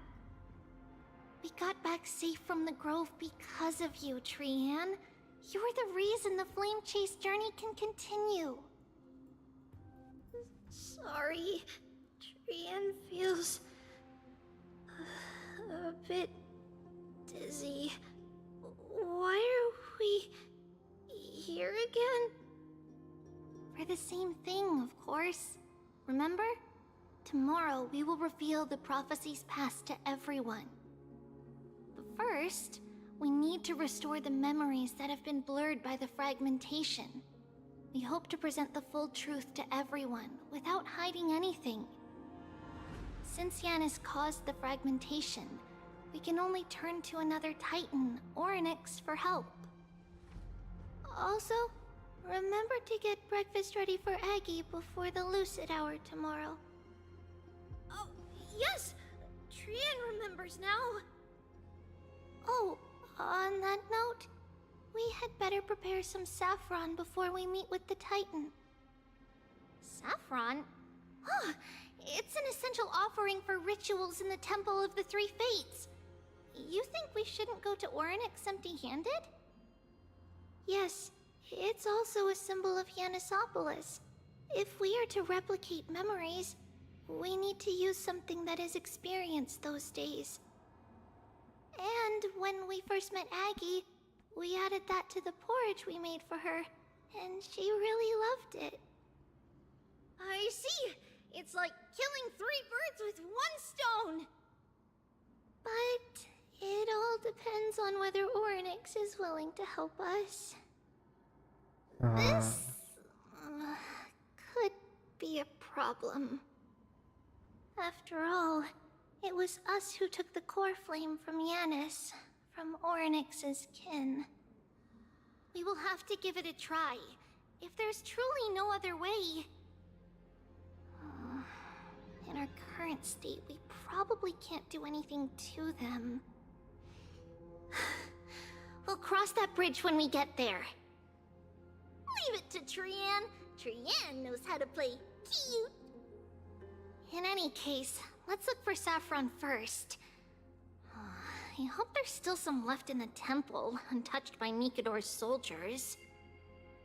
I remember that aged saffron is preserved in sealed jars. Let's be on the lookout as we go. Okay.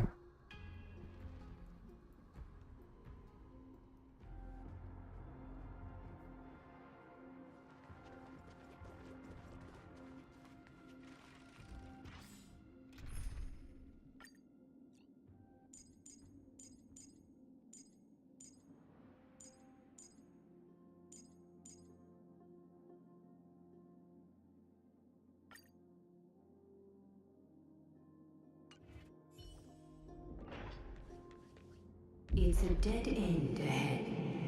Turn back, teacher. What? Aggie?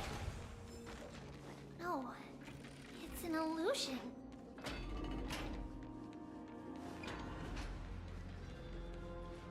Wow, this room is huge. Trinan, did you? Yeah, I saw it. Was that a warning from Orynyx? What are you two whispering about? Treeby? Trinan? Trian can't even hear our own telecommunication. Well, never mind. Trian suddenly feels like this place is quite familiar. Oh, there's a whiff of safari in this room! It's right over there! Why is she going alone? Over here! Follow Trian! Trian, slow down!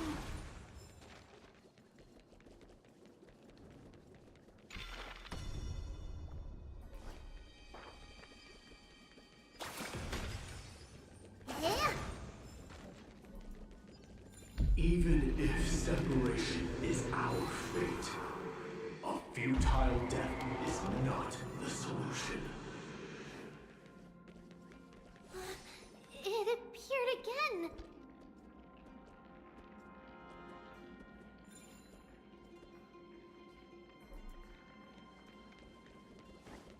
Right here! I summon thee, Orynyx! Stir up ripples of past reverie! Something's appeared! Wait, we should read it first. Wait, this is a letter? It mentions something about Saffron and Trepios? Isn't that name... Never mind that for now. Why is this letter here? And how did Trian sense it? Could it be our lost memories? Is it possible that we were already noticed by Orynyx and entered their trial? But why haven't they said a word? Orynyx has the whims of a child. Perhaps they're toying with us on purpose. Come on, this isn't the right time to be playing games. Separation and death, reconciliation doesn't come easily for a mortal. Are these visions also fragments of the past? Yeah.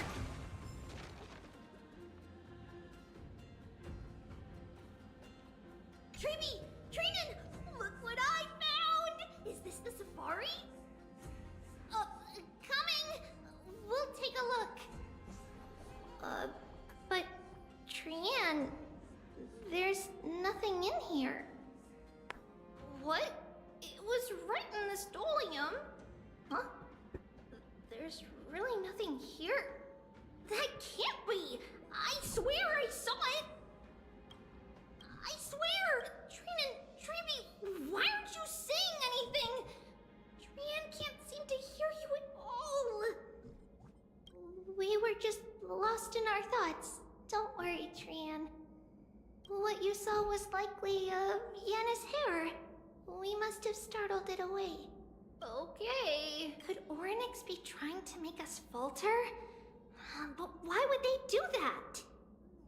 Something feels off. Treeby, don't you think this temple is a little too quiet? What do you mean? It might just be an illusion. But Trinan wonders, is Orynyx really putting us through a trial?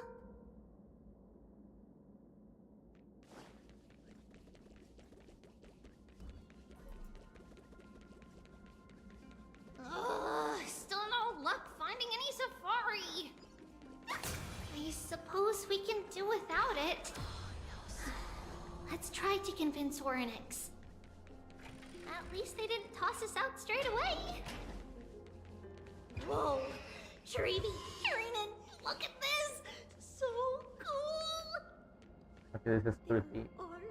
So many of us now! Trian.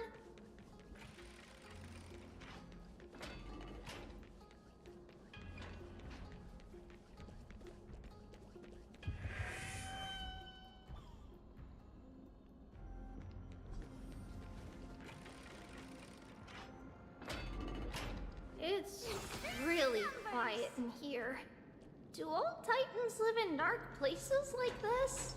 A will of metal and stone.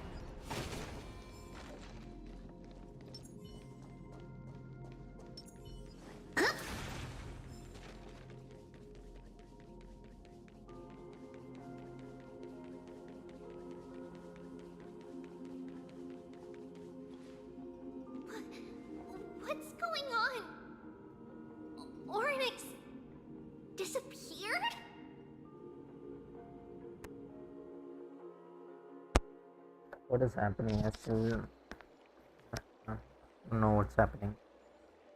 Are you saying that the black-robed swordmaster is not just tied to the Black Tide, but is also hunting for core flames everywhere?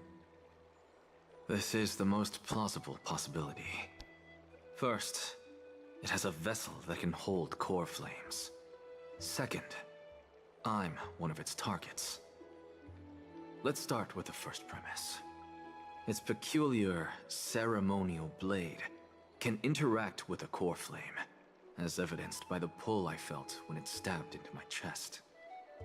I hypothesized that the blade can sense, absorb, or even retain core flames.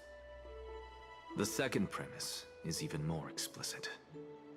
When it was engaged in fierce battle with many of us and was heavily distracted, it remained consistently focused on me. Or rather, on the Titan Circes inside me. So it's plundering the flames. But if your argument holds up, wouldn't they be headed to Akama soon? The vortex of Genesis is full of the Titan's core flames. Not necessarily. Let's call that person the Flame Reaver for now. If my presumption holds, that person has 3 targets. The first target is me.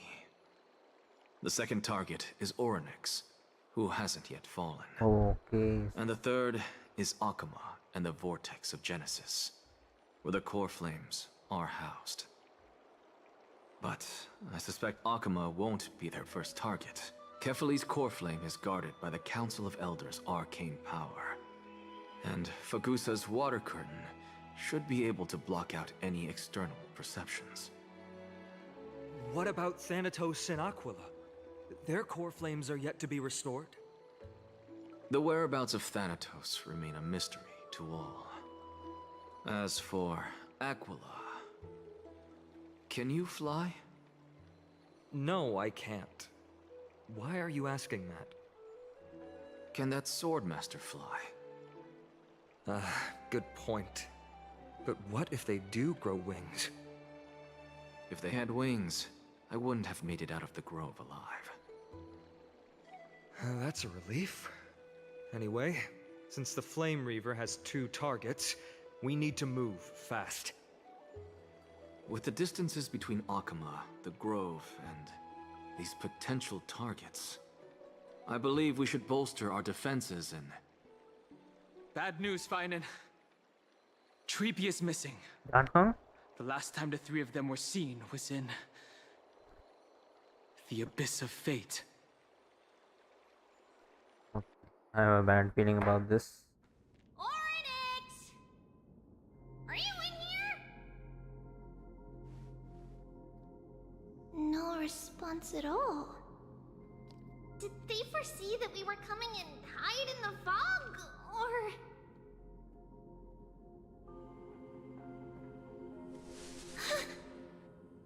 Treeby, we should leave. This temple has other people in it.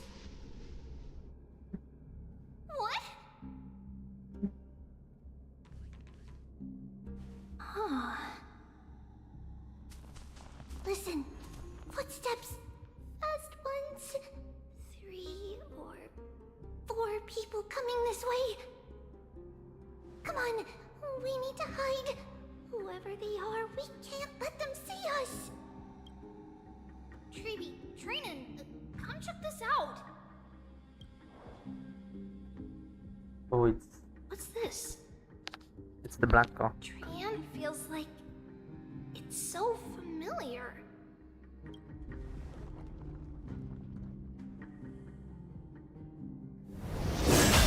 Whoa, whoa, whoa, whoa, whoa, whoa.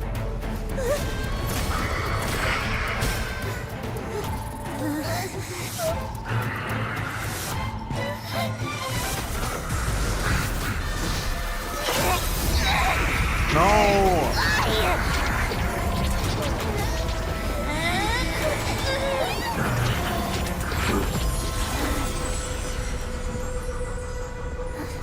Oh my god, no! Treeby? See you tomorrow. Oh, my god, my god, my god. What? What happened? Wait, what happened? What happened? Where am I? Little Gray? Oh my god, Snowy? did she die? Wait. Where's Trianne? Is she back? Did Brian die? Oh my god. We only saw the two of you collapsed on the side of the road when we arrived. Danny and I looked around, but we couldn't find any traces of Lady Trianne. What about the black-robed swordmaster? Blast it! Of course it's them. We were still too late. I fear something bad has happened to Orynyx's core flame. Then Lady Trianne... She doesn't have much divine power left. We can barely sense anything. That you're both safe is already a blessing. Everyone, we must take action now. We should split into two groups. One group will stay in the Abyss and meet up with Aglaya's reinforcements, then search for Trianne's whereabouts. The other group will come with me to pursue the black-robed swordmaster and recover the core flame. Do you know where it's headed? I didn't get to tell you this before, but Anaxa and I already have our misgivings about the Black Tide, so we've made preparations. I'll tell you the details as we move. Opportunities are fleeting on the battlefield. We should hurry. Lord Finan! Lady Treeby and Lady Trinan. I'm glad you're all right. Did Aglaya's people get here? Yes. Lady Aglaya already knows about the situation and sent along a message. Finan, I understand that Swordmaster is of great importance to you. But if you charge in without a plan, I fear that you won't be the only one who dies in vain. I understand. Hatred is a hero's deadliest poison. I have no intention of fighting alone. If that Swordmaster really is related to the Black Tide, the Chrysos heirs must not take them lightly. I have indeed planned to return to the Holy City and discuss the strategy with Aglaya. We'll need all the help we can get for this encirclement. Why don't we split up as previously discussed? Hyacinth and I will stay to regroup with the reinforcements. You go back to the Holy City with everyone else and tell Aglaya about your plan. Trinan will stay in the Abyss too. That way, both sides can communicate with each other if anything happens. Thank you, everyone. Partner, Treeby, let's go. Okay, finally we're going to my POE. We're back, Aglaya. You should have come to me first, Finan. Aggie, there's no need to scold Snowy. Akuma is currently in grave danger. I know. It's beyond my imagination that the only two titans humankind can still rely on fell in such quick succession. I've never seen the golden thread pulled this taut, as if it could snap at any moment. Finan, tell us your plan. Time is of the essence.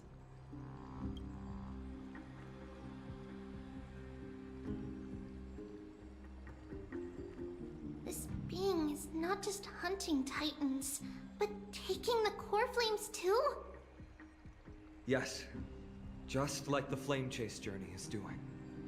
Professor Anaxa thinks the Flame Reaver's arrival is likely a sign the Black Tide has spread further. Regardless of whether you're right, this being is still far more aggressive than we expected. But its madness is also an opportunity for us. If its goal is the core flame, then that means us humans can lure it into a trap. Anaxa had already left the Holy City with Cersei's core flame while we were on our way to the Abyss, so he can make preparations for the battlefield. Tell me, what makes you think this won't end with us losing another core flame? Because this time, the power from beyond the sky is also at our side. Oh, you're flattering me He too is much. the key. Of course, it's gotta be me.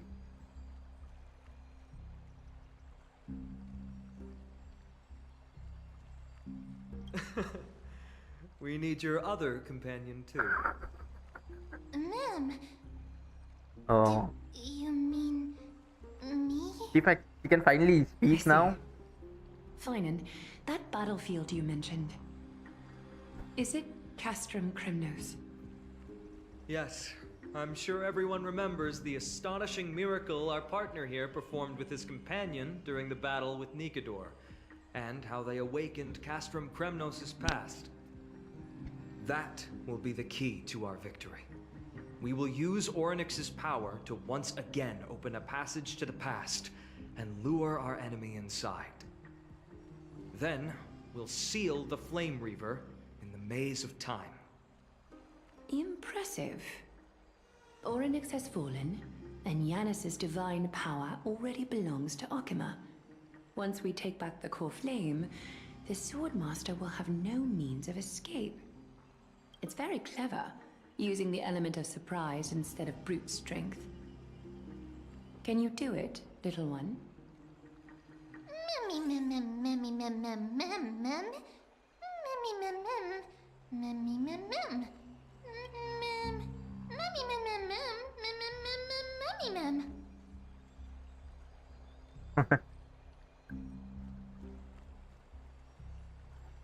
Yeah.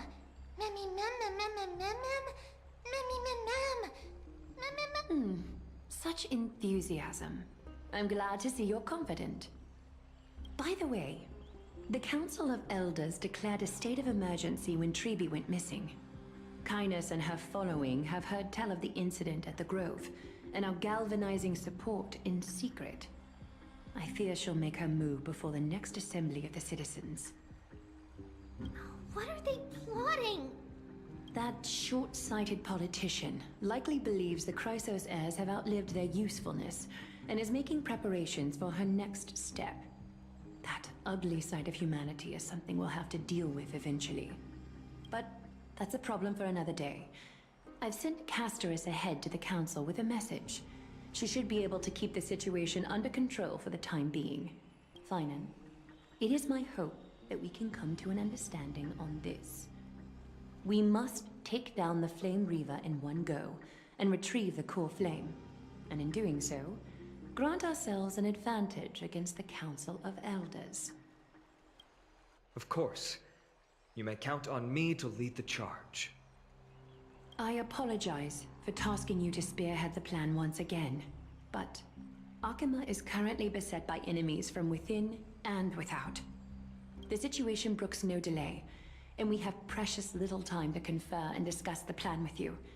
That being said, you are the key to our success, and I shall respect any decision you make. I may not be as masterful as Trian when it comes to the Century Gate, but even I can open a nice big gate if I have enough time. As for whether we can take back the core flame, that will be up to Anaxa's capabilities. Based on what I know of him, he can do it. I'll be honest, we can't. But the Flame Reaver will have to step over my dead body if they wish to do you harm.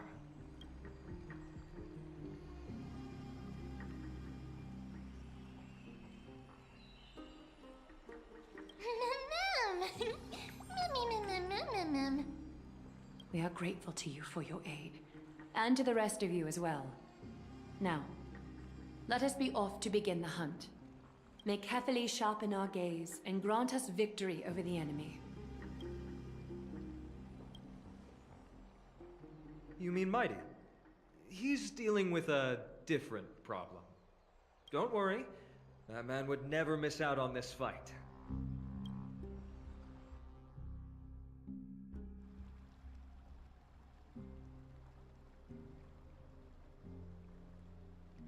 Farewell, my dear friend. You must lead us back You and I, we're both the same. We feast on strife. If you're truly capable of leading our people beyond this blood-stained fate, then prove it to me once more, Mighty Mos.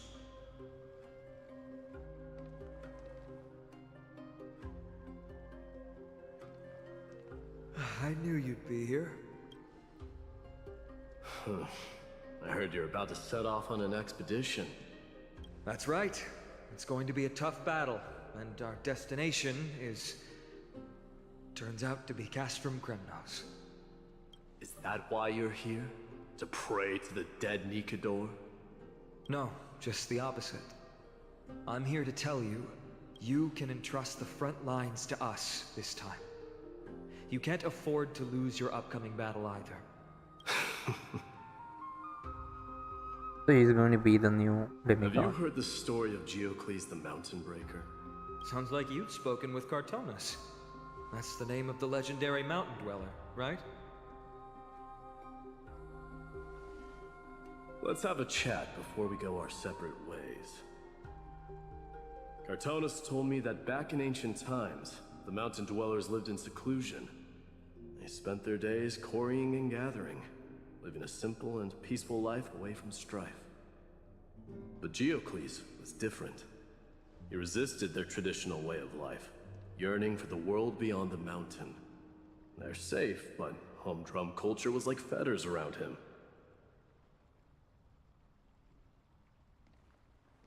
He sounds a lot like you. Yes. That is why he, too, faced the same dilemma as I do. One day, during one of Geocles' many ventures beyond the mountain, he spied a battalion of Ladonians stationed at the foot of the mountain. The Ladonians were at war with their arch-enemies, the Companions, and they used the mountain as a base to carry out guerrilla warfare operations. When Geocles, who had taught himself the common tongue, approached a soldier, he learned a shocking piece of news. Ladonians were planning to plant mines and explosives all over the mountain, and then lure their enemies within. With danger lurking with every step, the mountain dwellers' homes were no longer safe. Geocles quickly returned to his village to bring the news to his people. But... let me guess.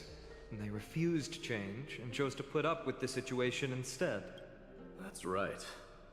The mountain dwellers were fearful of even the smallest change to their lifestyle, let alone leaving their home. Despite the imminent war, the elders would rather negotiate for peace instead of leaving the mountains. This made Geocles both angry and sad, but he didn't give up. If you were in his shoes, what would you have done? Lead my people on a resistance, perhaps. I'm not sure. I can't think of a solution that would make everyone happy. A solution that would make everyone happy, huh? That's how naive we are. Well, let me tell you what Geocles did. He took the mountain dweller's store of gemstones and traded them with the Ladonians for a massive amount of gunpowder. But he didn't do this. That great fire marked the beginning of mountain dweller history. Since then, their people became part of civilization, and giants became a common sight in the holy city. But leaving their homeland also brought many mountain dwellers misfortune. They were hunted by Kremnoans or enslaved. Indeed, that is undeniably also part of their history. But that is Geocles for you. The merits of his actions, or lack thereof, have been scrutinized by many, but historians nevertheless hail him as the Mountain Breaker. Why do you think that is? It's simply because he took action and enacted change with his own hands. He didn't try to make everyone understand him, nor did he even waste time trying to make everyone happy. He started a great fire and burned the shackles of tradition to ashes, and then forced everyone to march toward the coming of a new era. You've made up your mind, haven't you? I'll be leaving Akama soon to fight the great darkness of this world, and to shoulder Nikador's destiny. So, listen well. If there comes a day when we meet again on the battlefield, that I stand opposed to the flame chase, remember to stab your sword into my back through my 10th thoracic vertebra. That's my weak spot. Only way to and kill the him. only way to kill me.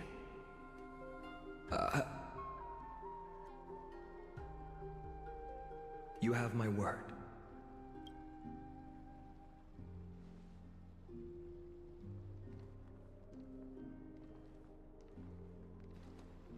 Go now. The battlefield calls. Send that flame-thieving hyena to their death. But if you find yourselves with no other recourse, pray to that blade in the sky, and loudly call out the name of the new god.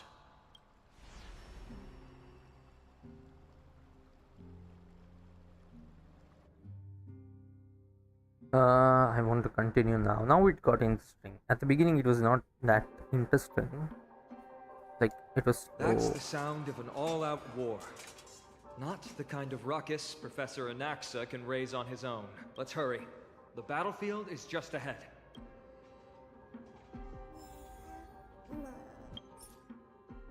Oh, we cannot leave.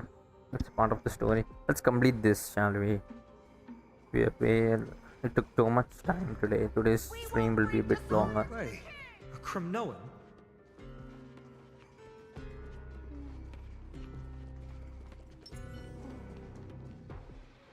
I didn't think she'd manage to send the Cremnoans to assist.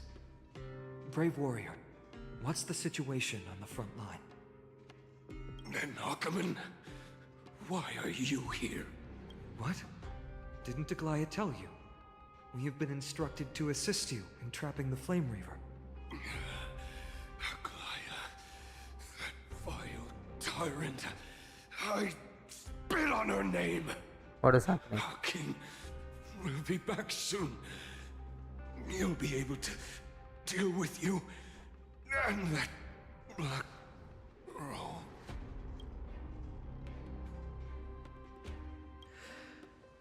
The Cremnoans really are just like their king. Rest in peace. May your glory last forever. Did they come to fight on their own accord?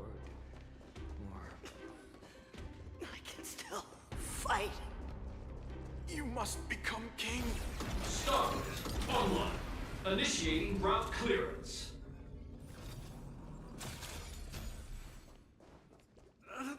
That sound! It pierces my ear! We're almost there. I can't see.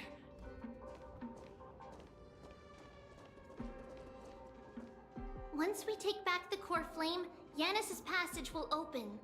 When that happens, you must evacuate immediately. Don't stay behind. The rest will be up to how well we work together. But remember what Mighty said before? Cast aside all distractions once you're on the battlefield. Let's go, partner. Today, destiny shall stand with us. Okay. Finally. Then, it's all yours.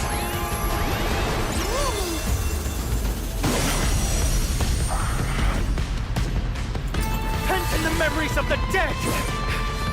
Executioner!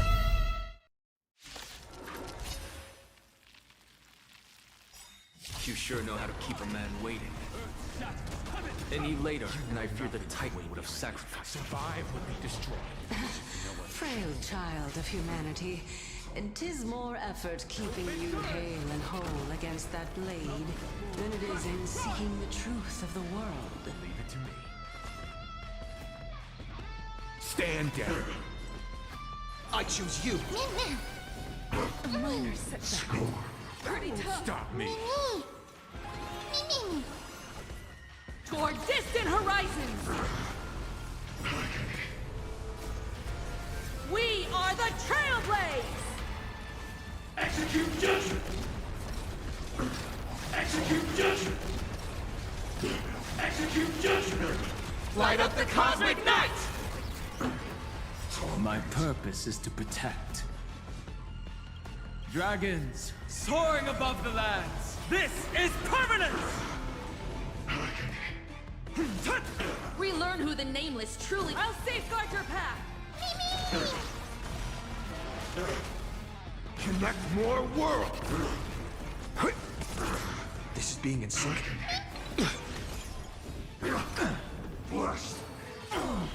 Trust me. We can do anything! My strength isn't what it was. Drive toward new dawn! Get ready, Croft. It will not much longer. Quiet. I know what I'm doing. Light up the cosmic night!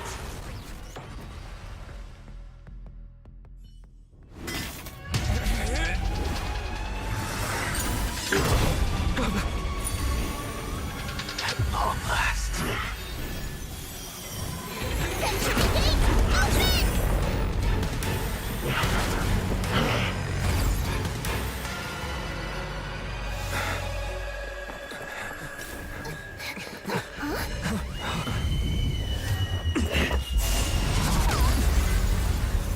How embarrassing. Oh, that didn't come down from the sky. one hell of a entrance. This city is mine anyway. So why shouldn't I go through the front door?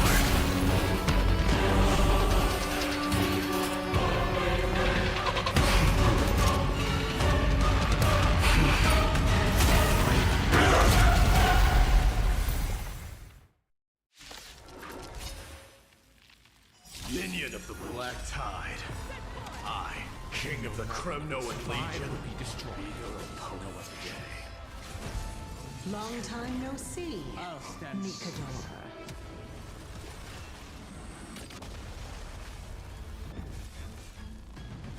Open doors!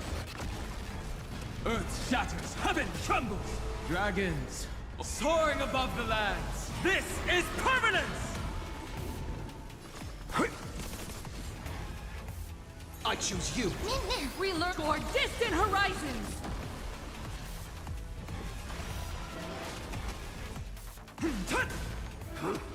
Such petty tricks.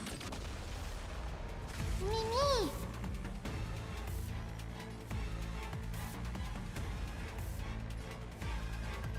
Mimi!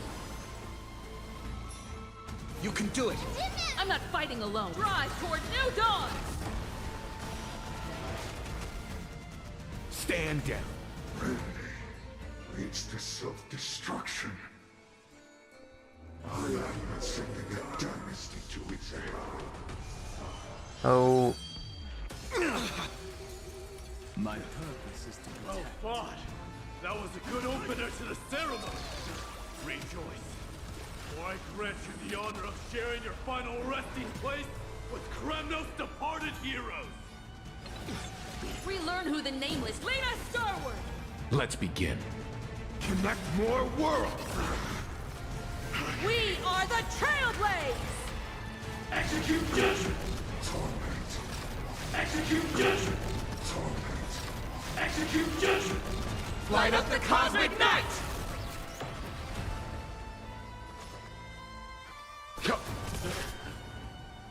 It's time to end this.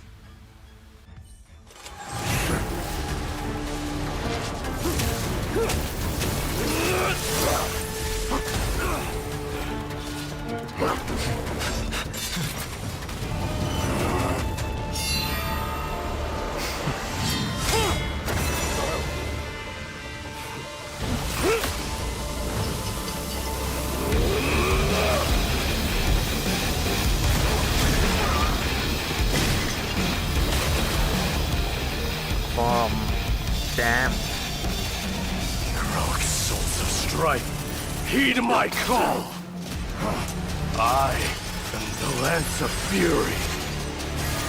The agony this world needs.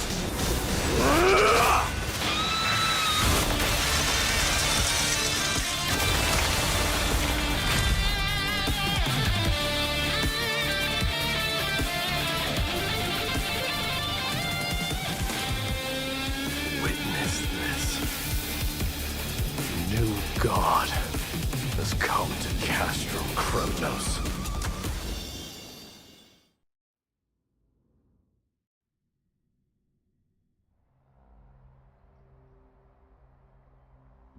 Look! The warriors have returned! But are the rumors true? Has Oryx fallen? It's as the Council of Elders said. We face a dangerous threat. Yet the Chrysos heirs are only inciting more chaos. What? They don't care about the people's safety. They really gave the core flame of strife to a Kremnoan at the end. What a noisy crowd. This, doesn't feel right. It's probably because Oryx is gone. Oryx was a generous titan in the eyes of the people. They graced us with miracles, allowing humanity to reap many a convenience from the past. What they don't know is that the Titan didn't do all of that of its own volition. Regardless, the Titan has fallen, and we must surrender Oryx's core flame. A meeting with that woman again so soon? I just can't catch a break. Professor Anaxa, why don't you find someplace to rest first? Matters that require Aglaya's attention are piling up. You two meeting again will, forgive my honesty, only distract her. Just try to stay on your best behavior, if you know what I mean. That's not up to me, I'm afraid. I've been trapped in her prison the moment I set foot in this holy city. The price of having a Titan living in my head, I suppose. Don't worry, I don't want trouble either.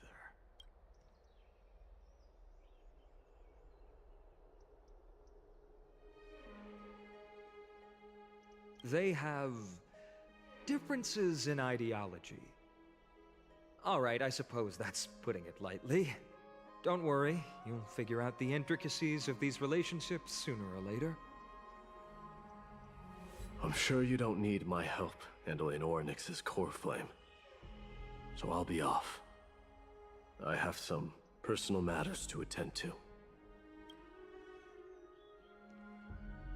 somehow feels like D has closed himself off even more after he completed his trial. Yeah, a lot has happened in the past few days. You've been lost in thought for a while now too, Treeby. Did Trinon bring news? Yes. She has found Trian. Oh. She was at the bottom of the valley outside the temple. But that's where the good news ends. I'm sorry. Oh It's no. alright. They also found someone else besides Trian. He was no better than a corpse when Trinan and Hyacinth arrived. He had suffered more cuts than could be counted and leaped off a cliff from a great height, all to free Trian's body from the clutches of the black-robed swordmaster. What a brave soul. Do we know who he is? Yes. It's Krateros. Oh. Cardros saved her, huh? Stop!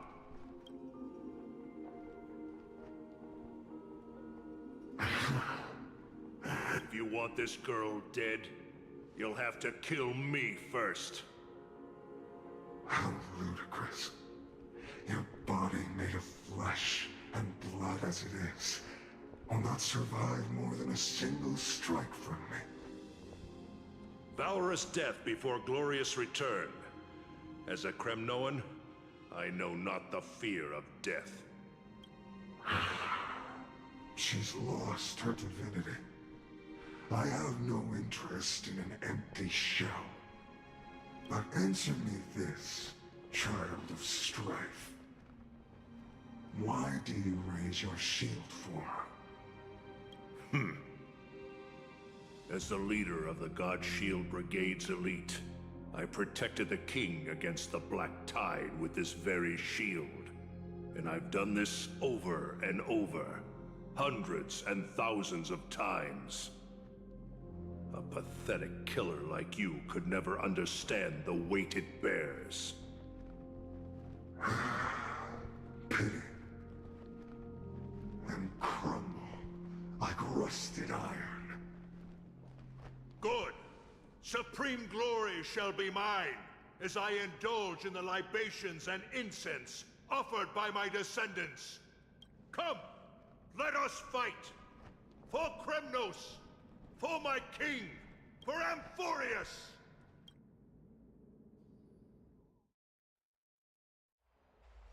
I guess the mouse always up there. Both of them didn't make it.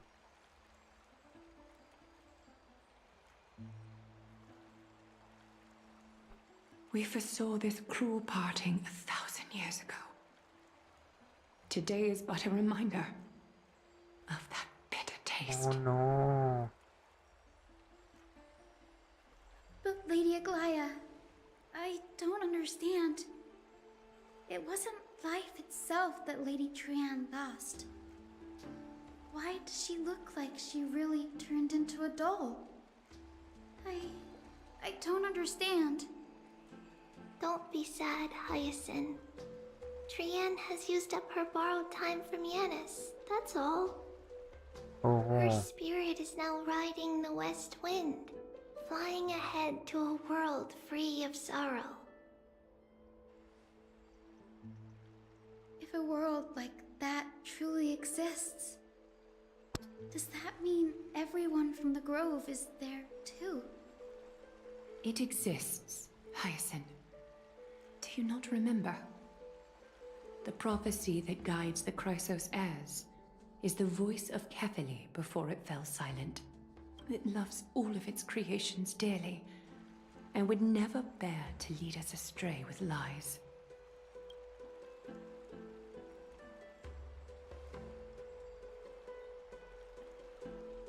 What about the Crimnoan veteran? How is he doing? He also didn't make The it. Twilight Courtyard has done all we can. Even so, we've only managed to keep him from breathing his last. I had to use the Sky Priest's techniques to help him to walk again.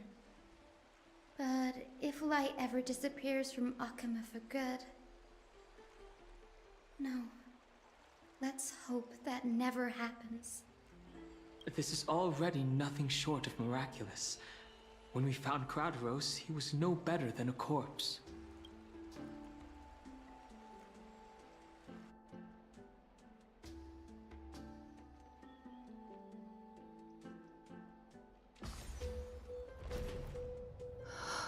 The parting hour is upon us.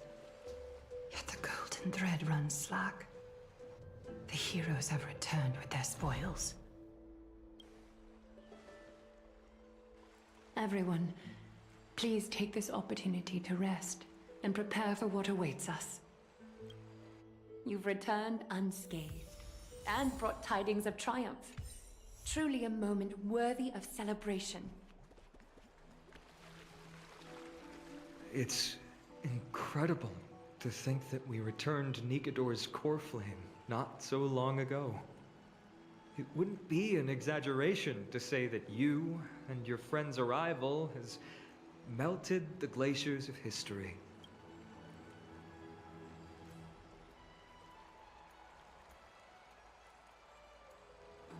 You could say this is the true face of history. It slumbered for 1,000 years, only to awaken for this one moment. Alas, now is not the time for a study of history. I do not see a Naxa around. Was this under your instructions, Finan? Yes. It just seems much more efficient than letting you two go at it endlessly. A rash decision. After all, he still bears a core flame with him. I do concur with your assessment of efficiency, though. Now, let us table the issue concerning him for the moment. The more urgent matter is the core flame of Orynyx. The Chrysos heirs had initially crafted a plan regarding the order to return the core flames, for titans like Orynyx and Circes, who harbor no intentions of harming humanity. Our strategy entailed assuming their divinity only at the very end. But this unforeseen turn of events has thrown everything into disarray. If we don't return the core flames to the vortex of Genesis, and we leave the Titan's divine positions vacant, we can't even begin to imagine the disaster that would follow. But the most pressing issue at hand is that we haven't found the Chrysos heir capable of bearing Orynyx's divinity. Finan, Castrus, Mighty, and Hyacinth. Treepy and I devoted a millennium scouring the world, only to find these few people. Only a chosen few possess the capacity to assume divinity. The elite among the Chrysos heirs. We would never hastily extend our invitation without first verifying their potential to bear such power. Yet, we cannot compel anyone into divinity, as it would be no different from sentencing them to the gallows. Truly a dilemma. Yeah. How about letting him give it a try? Oh, we can speak. Oh my god.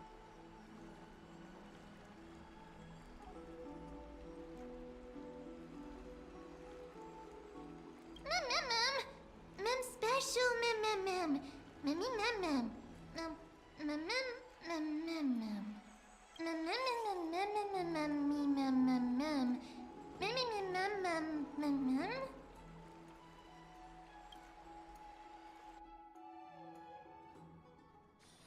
Oh, it's not over. Come on. How long? I've been already streaming for almost more than 5 hours. How is he still alive? I see the Reaper has...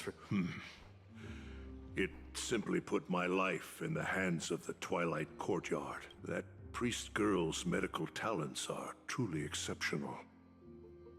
She might be far from the ordinary girl we envisioned, but this isn't about me, Mighty Mos. I saw it. You finally decided to embrace your own fate. Power of strife is stirring a tempest within me as we speak. My bones have turned into steel, and my blood is seething in a blade. I've made history, and henceforth divinity and kingship shall coexist. Indeed. Oh my god, how long is this going to take? Now. I haven't gotten time to exit. Bring our people. Unfortunately, I harbor no such desire. What? What do you mean by that? Over 2 millennia past, devotees of Nikador's might banded together beneath their feet and erected a city of their own. Ever since then, Kremnoans have served as the blades wielded by the god of war, following the Titan's path in its conquest. Yet, gazing upon our history through the lens of mine, this history is sheer absurdity and inferiority. People surge the city and the beliefs that Kremnoans hold so dearly, alongside the supposed tradition. You! Are you trying to strip Kremnoans of the pride we've amassed over thousands of years with mere words? That pride holds little significance, Krateros. Now that I've assumed the divinity of strife, my next step will be to renounce the title of king. No. No! Convey my message to every Kremnoan. This is an order. Do not do this, Mighty Mos. I beg you. Our history commenced in the year 2506 of the Light Calendar, concluded in the year 4931. I, Mighty Mos, last king of Castrum Kremnos, son of Gorgo, do hereby proclaim the Kremnoan dynasty comes to an official close today. You have So he killed ends it. us. You have killed us all. No. I am granting you a new beginning. What is this? My mother's signet ring. It served as a symbol of kingship, and I now imbue it with a fresh significance. Take it, and rally those who have lost their identities. Convey the words of Mighty Mos, now ascended to divinity. You no longer need to chase fleeting honors or face death on the battlefield as if it were your sole destination. However, you must adapt to fit into the city you once observed with indifferent eyes. A cruel fate awaits Amphoreus. No matter how illustrious a dynasty may seem, it crumbles to rubble and gravel before formidable foes. Yet, you shall tread the only path out. One that leads to a brand— Why task me with being your messenger? Why not explain all this to them yourself? Because only humans can guide the path to be trodden by humans. It's not the lot of humans who crave the power of gods and spiral into madness for it, but humans who stand ready to raise their shields high to protect the lives behind them. I failed to save that child. That is irrelevant. As demigods, they have long been prepared for it. What truly matters is that you showed up there and shielded her. The one who persuaded Aglaya to set me free that night. Was that you, Mighty Mos? Yes. She's not one to easily make a concession. What did you offer her? I staked my mother's name to guarantee the integrity of your soul to her. I promised her that I would dedicate all I have to the Flame Chase journey. And what is next, Mighty Mos? Where will you be headed now? To the place where I belong. To fulfill my promise. The madness that has plagued Nikador and the darkness that has consumed Amphoreus. It's now my turn to fight against it. There are some people to meet with before I leave. Let's go. And what is next? Where will you be headed now? Okay, I'll be just ending the stream here. Okay. Oh, it's been a long day. I didn't expect it to drag on this long.